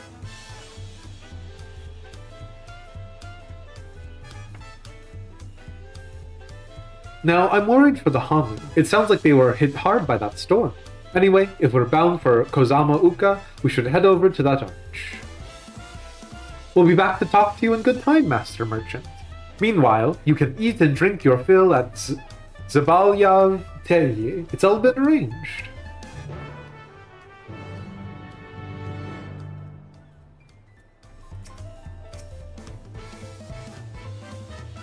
Unlimited tacos in exchange for a few days of my time? I'd be a fool to pass up that deal. We still haven't gotten a taco!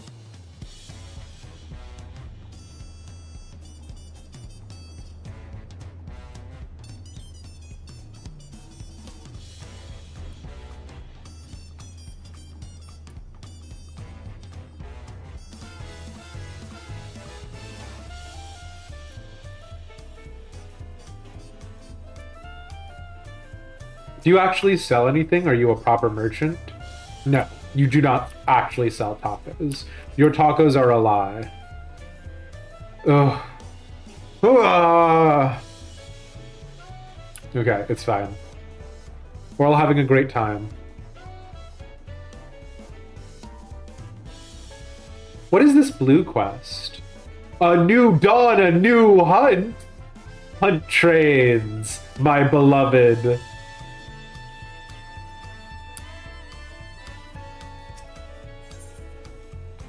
A new dawn, a new hunt.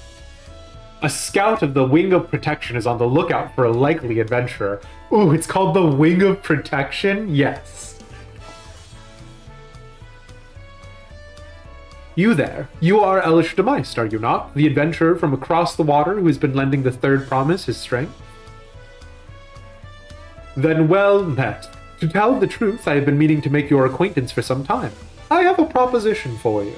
You are familiar with the Eorzean hunts, yes? We have something very similar here in Tuliolal, and having heard much of your philanthropic spirit, not to mention your capacity for violence, we should very much like to recruit you to our cause. If you are interested, speak to my associate, Bol Ogao. The Sabral is a master of the hunt, and administers to the bills in the square overlooking the port. Tell him the Wing of Protection recommends you. Okay. You get access to the vendor right away. If you've got the nuts, spend them. Ooh, okay, okay. We do have 3,932 nuts. So I sure do hope there is nothing available for exactly 4,000 nuts.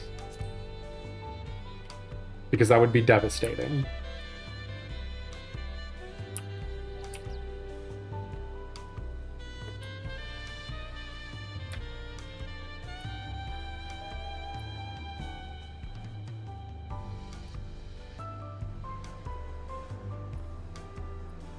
Please, sir. Okay. What do we have here? Your posture could use some work, but you've got good eyes. Why is everyone on me about my posture tonight? Eyes that have seen a few things. You here to sign up?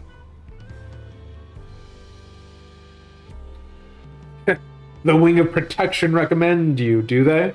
Well, we're always on the lookout for new hunters, and if you're good enough for Wuk-Lamat, you're good enough for us. Pleasure to have you with us, Elish. Suppose I better get down to the introductions. Or maybe I don't need to. This whole idea came from your side of the sea, after all. It was Kona who showed us your ways. So this is actually interesting because this does correspond to what we learned from the Viper, right? That the Viper was saying that hunts were brought to Tural, but they're a fairly new development. This whole idea came from your side of the sea, after all. It was Kona who showed us your ways. Either way, I'll keep it brief. Our hunts work much the same way they do in Eorzea. We put a bounty on those beasts that prove themselves an enemy of the people. You kill them, bring us back the proof, you get your reward. While your reputation may precede you, rules are rules. And the rule is, I have to test every hopeful out on beginner bills. Can't have every youngling with nothing to his name but a plowshare and a dream of glory skipping merrily away to his doom. Prove yourself in Tural and I'll give you some bigger, bitier fish to fry. Hell yeah! Give me the hunt! Dawn hunts, you say?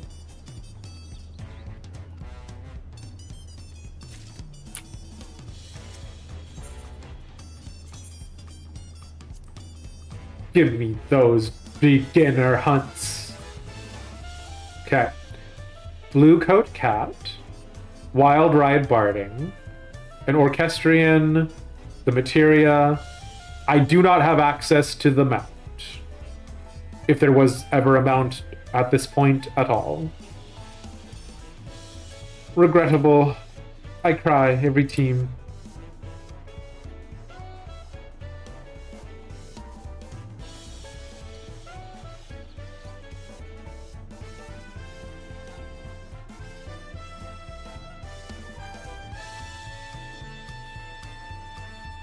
Yeah, sorry, Presna.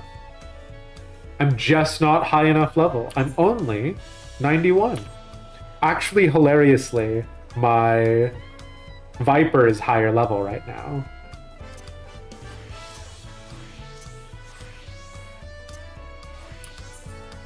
Yeah, my Viper is actually level 84. Wait, shit. I could go back and unlock the next tier of hunts. Hold on. Wait, sir. I have the beginners, but can I have the intermediates, please? Hold on, sir, please, I'm coming back.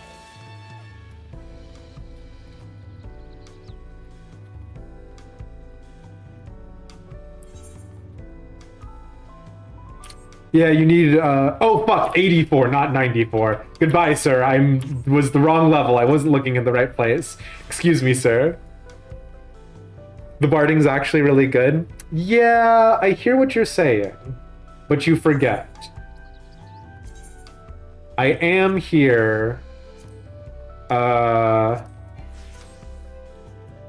an Ishgard lover. I do already have my Ishgardian barding, so... Never mind my rambling, sir. Listen.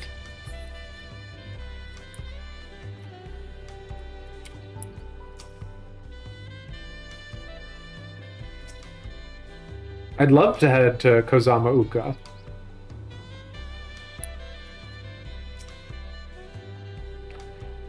I should have liked to observe the festival, but the Hanu are probably not in the mood to celebrate. I swear that gate gets bigger every time I see it. Considering the size of Gulu Jaja, though, I suppose it's better than having it be too small. Through this gate, and we'll be on our way south to Kozama Uka. You've mixed up your levels so many times now. It does help a little bit, I'll be honest with you, Simple. The Hanu are a friendly folk who should welcome us with open arms. Assuming they are not too preoccupied with recent troubles, that is. Are we all ready to leave? Then onward to Kozama Uka. Open the way! The doors are open.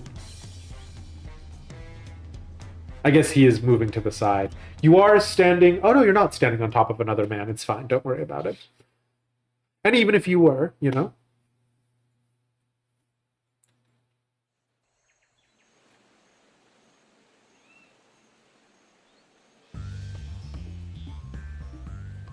Kozama Uka, the land of rainbow terraces. Okay. It commands the gaze of all who visit without fail. The many-colored marvel. An endless torrent of water cascades over sheer cliffs to shape the wetlands below. To its relentless flow, all life must yield. Together with Wuklamat, we proceeded along the marshy trail, a road upon which the Dawn Servant and his comrades once traveled.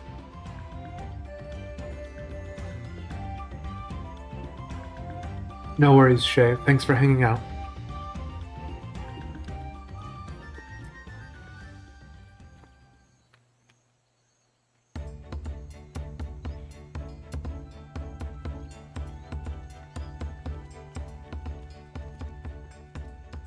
Look at those falls. Even from this distance, you can feel the weight of that water.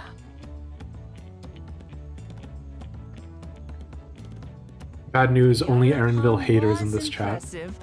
But as you can see, Tuliyola does not want for natural wonders.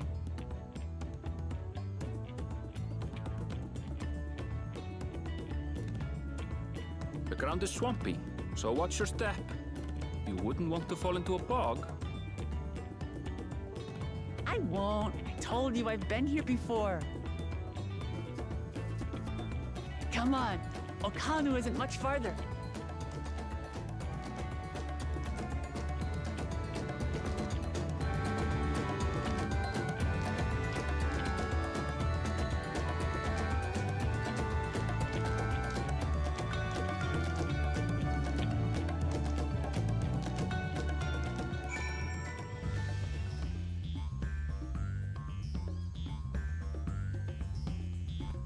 What an engaging cutscene that we all watched. And did nothing else during. Of significance or note. Wetlands is an apt name. Much of the ground here is positively saturated. Where is Erinville?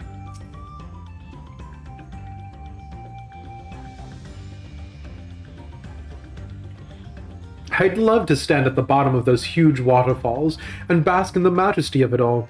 Pity they're so far away. Good luck, Clary.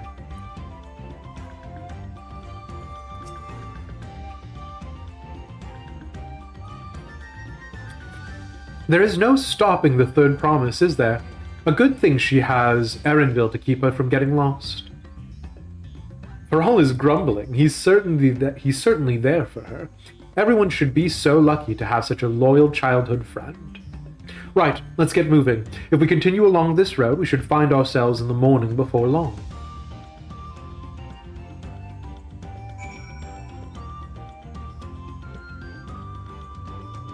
What did I complain about?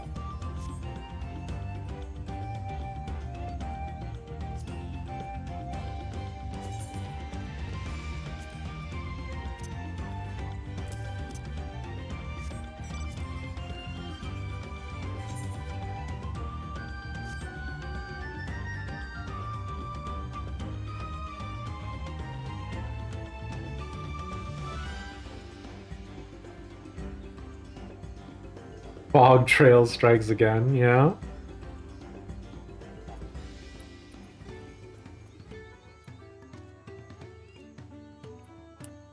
About the cutscene? I think there is a slight miscommunication, but do not sweat it, Battle Vanoy.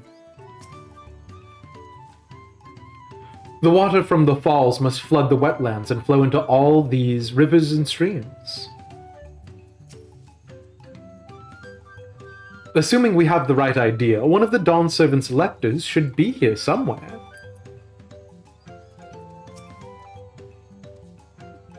So this is a Hanu village. One can tell at a glance how very different their culture is to the Vanus. Yeah, I mean, they're not living on the Sea of Clouds for a minimum of things. Yeah, Don't worry, Battle Vanoy. I was eating during the cutscene, so I was doing a bit. Ow. Stupid, distracting waterfalls. Ah, everyone has arrived and none the worse for wear. Except for a certain third promise who slipped in the mud despite my explicit warnings. Hey, I asked you not to say anything. Anyway, this is the Hanu village I was telling you about. Okhanu.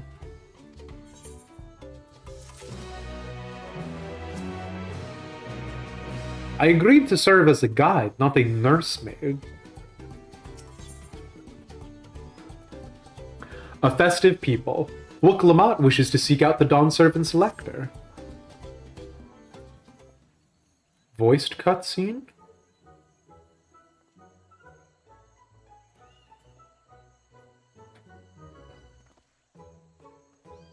Not voiced cutscene.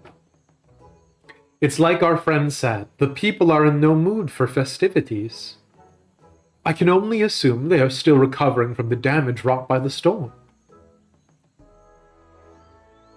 Indeed. Well, let's do what we came to do and find this elector.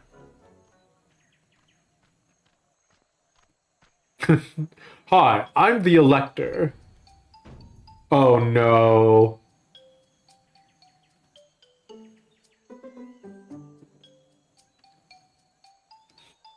So it's like the sun drop dance, maybe? I still haven't finished the Vanu. Ohokali.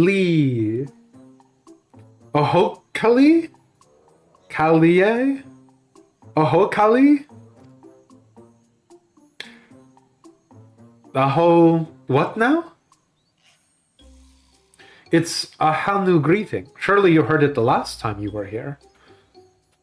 Well, I was busy enjoying the festivities. It has like lolly ho energy, right? Greetings to the third promise and her entourage. I, Vanu Hali, welcome you to Okhanu. As elder of my people, I shall also be fulfilling the duties of elector during the rite of succession.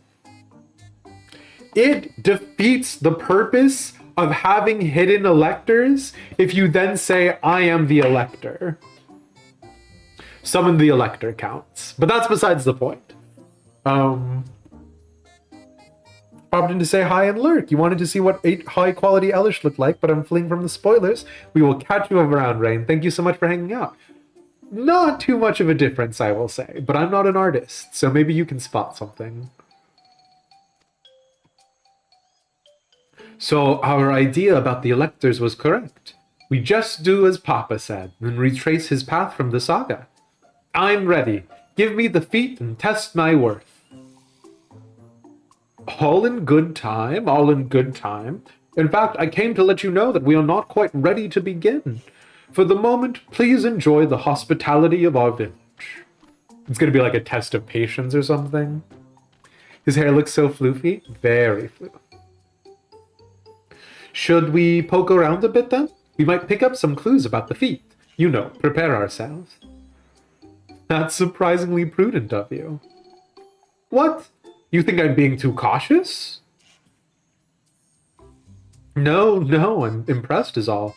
You admire and respect your father, who is prone to decisive action, so I expected you to rush in first and ask questions later. Or never. I do look up to Papa, but you should know that he has a pragmatic side too.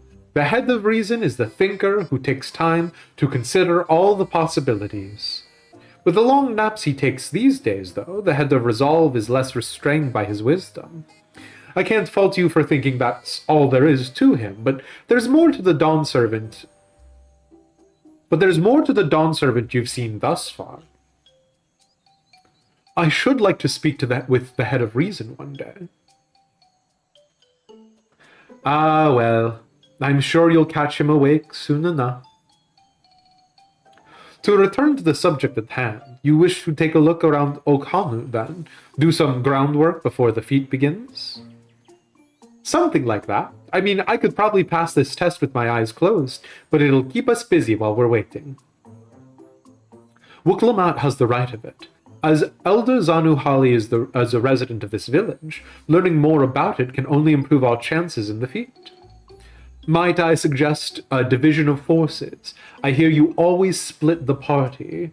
For instance, Erinville, Alice, and Kryl could concentrate on the southern half of the settlement. Meanwhile, Wuklamat, Elish, and myself will handle this northern half. Sounds good to me.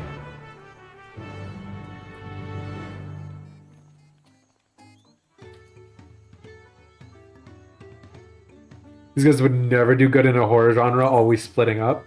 They've also had so many different instances. Who is this?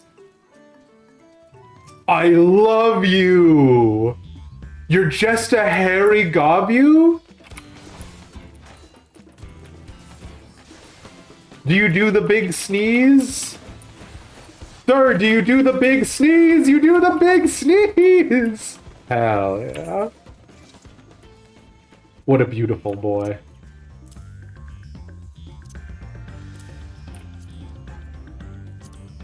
Video games were good, actually. Actually, we're a big fan of video games.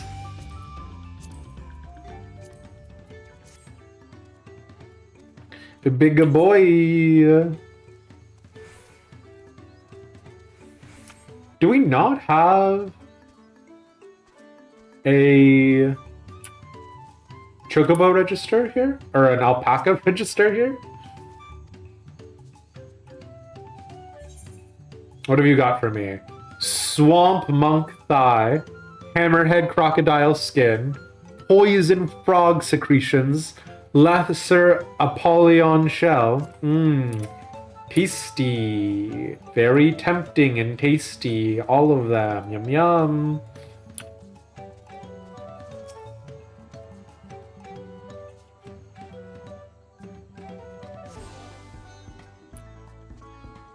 Is there not a... Ah, there's the Chocobo Porter.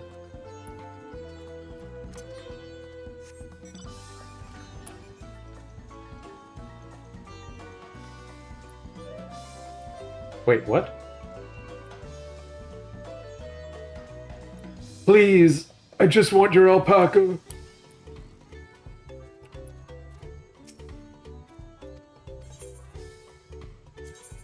We can now go back to Tural. It'll only take a minute or 60 gil. What do you think about them apples?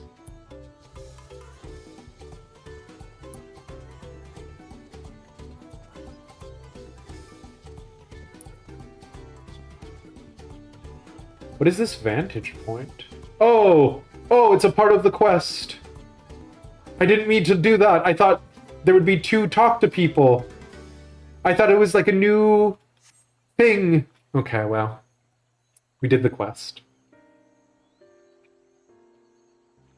To be fair, vantage points have been in the game for a while, huh?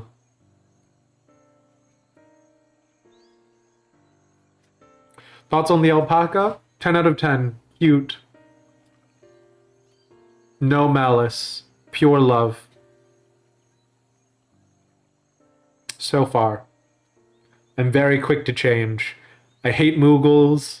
I hate Chocopers, Kokopers, whatever they're called. I can hate alpacas. Give me a reason, alpacas. I've got hate on a speed trigger. Speed trigger? The gaping hole in the wall and missing portions of the roof are clearly the work of the storm's powerful winds. Repairs appear to be ongoing.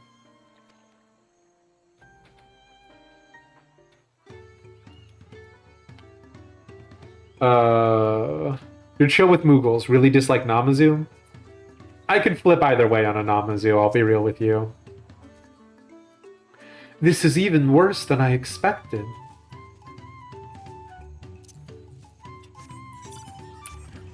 So the thing is that like folktale is oftentimes riddled with this sort of thing, right? Where it's like, oh, in order to be a true and proper king, you must travel amongst your people and suffer as they have suffered, walked as they have walked. That tends to actually be somewhat a bad policy, but I am willing to accept it for the premise of this. You know what I'm saying?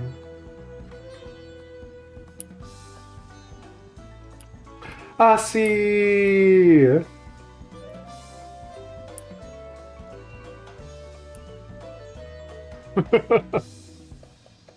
Welcome back.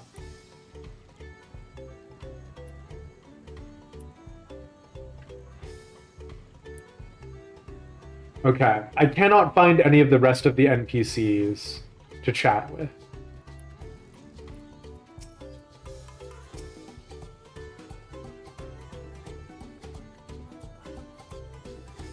I do 360s to flip my bike around, it's true. Oh, you heard about the storm. I've never seen the likes of it before. With the supplies and help the Dawn servants sent, we're making progress repairing and rebuilding our homes. But while the roofs and walls can be patched, there is so much else that was lost for good. Oh. Okay. Actually, it was a mistake for me to do it like this.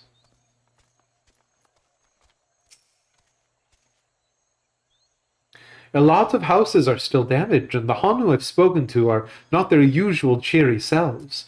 That storm broke more than wood and reeds. There must be something I can do to help them. I'm going to look around a bit more.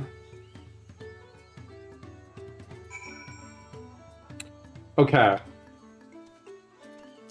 This is potentially a bad take from me, your friend, Demeist. So, you know, preemptive apologies. I'm happy that Tural is approximately the same technological level as the rest of Eorzea. I was really worried that we were going to come out here and they were going to be like, Lamau, lol, you guys don't have cell phones yet? And I was going to be like, okay. The fact that Tural feels like Eorzea in terms of like you know, it's separated by geography, but the technological levels, relative architecture and construction, it doesn't feel like one has a significant upper hand on the other, right? I'm honestly really happy about that. The dry and shrunken bundles suggest the reeds were harvested some time ago.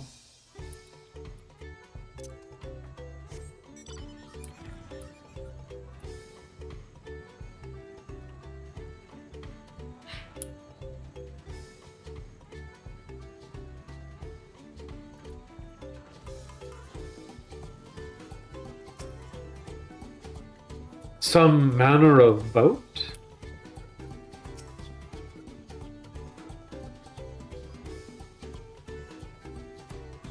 Woven from reeds, this boat-like vessel is reminiscent of a bird. Oh my god, do they do like a little parade?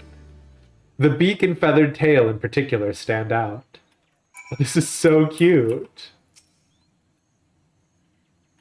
This boat must be woven from the same reeds I've seen gathered into bundles here and there. The plant holds both practical and cultural significance to the Hanu, then. Hello, can you all hear me? I'm told they're ready to receive us now. Come to the large building in the south of the village. On my way. We ought to hurry over too.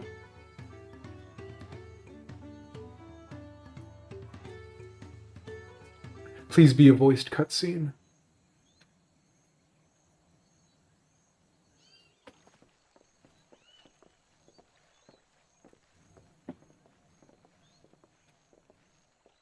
Feels voiced.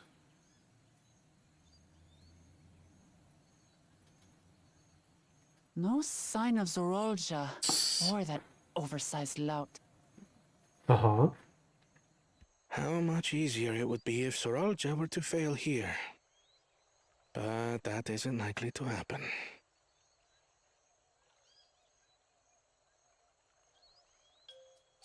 Honored guests, I am Zanuhali, Elder of the Hanu. I am also an elector, charged with judging which among you is worthy of ascending the throne. Without further ado, let us talk of the feat. Not so fast. Surely you couldn't begin without us.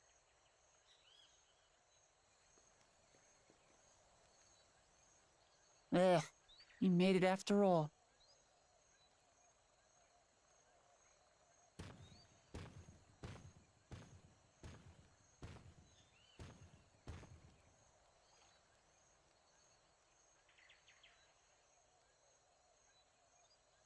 No need to fuss.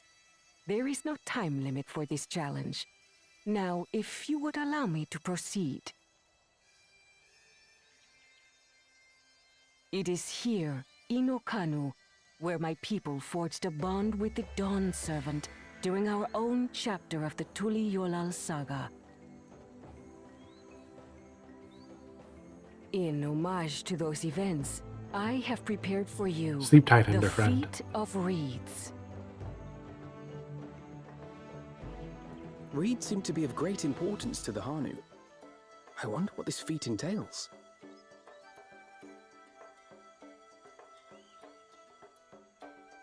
We use reeds in every part of our lives, be it as food or weaving material. But look around the nearby paddies, and you will see that this season, our crops are failing. How fortunate, then, that my appointment to Elector coincided with this predicament. For surely, those who aspire to be Dawn Servant would find the matter of an ailing harvest a mere trifle to resolve.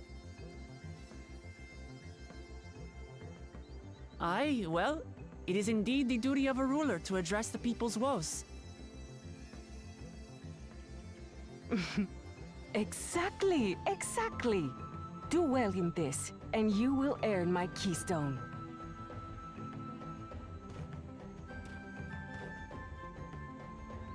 Why bother mucking about in the mud? when we can take the stone by force. Oh, mercy me. You I am so excited to see him get put in his place. Some electors may enjoy going toe-to-toe with scrappers like you, but I refuse to entertain your base instincts. Arrangements have been made. Should you attempt to engage a feat-giver in combat without their consent, word of your immediate disqualification will be sent to the palace. If you're still feeling feisty, then by all means, draw your weapon.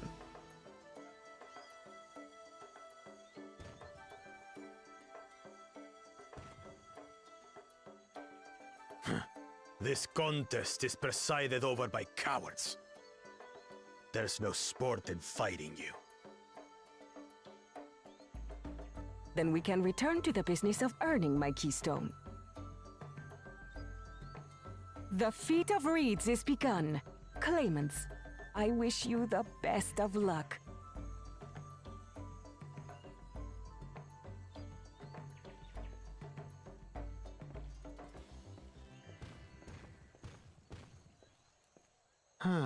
The clever kitty crossed the seas to study foreign novelties.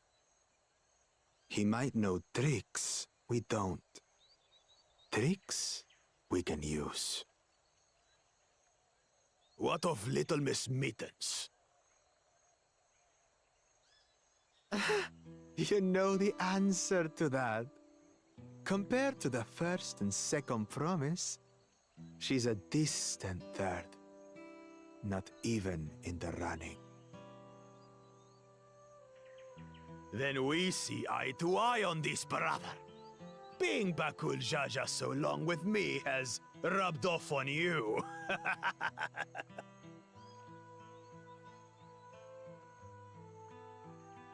These allies of hers, though, they might be a problem.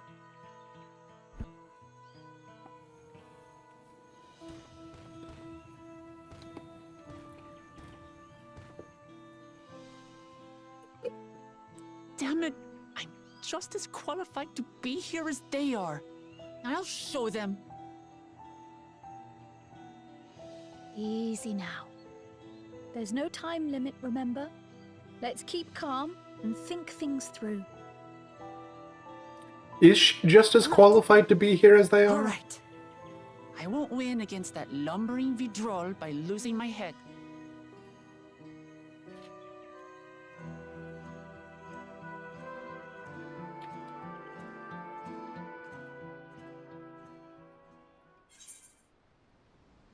Like, I don't mean to be harsh. It just does not feel like she is qualified because she has no achievements to speak of, right? Excuse me.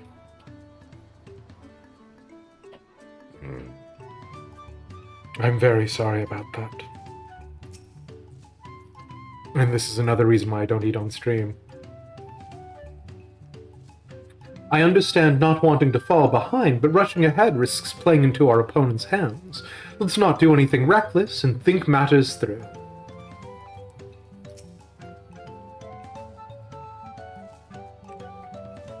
Not that I intend to gratify him with a response, but Bakul Jaja's provocations are hard to ignore. Wow, Alice, you've grown up so much. This kind of feat is tailor-made for a rational, educated scholar like Kalna.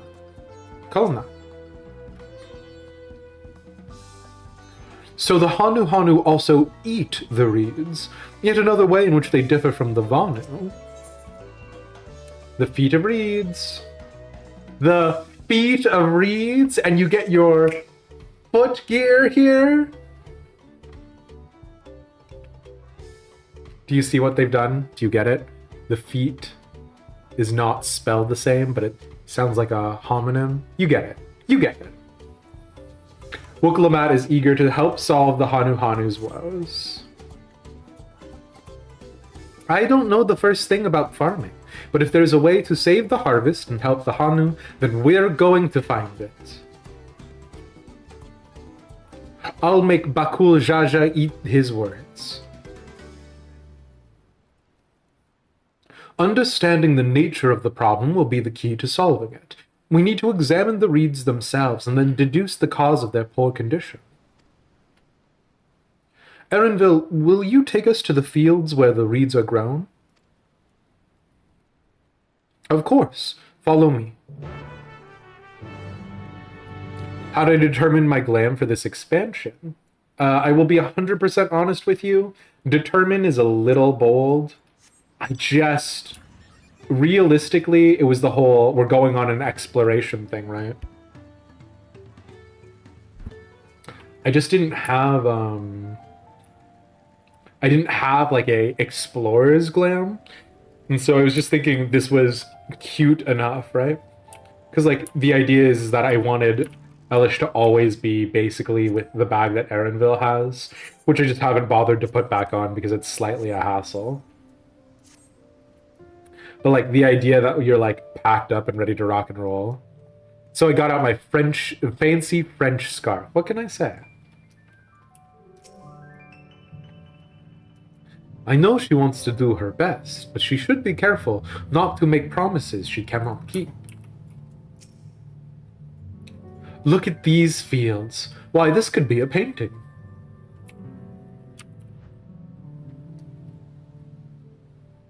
I don't know that anyone is painting this right now, Cryo, but you know what? That could be me. Hey, look, that's the moon where the Watcher's palace is. And also Zodiark's prison was, and a tribe of a horde of Loperites. Really does change how much you enjoy the moon when you think about it that way. And there I thought these feats would have us battling dire fiends or similar. Agriculture is a far thornier problem. I see. They irrigate the fields by diverting water from the neighboring river. 'Tis unlikely the reeds ever dry out. You can all stand back. I'll get to the bottom of this problem in no time.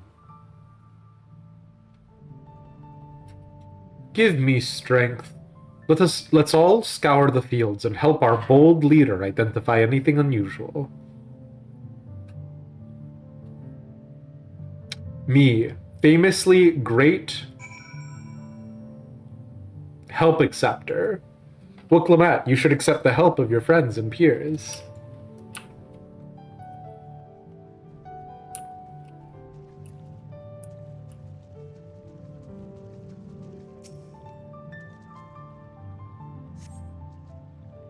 As Anu Holly described, the reeds appear wilted and unhealthy.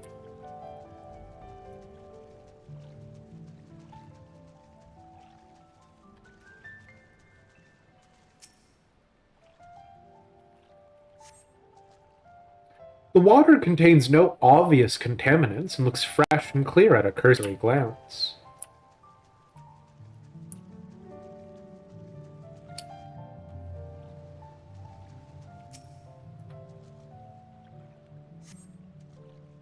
The soil in the paddies is as one would expect, rich in color and suitably moist, not dry nor flaky.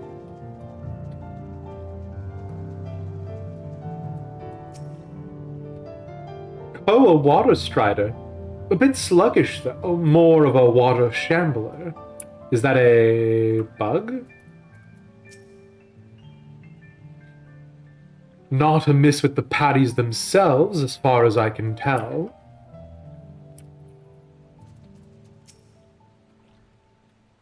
I'll find the cause of all this, any moment now.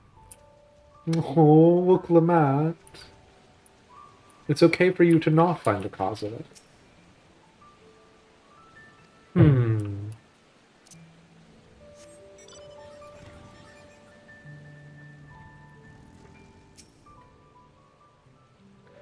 Any luck? Okay, geez, I didn't know it was my job to do it.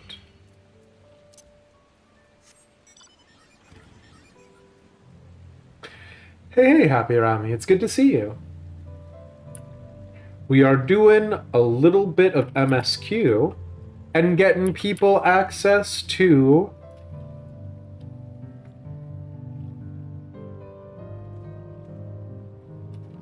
the Chikopriker special mount from the Butterfingers event.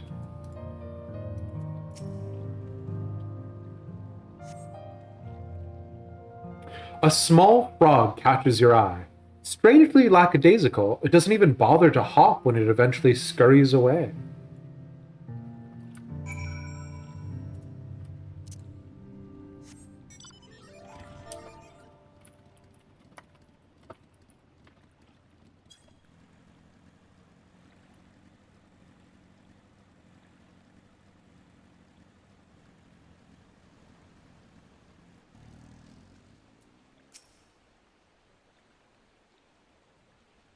Sinana, I'll call everyone together and we can share our discoveries.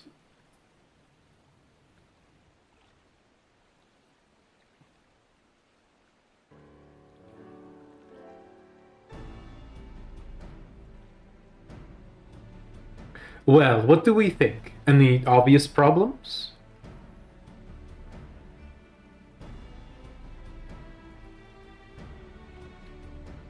I agree. The water looks to be of good quality, as does the mud in which the reeds have been planted. The frogs and insects are unusually torpid. This suggests the problem is affecting not only the reeds, but also the creatures which live among them. Could something invisible to the naked eye be polluting the water? We would need an alchemist to know for certain.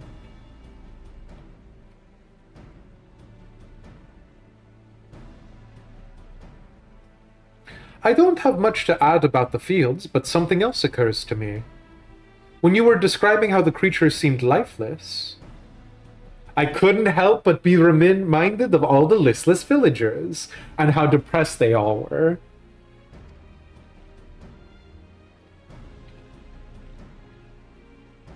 They've suffered a terrible tragedy, I know, but there is another reason for their flagging spirits, I believe. Go on.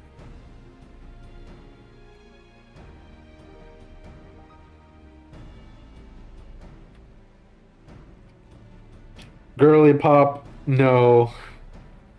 The festival! This is traditionally an occasion for celebration and renewal, so without it the Hanu are struggling even more to recover. The last time I visited, the village was in the middle of the festivities. You'll never see the Hanu more joyful and alive. It's an indispensable part of their culture, and its absence will only compound their woes. So I say we help them put on their festival, give them a reason to cheer in these sad times. Who knows, maybe fixing one problem could lead us to a solution for the other.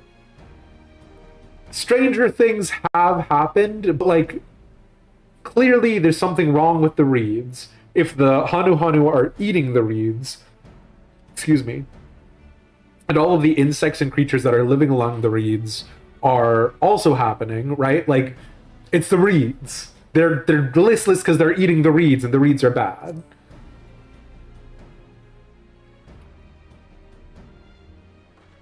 Right? Her shonen protagonist energy, for real. I failed to see the relation between festivals and fields. Let's not be too hasty in dismissing the idea. Things which seem unrelated can later prove to be connected in surprising ways. True, and being bereft of ideas as we are, any proposal is worth entertaining. I suppose. Besides, this is Wuk-Lamat's journey. It's only right that we follow her lead.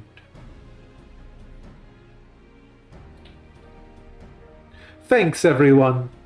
By the way, does anyone know where the festival float is? It's like a boat woven from reeds that looks like a bird. Yeah, we know exactly where that is. In that big building to the north? Let's go and see it. The festival is a bad idea, Aaronville, by itself. But clearly there is something else going on. There's much less debate when I'm traveling alone. Listen, buddy, I get it. I get it, and I get you. But unfortunately, sometimes we have to hang out with people.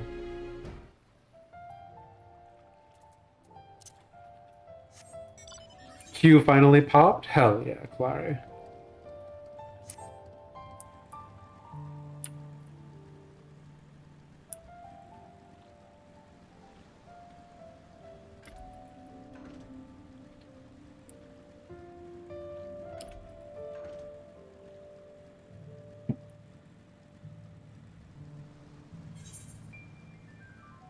Also, does Okhanu...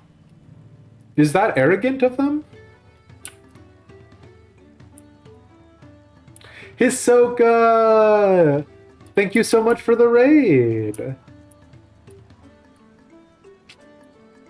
Now, I don't know that there's any need for that kind of language, but you know what? It's okay. I appreciate and respect you. And so I'm sure you'll have a great explanation. Your raid message game is very childish. 1000% also doing a bit. Not actually offended by pee-pee poo-poo, I promise. I promise I'm an adult who can handle himself when in the face of such vulgar language.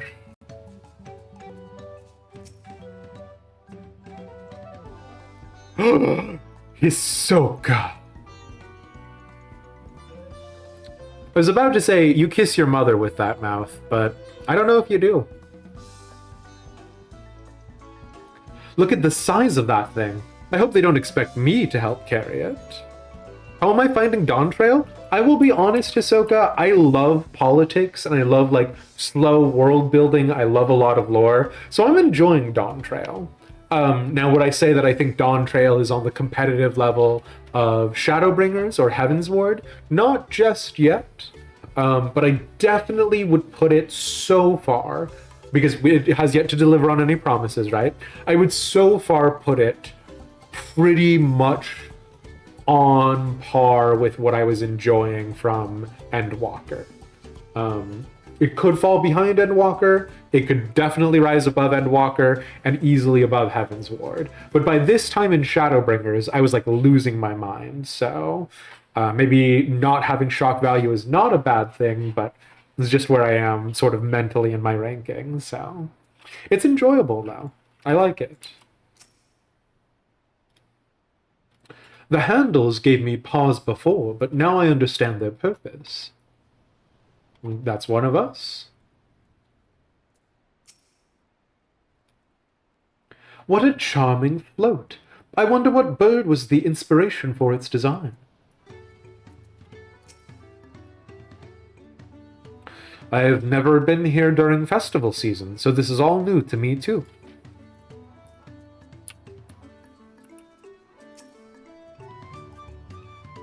Yes, this is the float I remember.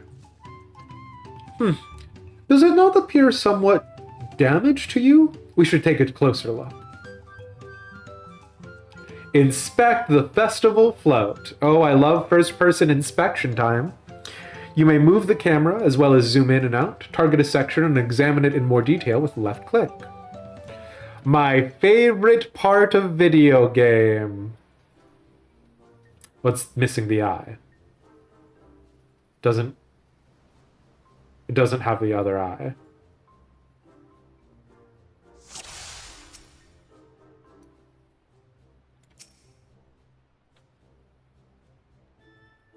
Oh dear, one of the bird eyes seemed to be missing a gemstone.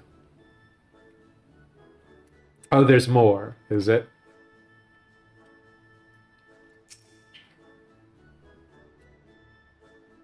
Oh, that's definitely broken. How will they lift this great big vessel without all the carrying poles intact? Cool, and then of course, bedraggled feathers. I knew that without even having to look. These tail feathers have seen better days. I swear the colors were a lot brighter the last time I saw them. Easy.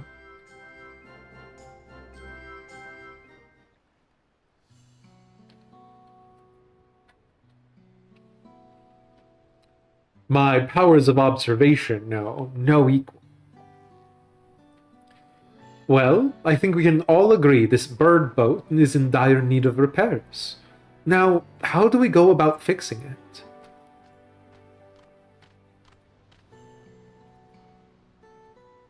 What is going on here? We were admiring your festival float. 'Tis a shame it's in such poor state. Due to the recent storm, I gather? Yes, we had to leave it exposed while we ushered our people to safety.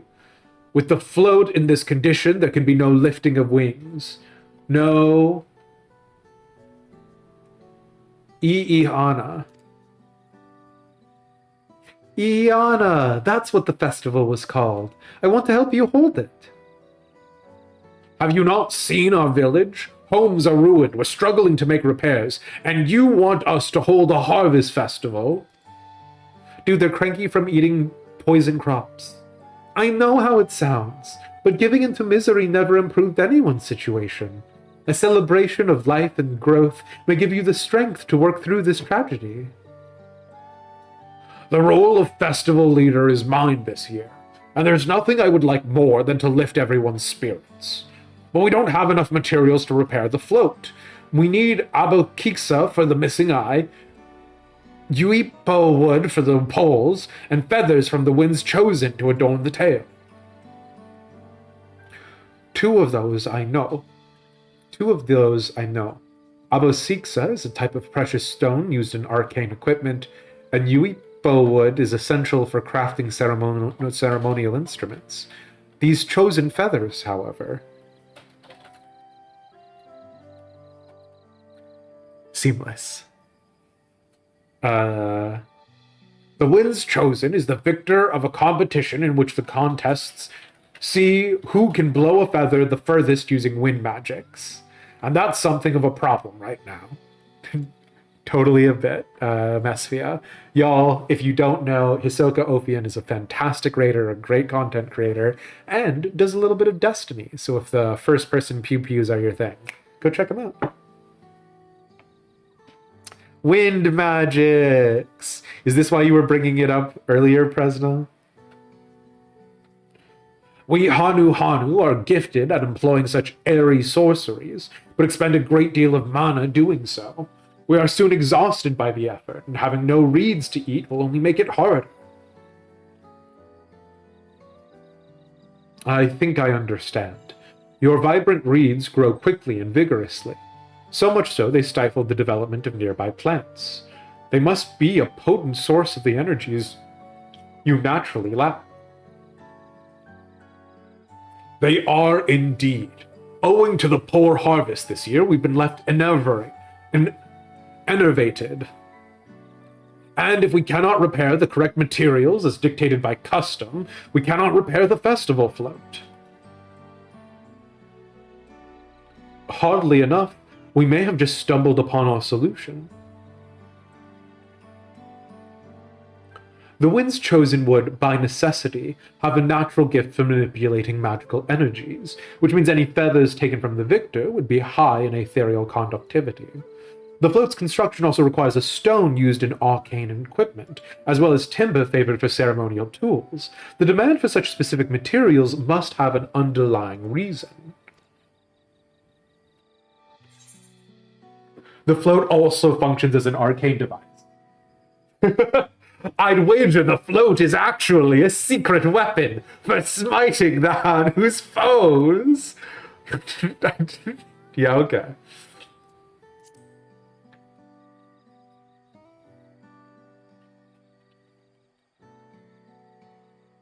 Precisely what I was thinking.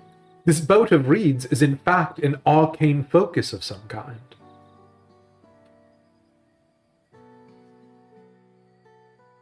A focus? For what?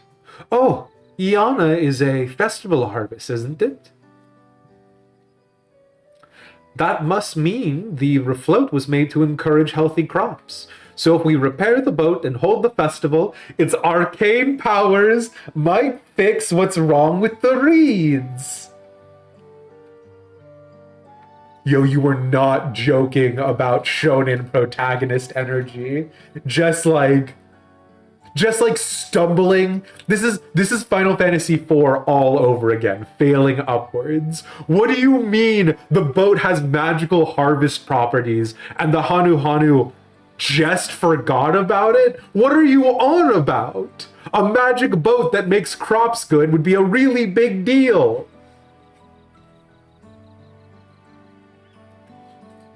We won't know until we try, but 'tis a sound theory. Celebration, prayer, ritual ceremonies, these have all been known to elicit miraculous effects. We do have the invocation of the 12 as well as, obviously, primals and creation magic, so I see where you're going from. But also... Wait. The float? A tool for magic? This is the first I'm hearing of it. In the beginning, it may well not have been. After a good harvest year, there would be no reason to change it. But when the harvest was poor, new adornments were likely added, and those who performed the labor may have imbued their work with ardent hopes for a brighter future. Through years of trial and error, the Hanu would have refined their festival float into a focus for harvest prayers. Incredible. I know you're practically fainting from hunger, but reviving Iana really does sound like the solution to all your woes, and I promise we'll do everything in our power to help you. I'm still not convinced about this focus business, but I accept your aid. Nonetheless, I will introduce you to the shipwright who's been maintaining the float these last few years. He's replaced both the eyes and the poles before, so he should know where and how to procure what we need. Then allow Alice and I to acquire the feathers. We will encourage the people of Okhanu to gather and vie for the title of Winds Chosen by sharing with them our own reserves of mana. I wanted to be like, what are you on about? But both Shadowbringer's Post and a little bit of Endwalker did have us just magically give other people our mana, so fine. Our Aether. Wookalamat failing upwards. You know how it do. We love it for old Wookiee. I'll go with you. I carry some alchemical brews that may afford the same effect.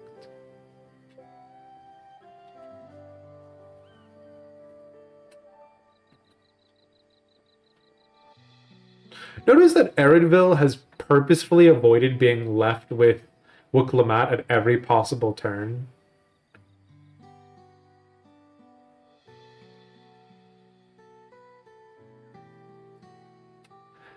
The three of us will visit the shipwright then.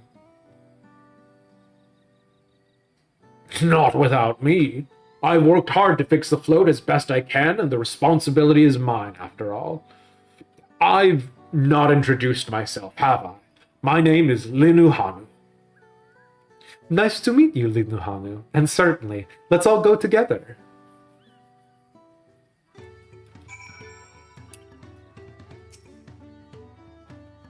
To find myself working alongside the Third Promise herself is unexpected, to say the least.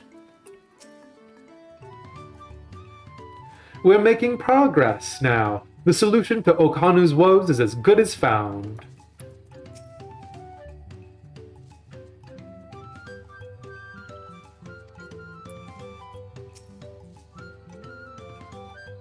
Thanks to Wookalamat, we found ourselves a promising way forward. Experience and knowledge are valuable assets, but there is something to be said for following one's instincts. Is there? I wonder what manner of shipwright repairs reed-woven boats. Are reed-woven boats such a strange concept? A well-mannered shipwright. Linuhanu wishes to take you to the shipwright. The shipwright's name is Wook Evu. He's a Sabral who only moved to Kozama Uka a few years ago, but has since mastered our customs to an almost frightening degree. He's especially strict when it comes to manners, so make sure to offer him a proper Hanu Hanu greeting. We wouldn't want to offend him right before asking a favor. A proper Hanu Hanu greeting. Oh, that one. Don't worry, I remember how it goes. then we shouldn't have any problems. Let's head to Oak Beckby, to the east of here.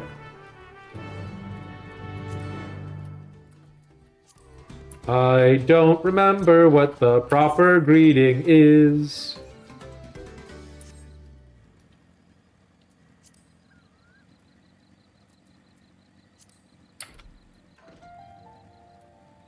You love the big, colorful, fluffy birds? They're a little bit of a special treat for me as a Ishgard enjoyer. So, you know, they just remind me of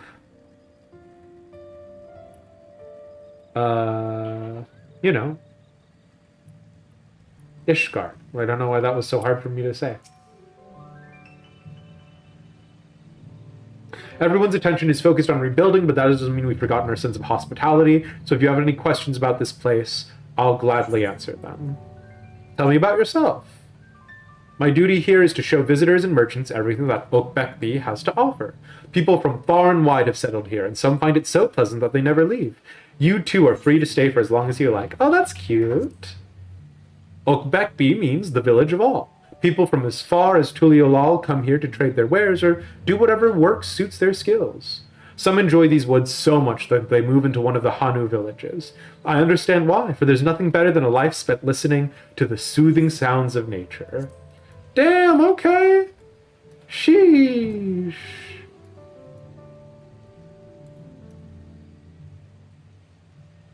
What kind of foul mind ensorcelment do they do here?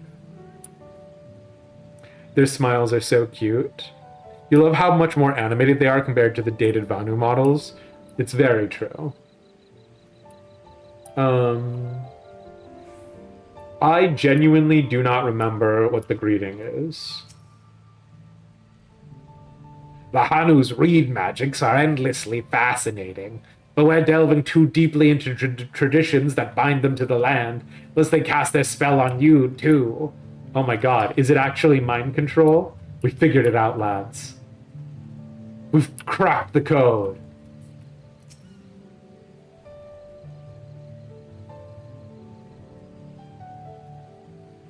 This is Oak Beckby, the village of all. Those who drift into Kozama Uka from Tuliolal and elsewhere are welcome to live here alongside the Hanu. As for Wukivu, he lives and works in that House of Waters High, the top of that large tree nearby. Follow me, but I should warn you, to climb up the stairs can be challenging.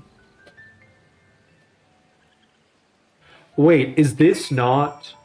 Oh, Oak Beckby is way larger than I thought it was. I thought Oak Beckby was just this little section here. Okay. All right.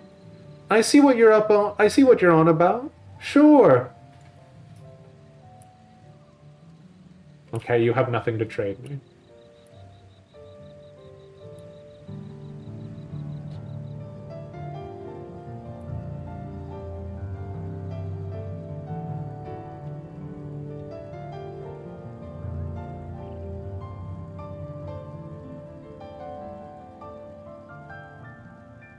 Oh, yeah. Sure. We are hoping to enlist the man's aid, so it pays not to be rude in any case. Oho, Kylie. Oho, Kelly. I should mention that Wukivu isn't only a stickler for etiquette, he is also... Well, you'll find out soon enough. Oh my god. Is he just a fanboy of Hanu culture? Is this me in like an alternate universe? Oh god, no! I didn't mean to skip past it. Right. The greeting. He said, what do you want from me?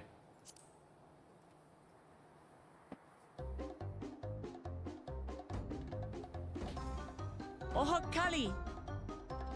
Oho Kali.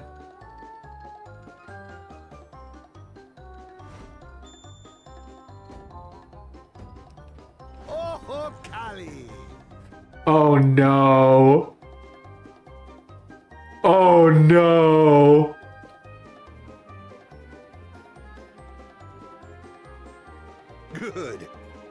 your manners with you. He's just me for the Hanu Hanu. When in Ukanu, do as the Hanu do. For a country as diverse as ours, the preservation of harmony demands that we respect the cultures of all peoples who call it home. Well, that explains your familiarity with Hanu customs. And you speak truth, of course. To live together means to learn about each other. Ah, I appreciate an open mind. Uh-huh. In fact, I get the sense we've met before.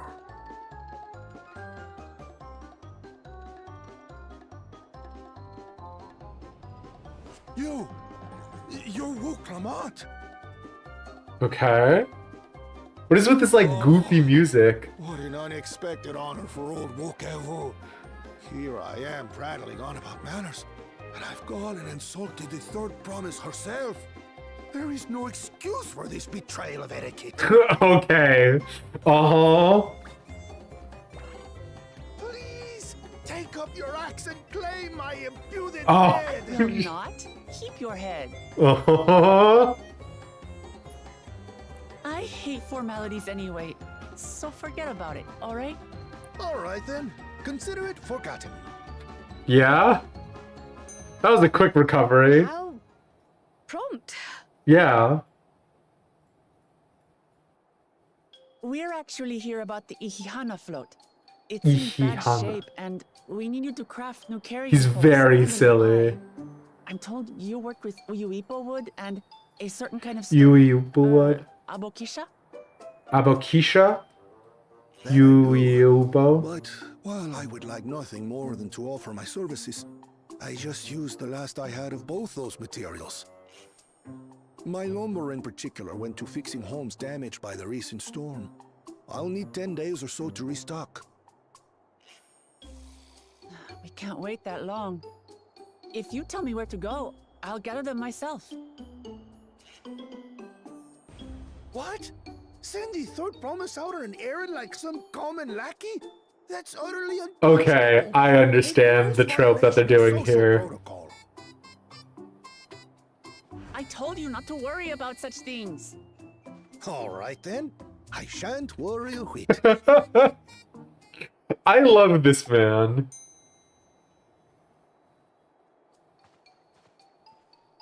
What's with your Hanu friend there? I am festival leader this season, and have come along to oversee the float's repair. As strange as it may sound, Wuklamat and her friends believe the float is an arcane focus, meant to encourage the growth of our struggling reeds. Too many Hanu have forgotten, it seems. But that is indeed... How could you possibly know that when the Hanu Hanu don't? Your education is Sure, impressive, fine. Third Promise. It's good to see you, Sal.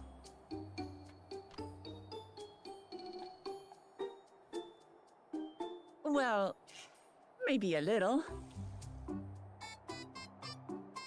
Allow me to show you where to procure Uyuipo. Yuipo. We can leave the Abokisha to your friends, I presume? Abokisha. Take yourself to I will never need to pronounce these words again in my life. and you should find the stones you need.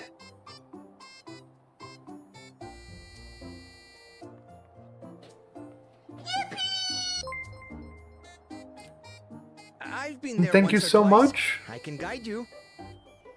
Wow.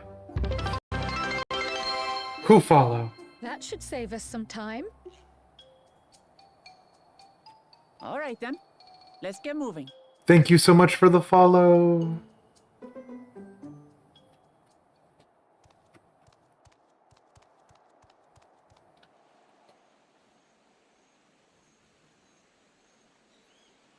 And that's one of the lackeys of the twin-headed Mamulja. Unfollowing, so goal rescinds. I don't know who just followed me. For whatever reason, it's not actually coming up in the feed. Rivals is making progress.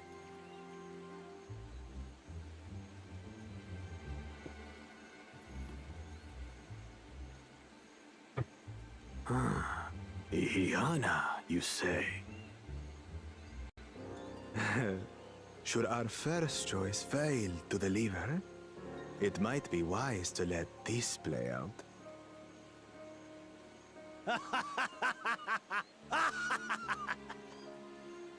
The third-rate promise is making herself useful after all. I think what I dislike about the Mamulja most of anything else is their teeth. Which sounds like a messed up thing for me to say, but it's just like, it's so disconcerting.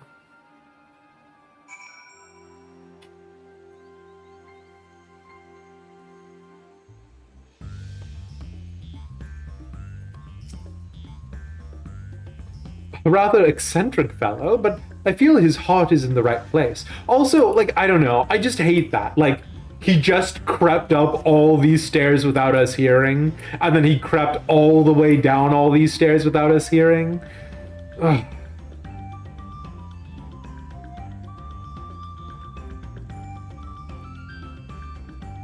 Oh my god. The stairs are carpeted.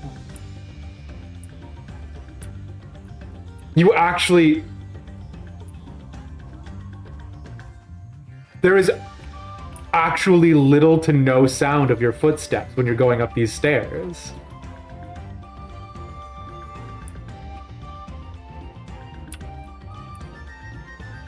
Oh my god.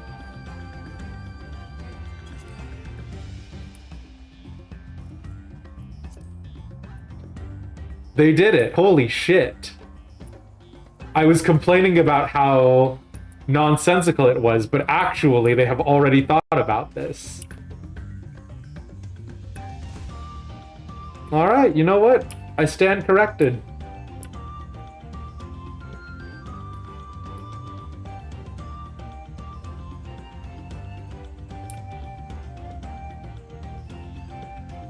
Oh shoot, there's an aether current over here as well.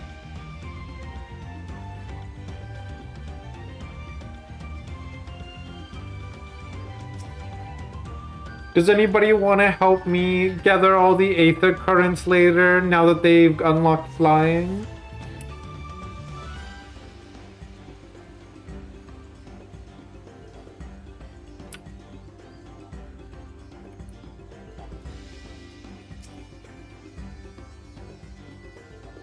Cave?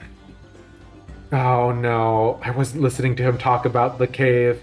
Cave Kikitola is southwest of Okhanu. We can return to the village first, then head there on foot. Yes, sir, you have flying unlocked. I'll have to say ooh first. Okay, so Soju's price is me saying ooh. Wirebone, what is your price, please?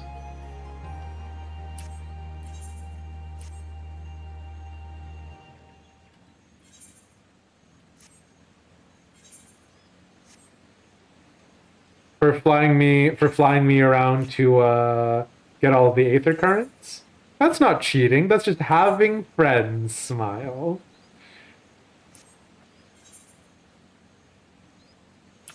Do it myself? I can't believe this. Oh god. Oh, okay.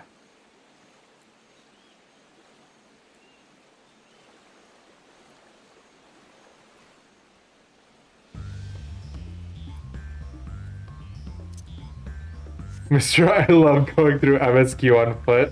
You don't want to hear it? I love going through the MSQ on foot. I don't love the aether current.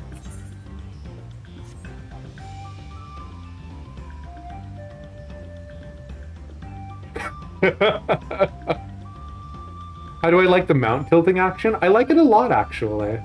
I do think sometimes it's a little more severe than I'm expecting it to be, but you get it. He says that, but he's on the pay-to-win bike. Get him.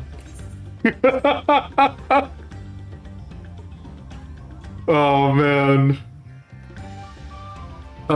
Your partner is flying you around tomorrow while he works from home. Since he's unlocked flying everywhere, you did all the MSQ on your button feet. Hell yeah.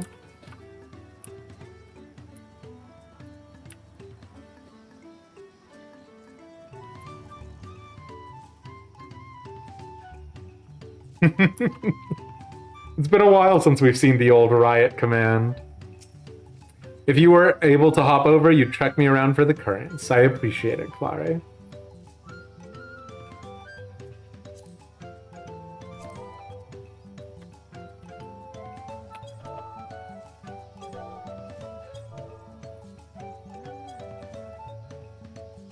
I almost envy how effortlessly he can shift from one mood to its polar opposite. At least, I presume he does so by choice.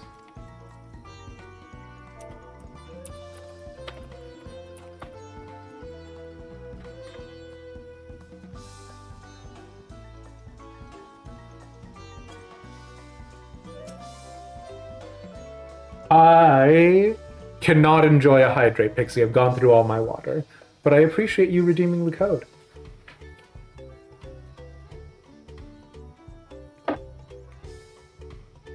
Southwest of here, was it? Let us be on our way. Just meet on Dynamis and then I can fly Aether Currents then. Ah, of course.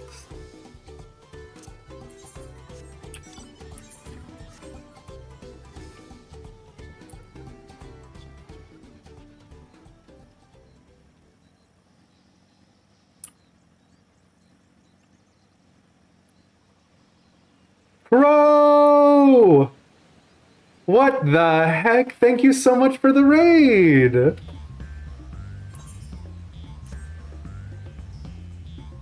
You were streaming Final Fantasy XIV as well? Hell yeah, hell yeah. And Mark, that man looked like a giant rainbow owl. That's because he was a giant rainbow owl.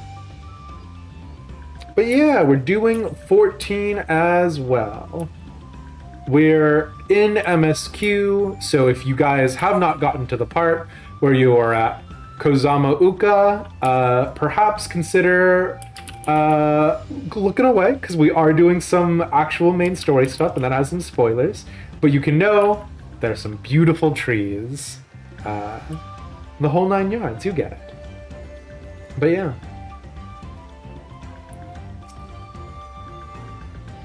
Look! You can see the falls at the back of the cave. These hollows must have been carved out by the constant deluge of water from above. Cave Kikitola as promised. Home to many deadly creatures. Venture inside if you feel confident, but I will conduct my own search out here. You can spot Ra Abokiksa from its green-hued glimmer. Bring anything matching that description back to me. I shall help scour the inside of the cave then. You take the west half and I shall take the east. Hey, Sharp, it's good to see you. MSQ completed for you? Hell yeah. Man, you love My Neighbor Totoro? I don't think... Hey, Mark, I don't want to accuse you of misremembering anything. Which part of My Neighbor Totoro had this boy? So close to being able to make me sing. Gotcha. Time to increase my prices.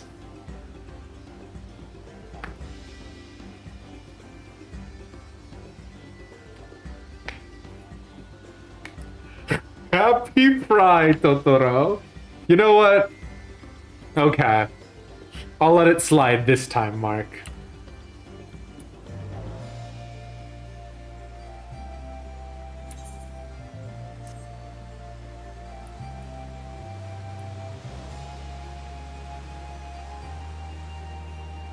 You just finished the first trial today, and oh boy, hell yeah, sure.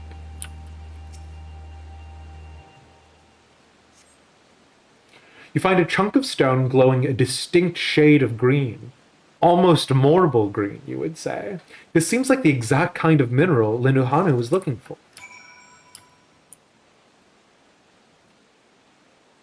Hell yeah. Easy peasy. First try.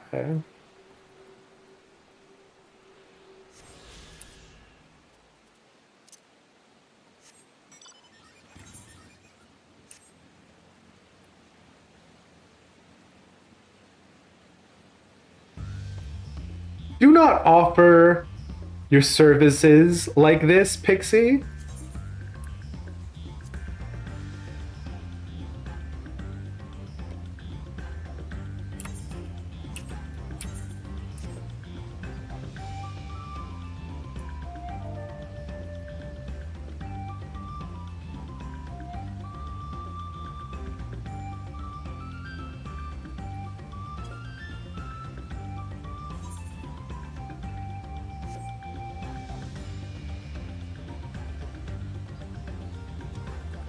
Can't believe this.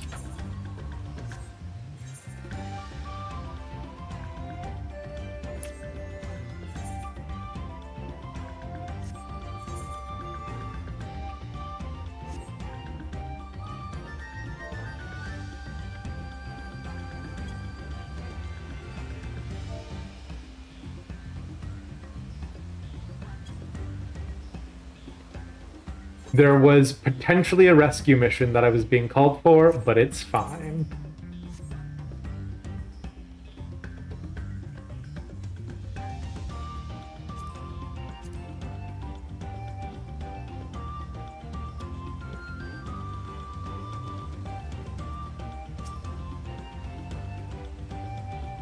Some of the cave's inhabitants took umbrage at my presence, but it was nothing a few swishes of my brush couldn't handle.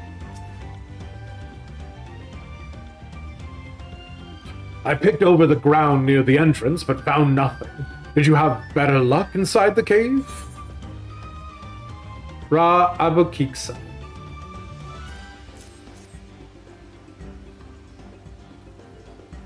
Yes, this is Abukiksa. Along with Kryle's contribution, we have more than enough for our needs. The stones you brought shine very brightly. I thank you both. Man, can you imagine how awesome it would be if you just walked inside a cave and were like, wow, that's raw opal right there, just to be picked up by hand. He would have been happy to know we were putting things right. Ooh. Oh no. Truth be told, a good friend of mine was meant to be the festival leader for this year's Ihana. But when that big storm hit, he did not survive. It fell to me to carry on in his stead. Woof. That's rough, friend. Especially if it's just like a natural disaster, like a wind-blown rock or something, right? Wow, diamonds! Big enough to be noticed. Exactly, Sharp.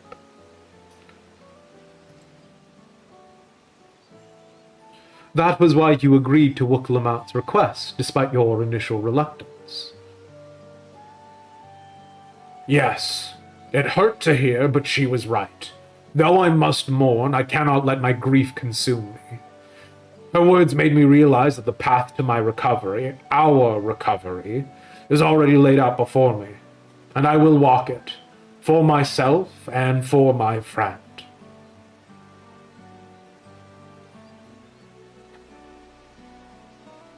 Thank you for sharing your story with us.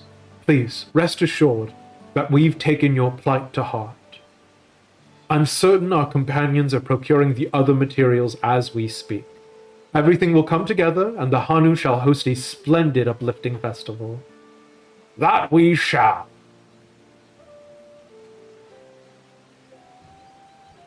With that, let us return and deliver the Abukiksa to Wuk Evu's waiting hands.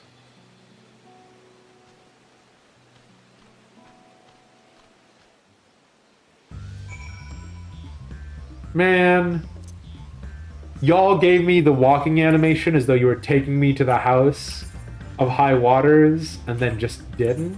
Rude.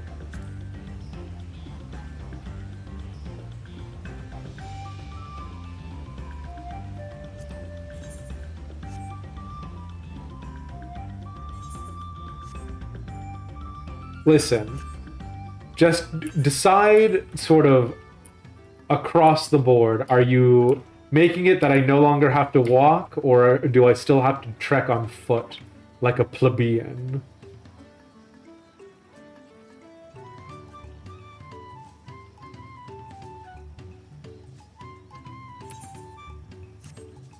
That Okvanu who is fishing from the second, level, how was he doing that?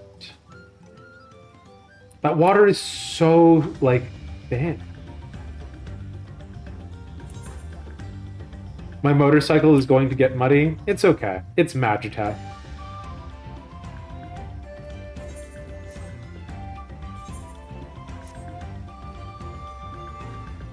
so calling me out for the pay-to-win motorcycle.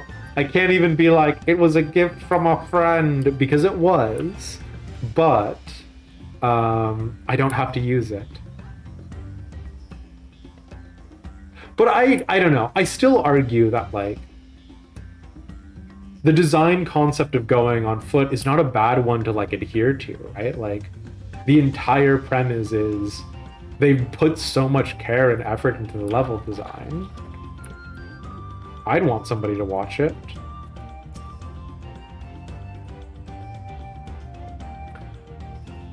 I hope Wuk-Lamat's foray was as productive as ours.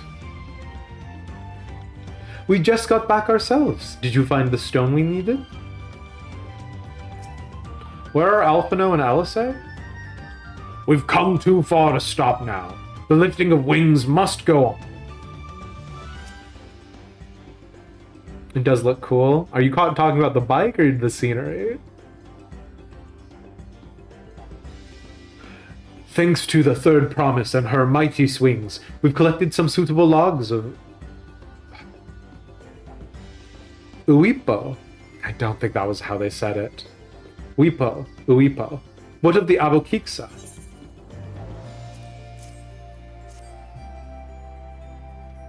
The bike, but you do love the scenery too. Fair. Yes, these are excellent samples. A goodly quantity too. At this stage, you've likely surmised that the lifting of wings encourages the crops to grow. But not exactly how, eh? Well, if you're in for a treat, if all goes to plan, the results should be spectacular. Now, to get to work on crafting these pieces for the float. I could use an assistant versed in the arcane arts to enhance the Uipo's conductivity. That's Cry, all right. Then I'd be delighted to help. Everyone else should head back to Okhanu. We'll join you at the float once the work here is complete. I just don't understand, what is Twin Head's purpose here? Like, what does he think he is going to accomplish?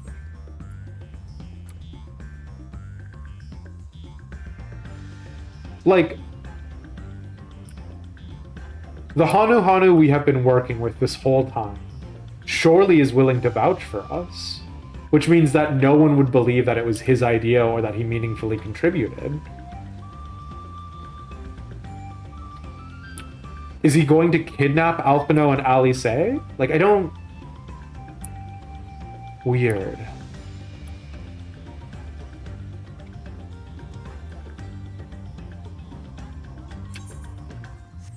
Also, the idea that it's Wuk-Lamat's story and we're just hanging out in it is interesting.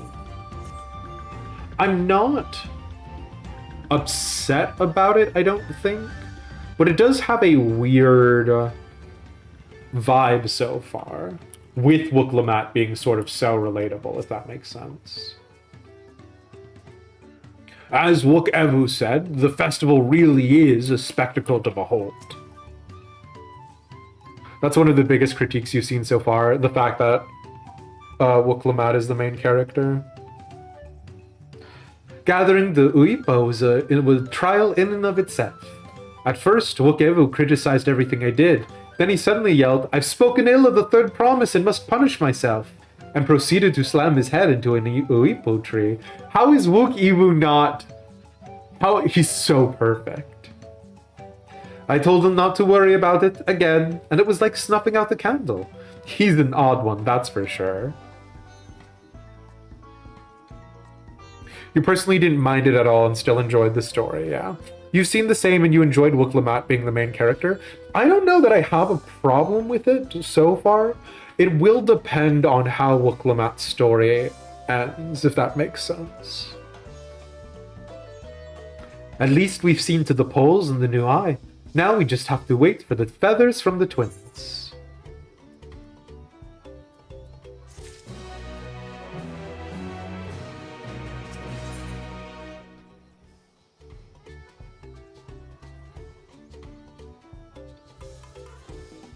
Wait.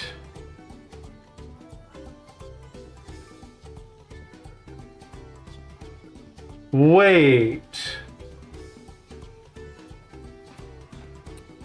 my fellow lore scholars will be able to look at this particular reward and remember one other instance in which this was offered. Huh? So, okay. One of the rewards here is a Nightworld silver piece, which is only available from when we were in the first on Norvrant. You brought that up too, yeah.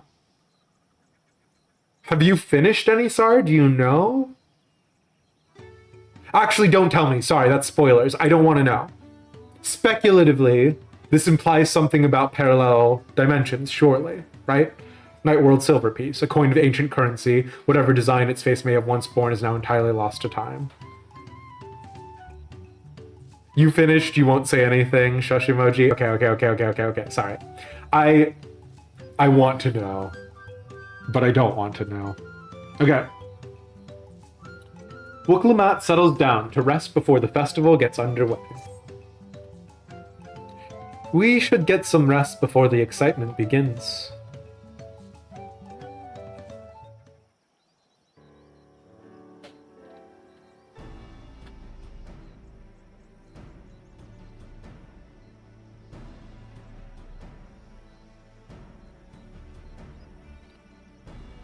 Over there, by the float.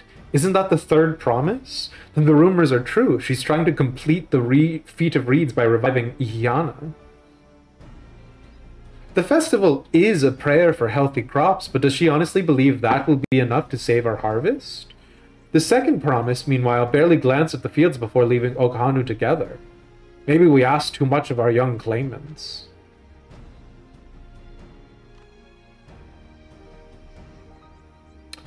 Oh, I wouldn't be too quick to count Kona out. A friend of mine overheard him muttering by the reeds, something about what needs to be done. Is that so? Perhaps we'll get to see another of his innovations firsthand. There is such a thing as too much negging, right? That sounds like our Kona. One look at the reeds was all he needed to think up a solution. Be that as it may, our own solution is nearly ready. Indeed, as soon as the others get back, our long-awaited festival can begin.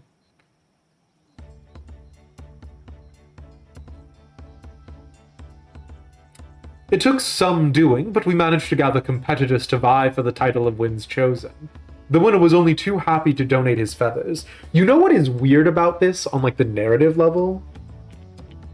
This implies that if you find someone who's like really good at like, I don't know, channeling ice magic, and you're like, hey, can I have a few of your hairs?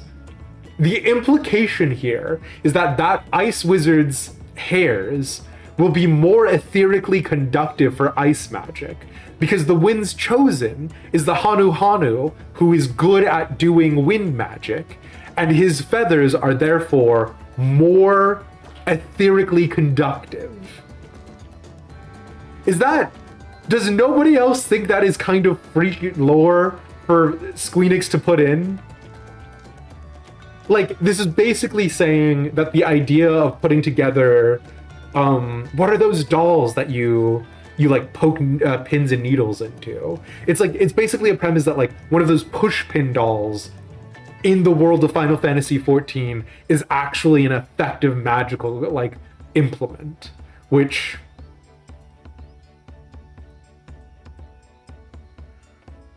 okay, I guess. Oh, is that their name? Okay. I think I am thinking that, Clary. Yeah. The winner was only too happy to donate his feathers. Sorry.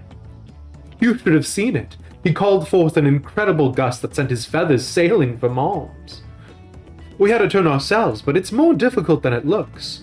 Poor Erinville's twisted in the air for a moment before landing at his foot. I am a gleaner.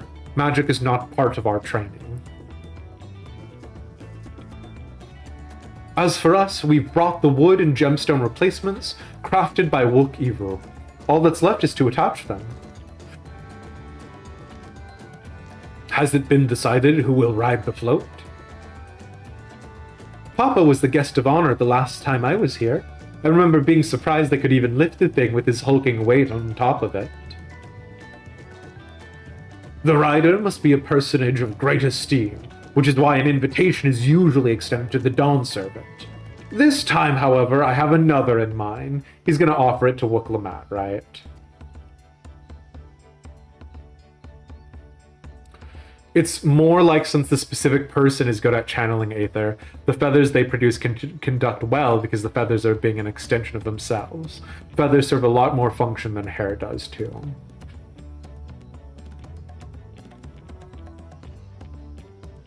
Interesting.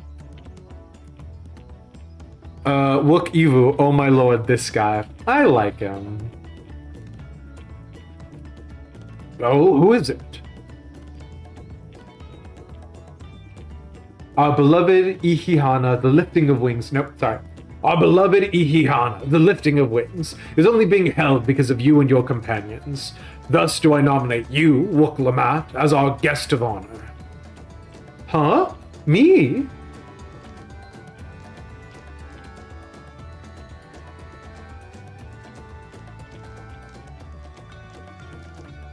This boat won't make me seasick, will it? Ha ha ha ha ha! Ho ho ho ho ho! Cue the laugh track. I mean, it is funny. I don't think so. Oh my god, it started raining at the same time. He is so funny. I think so too, yeah. I think it also has the added cultural connotation of feathers being often adorned on cultural ceremonial items IRL. It's an attempt to weave it into fantasy. Maybe. The ethereal conductivity has always been a very nebulous like concept and terminology for me in terms of what they're doing, right? Because like, how many times did Sid Garland go, we need to make it ethereally conductive, put oil on it, right? So much so that it's made fun of during the Manderville relic quest. So I don't know, maybe the feathers are oiled up the right way. And Wook Evu is the ultimate goofball. He is very silly. Then weigh anchor. I can hardly refuse a request from one even more enthusiastic about the festival than me. I would be delighted to ride your float. Thank you, Wook Lammat. I have rules for the rest of you as well. We'll be carrying the festival float in a slow procession towards Kozana Uki, where the sacred likeness of Kishaihi is ensconced. What I'd like you to do is clear the path of dangerous wildlife, so that the procession can move along unimpeded. Consider it done. You expect me to sit still until Wook Evu has finished the float? Let me come along and help with the clearing. As you know, I'm not much for fighting. I'll stay behind and assist Wook Evu with the repairs. If you aren't sure where you need to go, the path I spoke of begins at the south of the village and branches off to the east. That will lead you across the bridges to the stride of the sun. Then we shall see to clearing it end to end.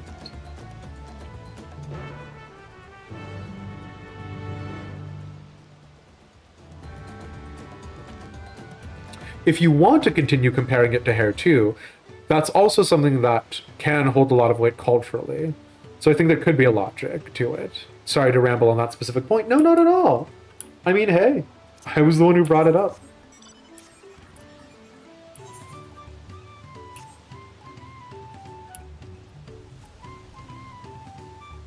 Plus, if anything, I'm thankful for people staying up with us so late. For people who've been with us from the beginning. You should get all 6 hours you need for your mount pretty soon here. I want to try and finish up this zone, but I don't know how far we are from the end of the lifting of wings. Weapons at the ready. We'll make short work of this task. If the float functions as I think it does, I would not be surprised if it were attracting the creatures. The concentration of aether would be an irresistible lure.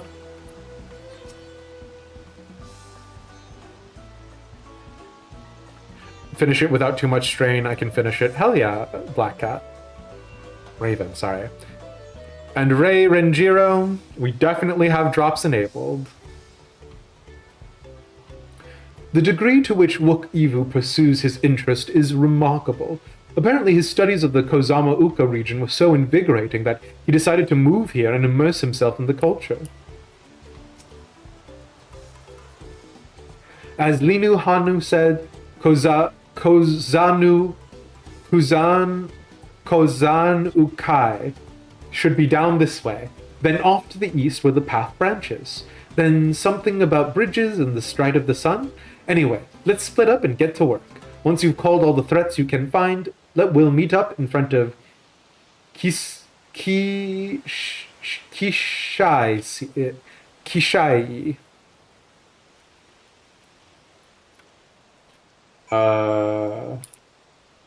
I think I've left the settlement, which is not what I want.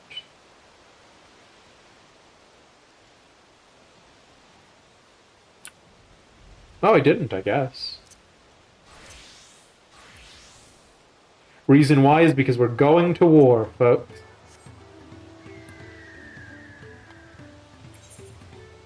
And if we're going to war, I have to put on Elish's war gear.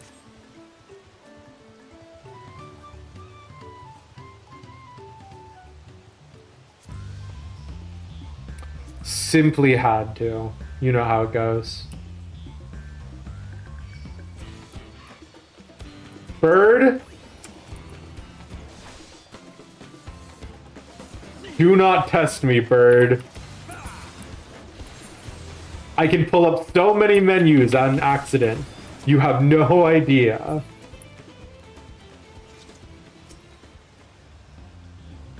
Should have brought lighter armor for the jungle. Looks more of a hindrance than a help. I genuinely don't have a better armor set up. But if you've got a recommendation... Oh, actually, I did have a recommendation. I just wasn't able to farm Bozia for it. I did actually have a really good armor set recommended to me by JR. Where's Gallant? I guess I have 370 Geishel Greens. I guess I can summon the boy.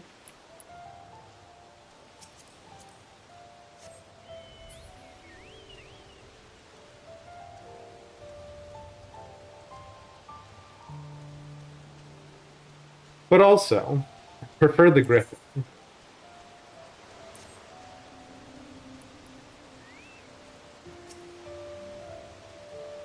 I told you, you don't need to watch over me anymore. Jeez, Kryl, I just wanted to see what your ambient dialogue was. Sorry for asking. You unmuted and thought you heard your name. What? Oh, I was referring to how you did actually recommend me a much more suited towards, like, more tropical weather armor set. But I didn't actually do enough Bozia farming to get the blade set ready. So instead I am still old war gear. Kryl's got some kind of chip on her shoulder. Should have become a Dark Knight. Ayo.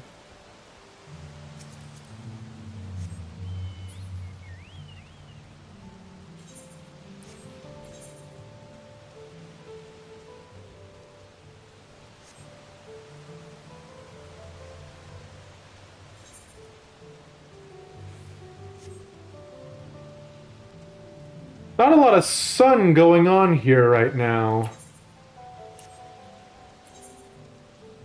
Final Fantasy XIV. Do you think, in a subtle nod to Shadowbringers, they have it rain more often, but not everybody who's like finished the MSQ gets as much rain? Because like whatever the storm is coming is like a bad thing, right? And based off of whatever it is with the Levin energy from... The rain looks so much better now, though? Okay. Nah. Okay. You think it might just rain more often because of the climate? It's just light rain. Alright. Way to poo-poo my brilliant schemes. It looks better in game, not on stream. No! I'm sorry. We'll see about pushing for partner here.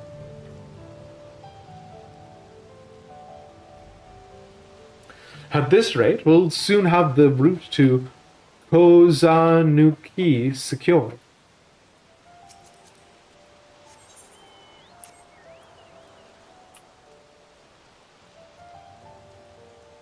The road is remarkably safe. Although I think Final Fantasy XIV has always adhered to a, like, keep the roads relatively safe concept.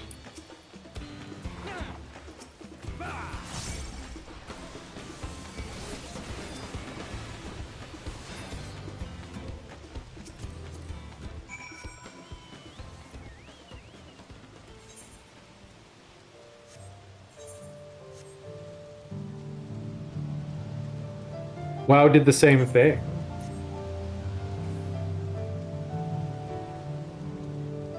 You mind expanding on that, JR?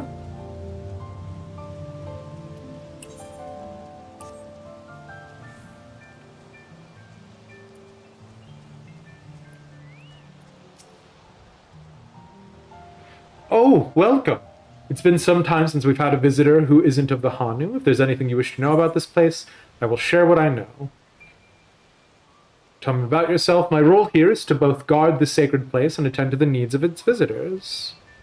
I've never been good at speaking with others, but so long as it serves Kishaihi, there is no duty too difficult. In fact, it brings me great joy to see people like you from distant lands coming here to learn our ways. What kind of place is this? Within Kozanu Kai is enshrined the likeness of the great bird Kishaihi, who brings us bountiful harvests. Here we are blessed by the sun, which keeps us dry among the damp swamps of Kozamu-uka.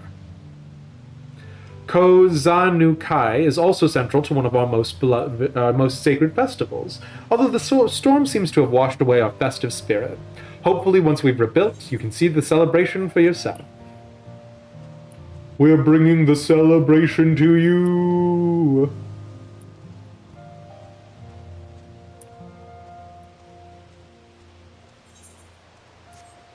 But also, you can't tell me that this is not reminding you of, This is not reminding of you, like, of some of the island sanctuary housing units that had, like, sort of more open-air plans and stuff. Oh, mobs aren't found near roads in WoW either. Yeah, it's actually a really nice quality of life thing, I feel like, JR.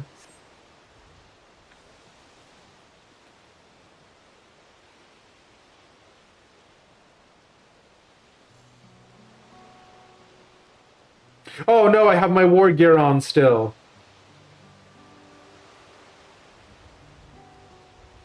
Tropical architecture does tend to have similarities even across the sea. Interesting. Ah, you are a step ahead of us. This must be the likeness of Kishaihi, the Hanu deity of the harvest. It does remind me of a, reminds me of something I saw in Academia Nighter. Even their sacred images are woven in with reeds. I was half expecting a flying whale.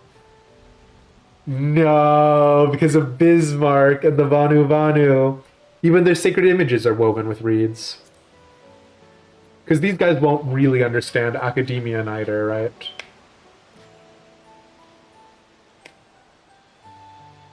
Makes you appreciate how much their culture revolves around the reed harvest, doesn't it? It's said that Kishaihi was worshipped on another continent. Oh! This ancient faith was then brought to Tural by the first Hanu.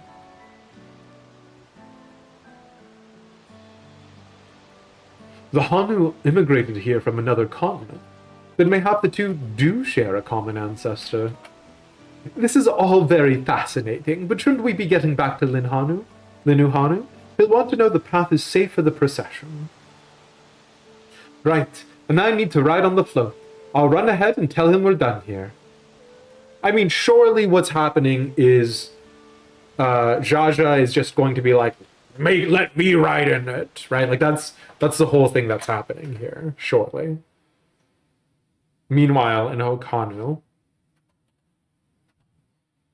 you got the Chocopra Kermount. Hell yeah, Wirebone.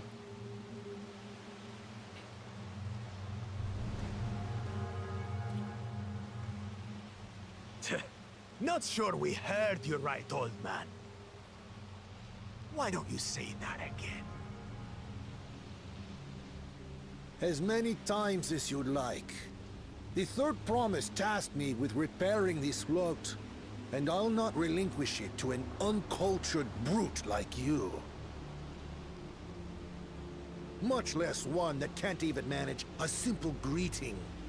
Oh shit, Vukevu. Got some steel in your spine. In a civilized way, but we're more than willing to kill you. Bakul Jaja. We have a two-headed problem. Yes, please hurry. She's on her way back already? Stand back, Wukevu! Oh, Linu Hanu. Are you trying to be brave, little bird? I could never have repaired the float alone. Not properly. But thanks to Wuklamat and her friends, we can hold Ihihana again! Oh. Priceless treasure! And as festival leader, I would die to protect it! Very well, if that's what you want.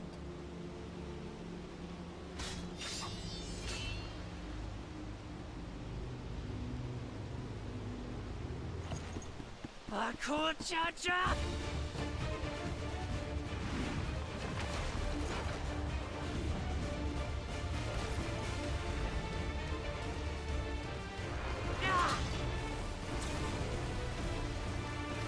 What?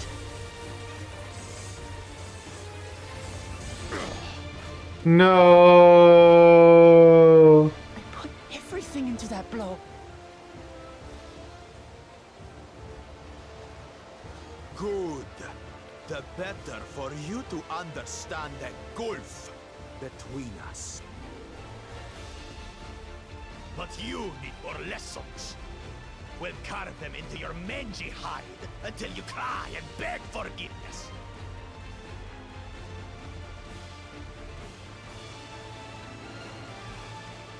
I guess it's a good thing I left on my war gear.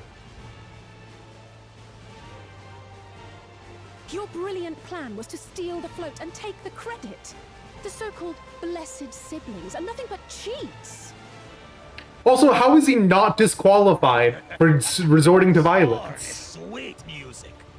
Come, weaklings. Are they going to fucking Xenocess again, where Bakul Jaja is unbeatable?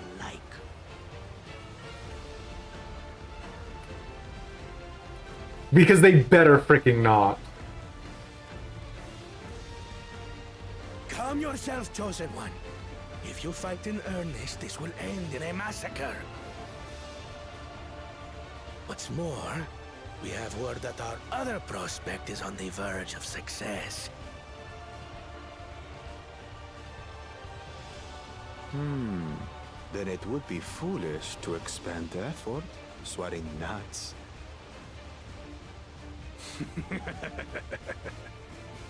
Lucky for you.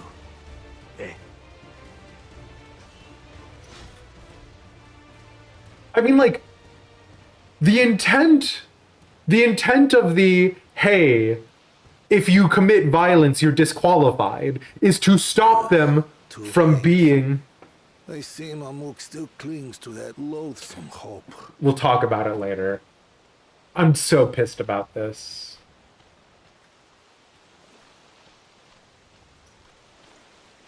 Talk to us, Third Promise. You're not dying, are you? Why would she be dying? It'll take more than that to kill me. So, are we having this festival or not?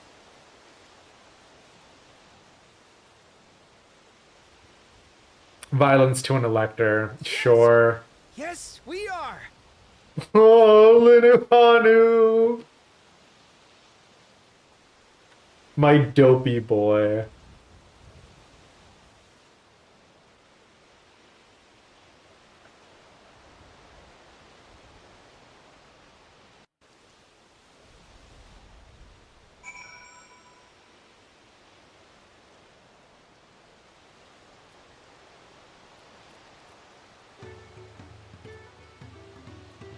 All right, we've got a couple of lads to talk to. Given the nature of the right of succession, I expect such altercations are inevitable. I'm thankful we made it back before anyone was seriously injured.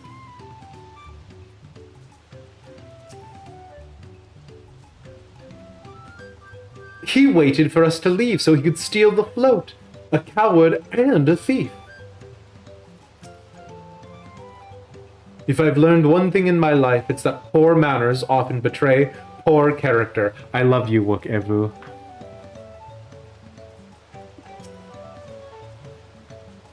A tense encounter. I'm thankful Alphino thought to share those link pearls. I'm glad we kept the float out of Bakul Jaja's clutches, but gods, he brushed me aside like I was a bothersome gnat. Thank you for coming to our rescue. I tried to protect the float, but against that two-head, I may as well have not been there at all. Nonsense. You stood your ground and bought us the time we needed to make it back. You were incredibly brave.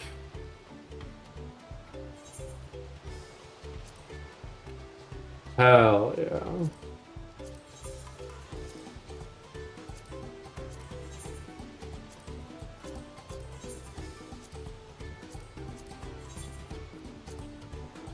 Did I get rid of all of my Night World silver pieces? That's so crazy. Okay. I was so afraid Wukalamat would come to harm.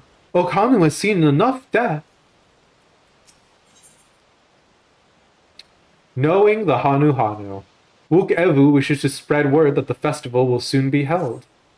Do you think there's gonna be some like plot twist that Wook Evu was secretly the Elector the whole time? With that exciting interlude over, you'll be pleased to know that my repairs are finished as well. Before we commence the festival, however, it would be a courtesy to inform the villagers that Ihihana will be held after all. Go forth, but do not forget your greetings. At this stage, I should hope the reminder is unnecessary. Oh, ho, Kylie. See, I remember.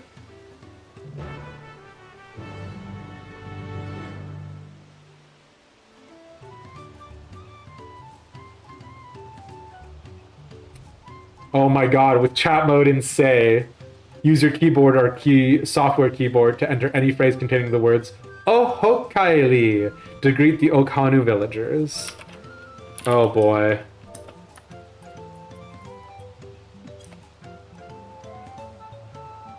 Oh ho Kylie.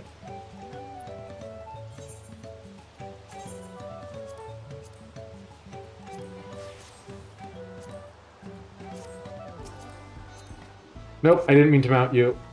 I meant to make you go away. Gallant, farewell. I don't actually need you, or like you really, if I'm being 100% honest. But for some reason, Kat insists on me bringing you out.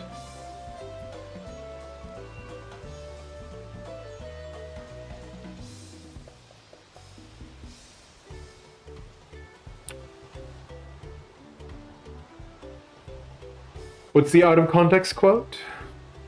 Ugh, without Ihihana, life feels so empty.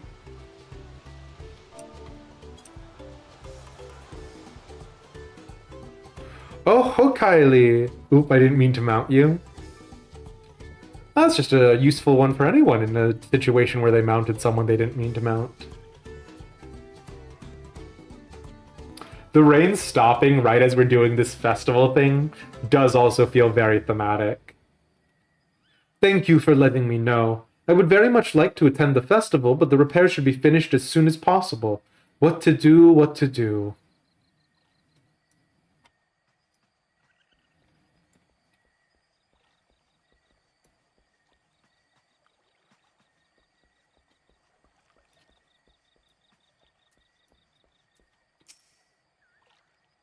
Ugh, there's nothing to look forward to anymore. That's what I felt like. And then the hot expansion Dawntrail came out. Have you tried playing video games, Dispirited Hanu?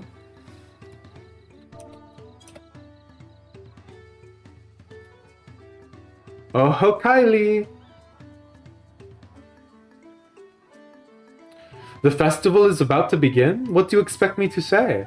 Besides, of course I'll be there! Cleaning up the storm's aftermath may have been hard on us all, but the lifting of wings is tradition, and a joyous one at that. I won't sit here brooding my days away. Give me a moment to get ready. Hell yeah, King!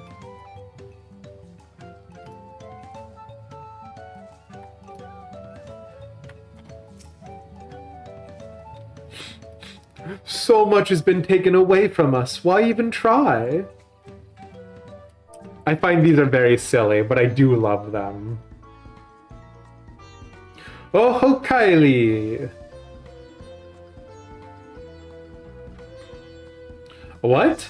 The float is fixed! Our fallen friends would be glad to know that Ihihana will soon be underway. They would have wanted us to honor them with celebration, and not let their loss deter us from it.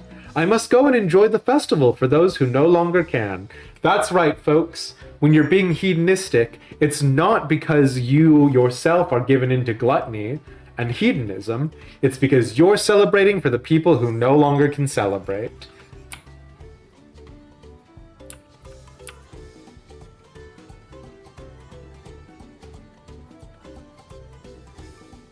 And if you've been watching since the start of stream, you will have already gotten your Chocopricker mounts. So, when we end in a sec or two here, go ahead and redeem those, hey?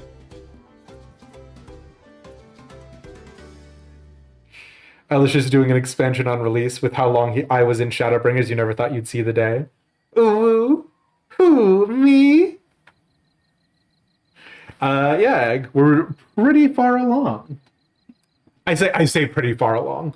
We haven't gotten to the first dungeon, but we're pretty far along for me. The Hanu were pleased to hear the festival was going ahead, I imagine? That is well. Once your friends return, the lifting of wings can begin at last.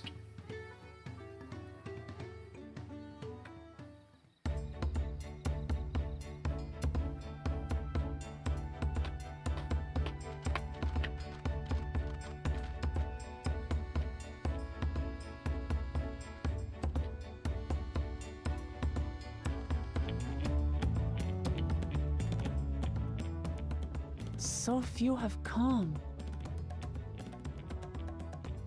Patience. Once Ihihana gets underway, no Hanu will be able to resist joining in. Just so. Ukewu knows well the heart of the Hanu. Have faith, Third Promise, and climb aboard the float. It is time for the lifting of wings. This is a bizarre premise, right? Like we have to agree on that. This is insane.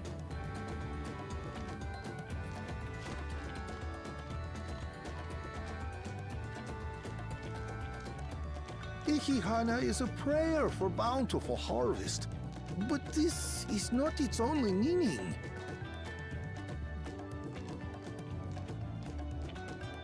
It is also an exchange of pledges between rider and bearers, a commitment to a long and fruitful friendship. Listen well, friends!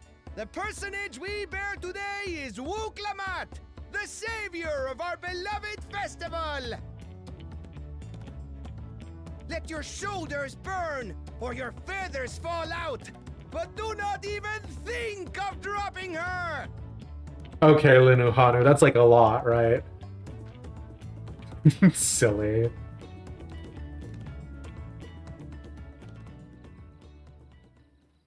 Ready and...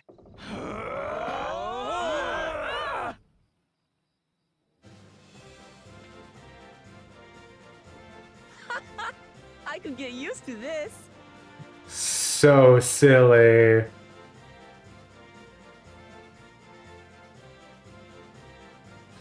Sure, okay.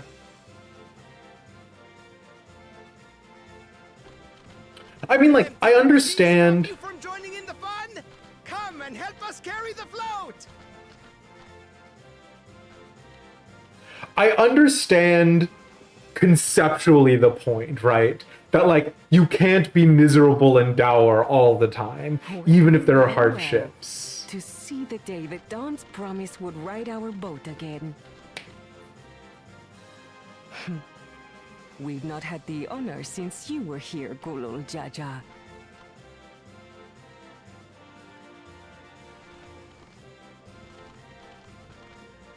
Right, we've enough bearers now. Onwards to Kozanuaki! Just truly... Oh, the things we did without television, hey folks?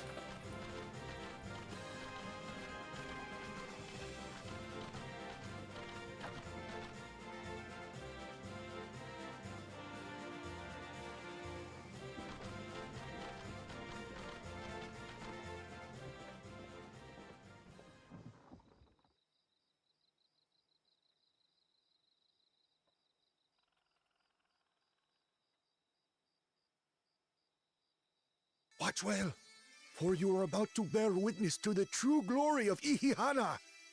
Uh-huh.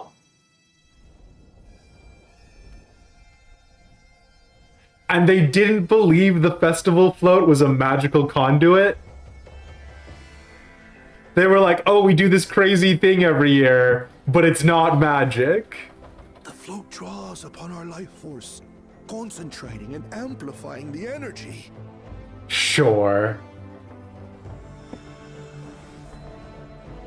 Kishaihi then receives that energy and expels it in a great burst, where it showers down upon the land to replenish its vital currents. Okay, uh-huh.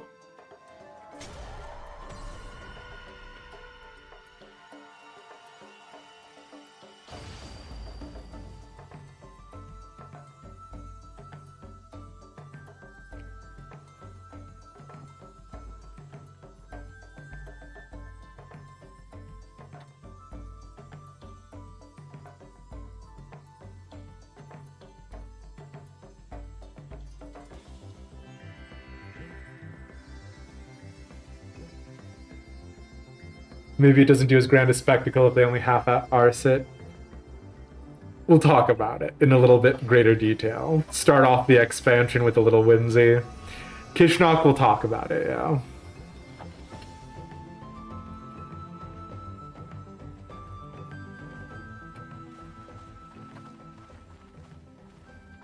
It worked. Like a literal charm. The float really was helping the reeds. That was amazing! To think that such a thing was even possible!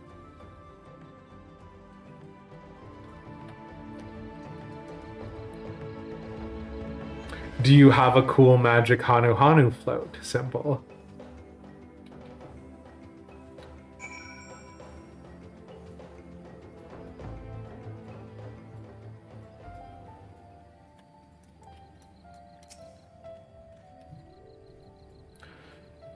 I was too quick to dismiss the idea that the float had arcane properties. This is literally the like quote that I'm thinking of is like whenever they're like, Oh, I don't think the float was magic. What did you think was happening there? I was too quick to dismiss the idea that the float had arcane properties. I think I wanted to believe that no one knew more about Ihihana than me. Linuhanu, buddy, I respect you. I respect that you've had your own life and your own road and your own difficulties.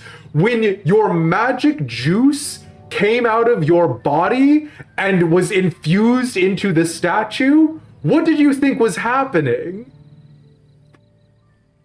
Hey, Asi.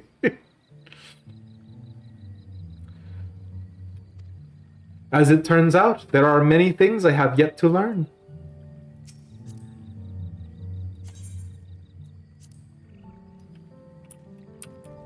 I don't have the Chakoprakur yet.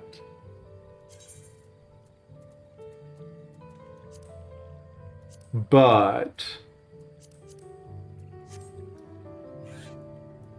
I'll have it for next time. Does that count?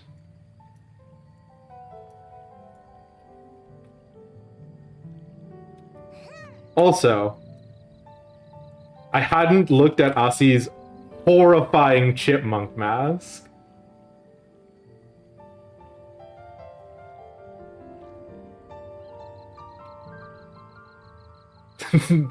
There goes my hero. Watch him as he goes.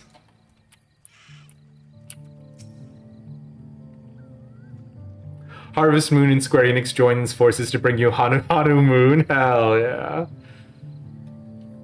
Don't ever call it magic juice again. Soju, it's magic juice. Literally, it's aether, it's dynamis, it's life force, it's magic juice. It's just magic juice that all of our bodies secrete. Get over it.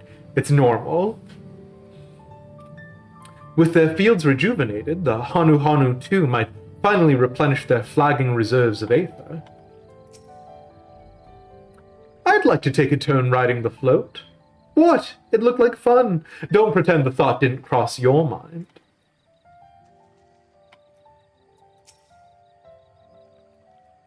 I wasn't sure what to expect, but the festival was admittedly impressive. Even deprived of their usual sustenance, the Hanu seemed invigorated the moment the festival began. Ihihana truly is magical. I pump my magic juice into basically anything that will accept it, you know what I mean? I told you, didn't I? Spectacular.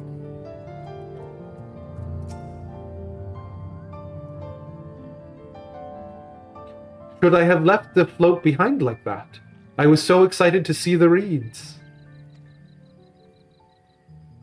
Nothing to worry yourself over. My brethren have been swept up by the festival fever. Last I saw, they were taking turns at the carrying poles on the way on back to the village. Please, feel free to look over the fields and enjoy the sight of what you've accomplished.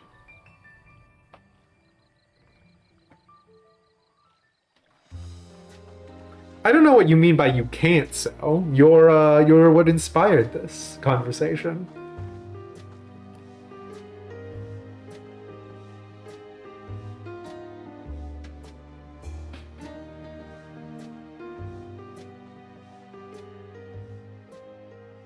Some of them still look a bit sickly. I imagine even the harvest magic has its limits. If the Hanu continue their festival tradition year after year, though, the entire field should eventually recover. Where does that leave us with the feet, then? You've got nothing to fear on that account. Okay, Wook Iwu is not secretly the Never Elector. have resolved itself. The revival of even a single reed would have served to demonstrate your commitment to the task. That you recognize the nature of the float and found a near-perfect solution in Ihihana proves your dedication. What's more, I don't think I've seen the festival produce such impressive results since I was a mere chirper. Give you a quick X out of 10 on Dawntrail so far. We have 7 or 8. Maintaining the float. It's pretty good. Diluting its magic and reducing Ihihana to hollow theater.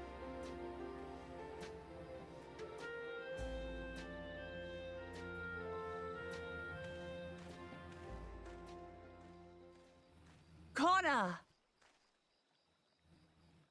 I was delayed by an unpleasant encounter, but it seems I arrived at a good time.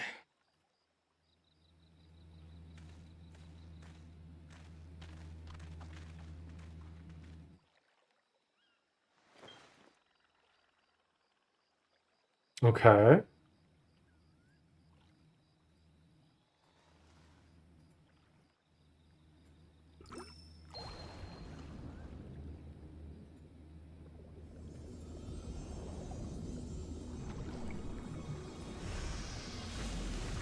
Sure.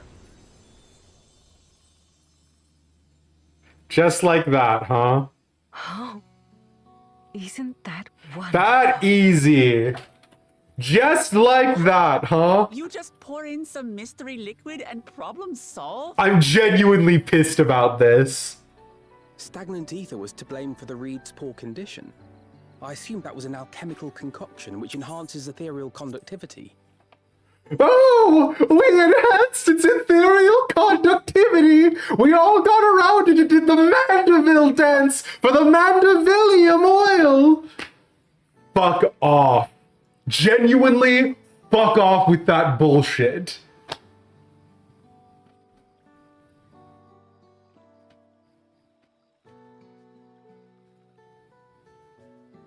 You sweated hard for that oil? Yeah. Wirebone, how does... Okay, explain this then, Wirebone. If it's...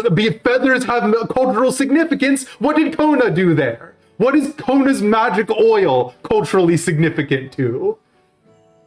Magic fertilizer. Yeah, it's just... Okay, listen, here's the thing, bro. The thing is that I understand why we did the magic festival, right? I understand the purpose of them being like, she as leader material is like leading into like her understanding her people and their mentalities and all of that shit. And maybe it's even leading up to, it's about all of them working together. Each of them have weaknesses that the other person doesn't. But like, fucking at least make us pretend Kona did work. Right? At least make us pretend that that was difficult for Kona. Oh, I ran into some unpleasant encounter on the road. Obviously referring to fucking Jaja, the claimant one. And that was obviously a guy who gave Wuklemat trouble. Like, unless they are setting up Kona to be an even bigger villain, like, if Kona is the secret shadow villain, this is okay. Otherwise, just why even bother? Literally, go straight to hell. I don't have the time or patience for this bullshit.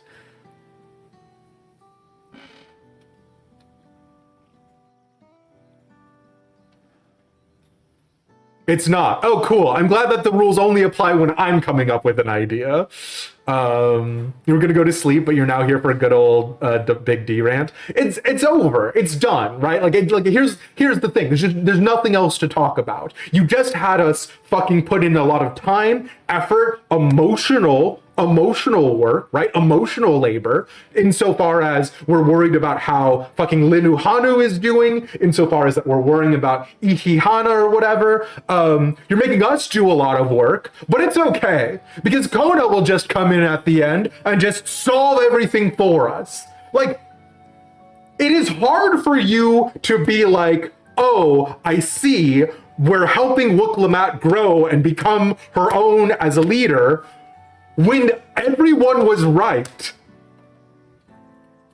Like literally what this scene was proving all of the villagers and townsfolk and city dwellers of Tulialal correct when they say, don't listen to Wuklemat. Kona is better. Zorojna is better. They just are. Like, if they weren't, that would be something else, right? Like, if they weren't better, that would be different. If they weren't better, it'd be like, okay, we understand, there's a competition, whatever. Wuklemat is just worse.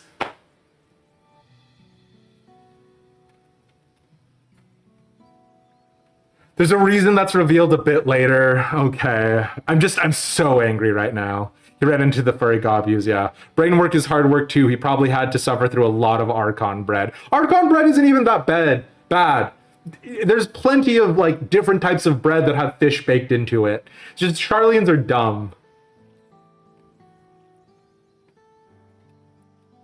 Level 90 rant is pretty good so far. My point is, as we wrap up for the night, it is insanely dumb to me that Kona can just show up and be like, actually, I had the solution right here.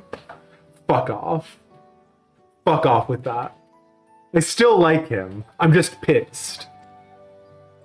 It utilized the flowing water as an ethereal current, thereby promoting the transfer of life energies.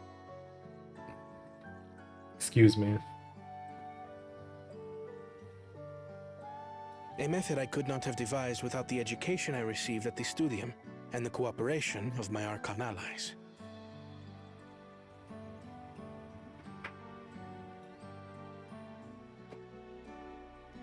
Archon allies?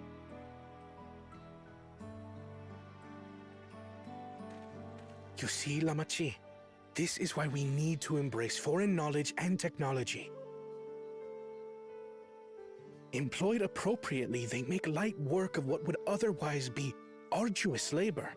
There's no need to lug around heavy floats.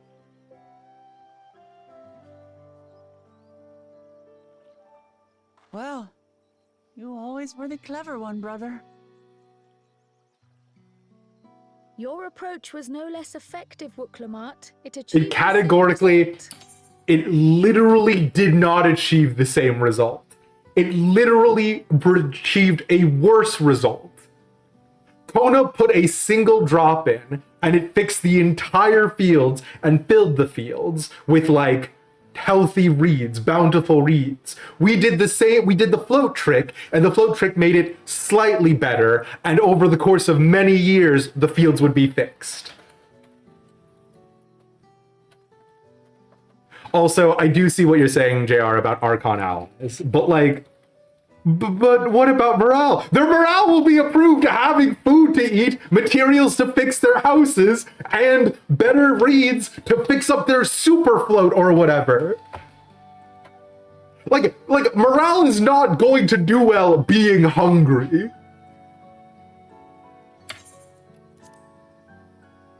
Indeed it did. And you enjoyed the festival, yes? I did. It was so much fun. So pissed. Having visited your village before, I thought I knew everything about it. As it turns out, I knew very little. About the reeds, about Ihikana. I've never been so angry in my life. With all I've learned this time, I feel as though I've really come to know the Hanu. Stupid, I sexy like you even more now than I did Kona.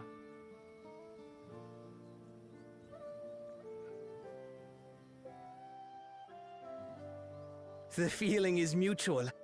And it's not just you who had a lot to learn either. I'll never look at our float the same way again.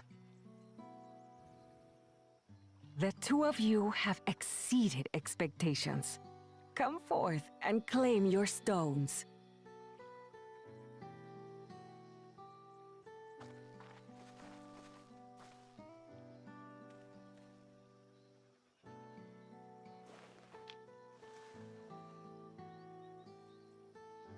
So this is what they look like.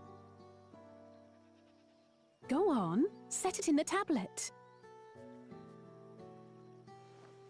The float is working with the culture. Kona's the one with the better solution, but it ignores their culture. A perfect fit. That leaves 6 more. And on to the next. Stupid, sexy Not even a Kona. moment of celebration. That's Kona for you. The third promise? You must join us for Ihikana next season. As Dawn servant, of course.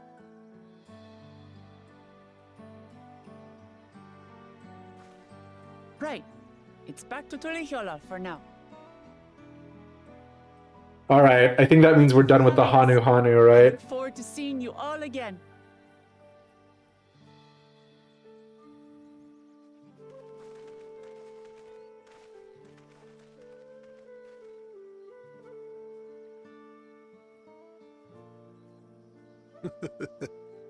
These are interesting times indeed. Book Evu has a summoner's horn, right? That's not just a Hroth option to have a horn.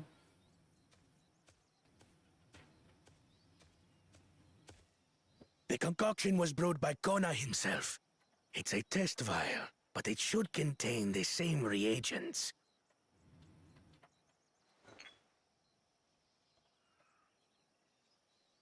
Good work. We'll use whatever we must to win. For win we must. It's not a summoner's horn? But he just has a horn?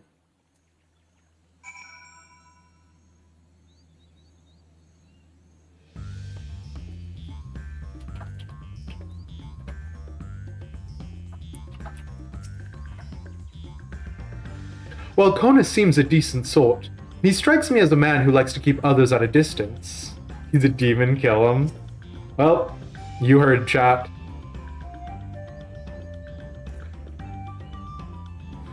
Two-headed troubles aside, Wuklamat completed the feat and earned a keystone.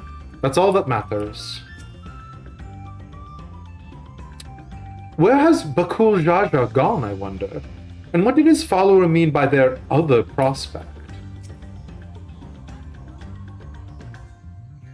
I'm curious as to who these Archons the second promise mentioned could possibly be. The rest of the Scions, right? Y'shtola, etc., etc. My journey has just started, and already I've met so many wonderful people. Wuk Evu, for one. He's a bit eccentric, but everyone could stand to be as respectful of other cultures as he is. And Linu Hanu. It warmed my heart to see him honor his departed friend through Ihihana, and to help others do the same. I can't help but feel excited thinking who else I might be able to meet over the course of the contest. Come on, let's head back to Zibalyav Tehi. Just never. Male Hrothgars can't have horns. Okay, friends. That is it for stream tonight. Again, if you have been watching us, that is 6 hours and 40 minutes. So if you had come in anytime during that 40-minute span, check your Twitch messages. You probably have a code that you can go ahead and redeem for the Chocoprakur mount. And I will catch you dweebs tomorrow, where I will do more MSQ. So if you didn't get your Chocoprakur mount because you joined us later, no worries. We're doing even more of it. We'll be doing it until the heat death of the universe, or we're done with Dawntrail. One of the two. Got all the codes? Hell yeah. Farewell, Felicity. I don't know what that means. Hey. Let me see something real fast.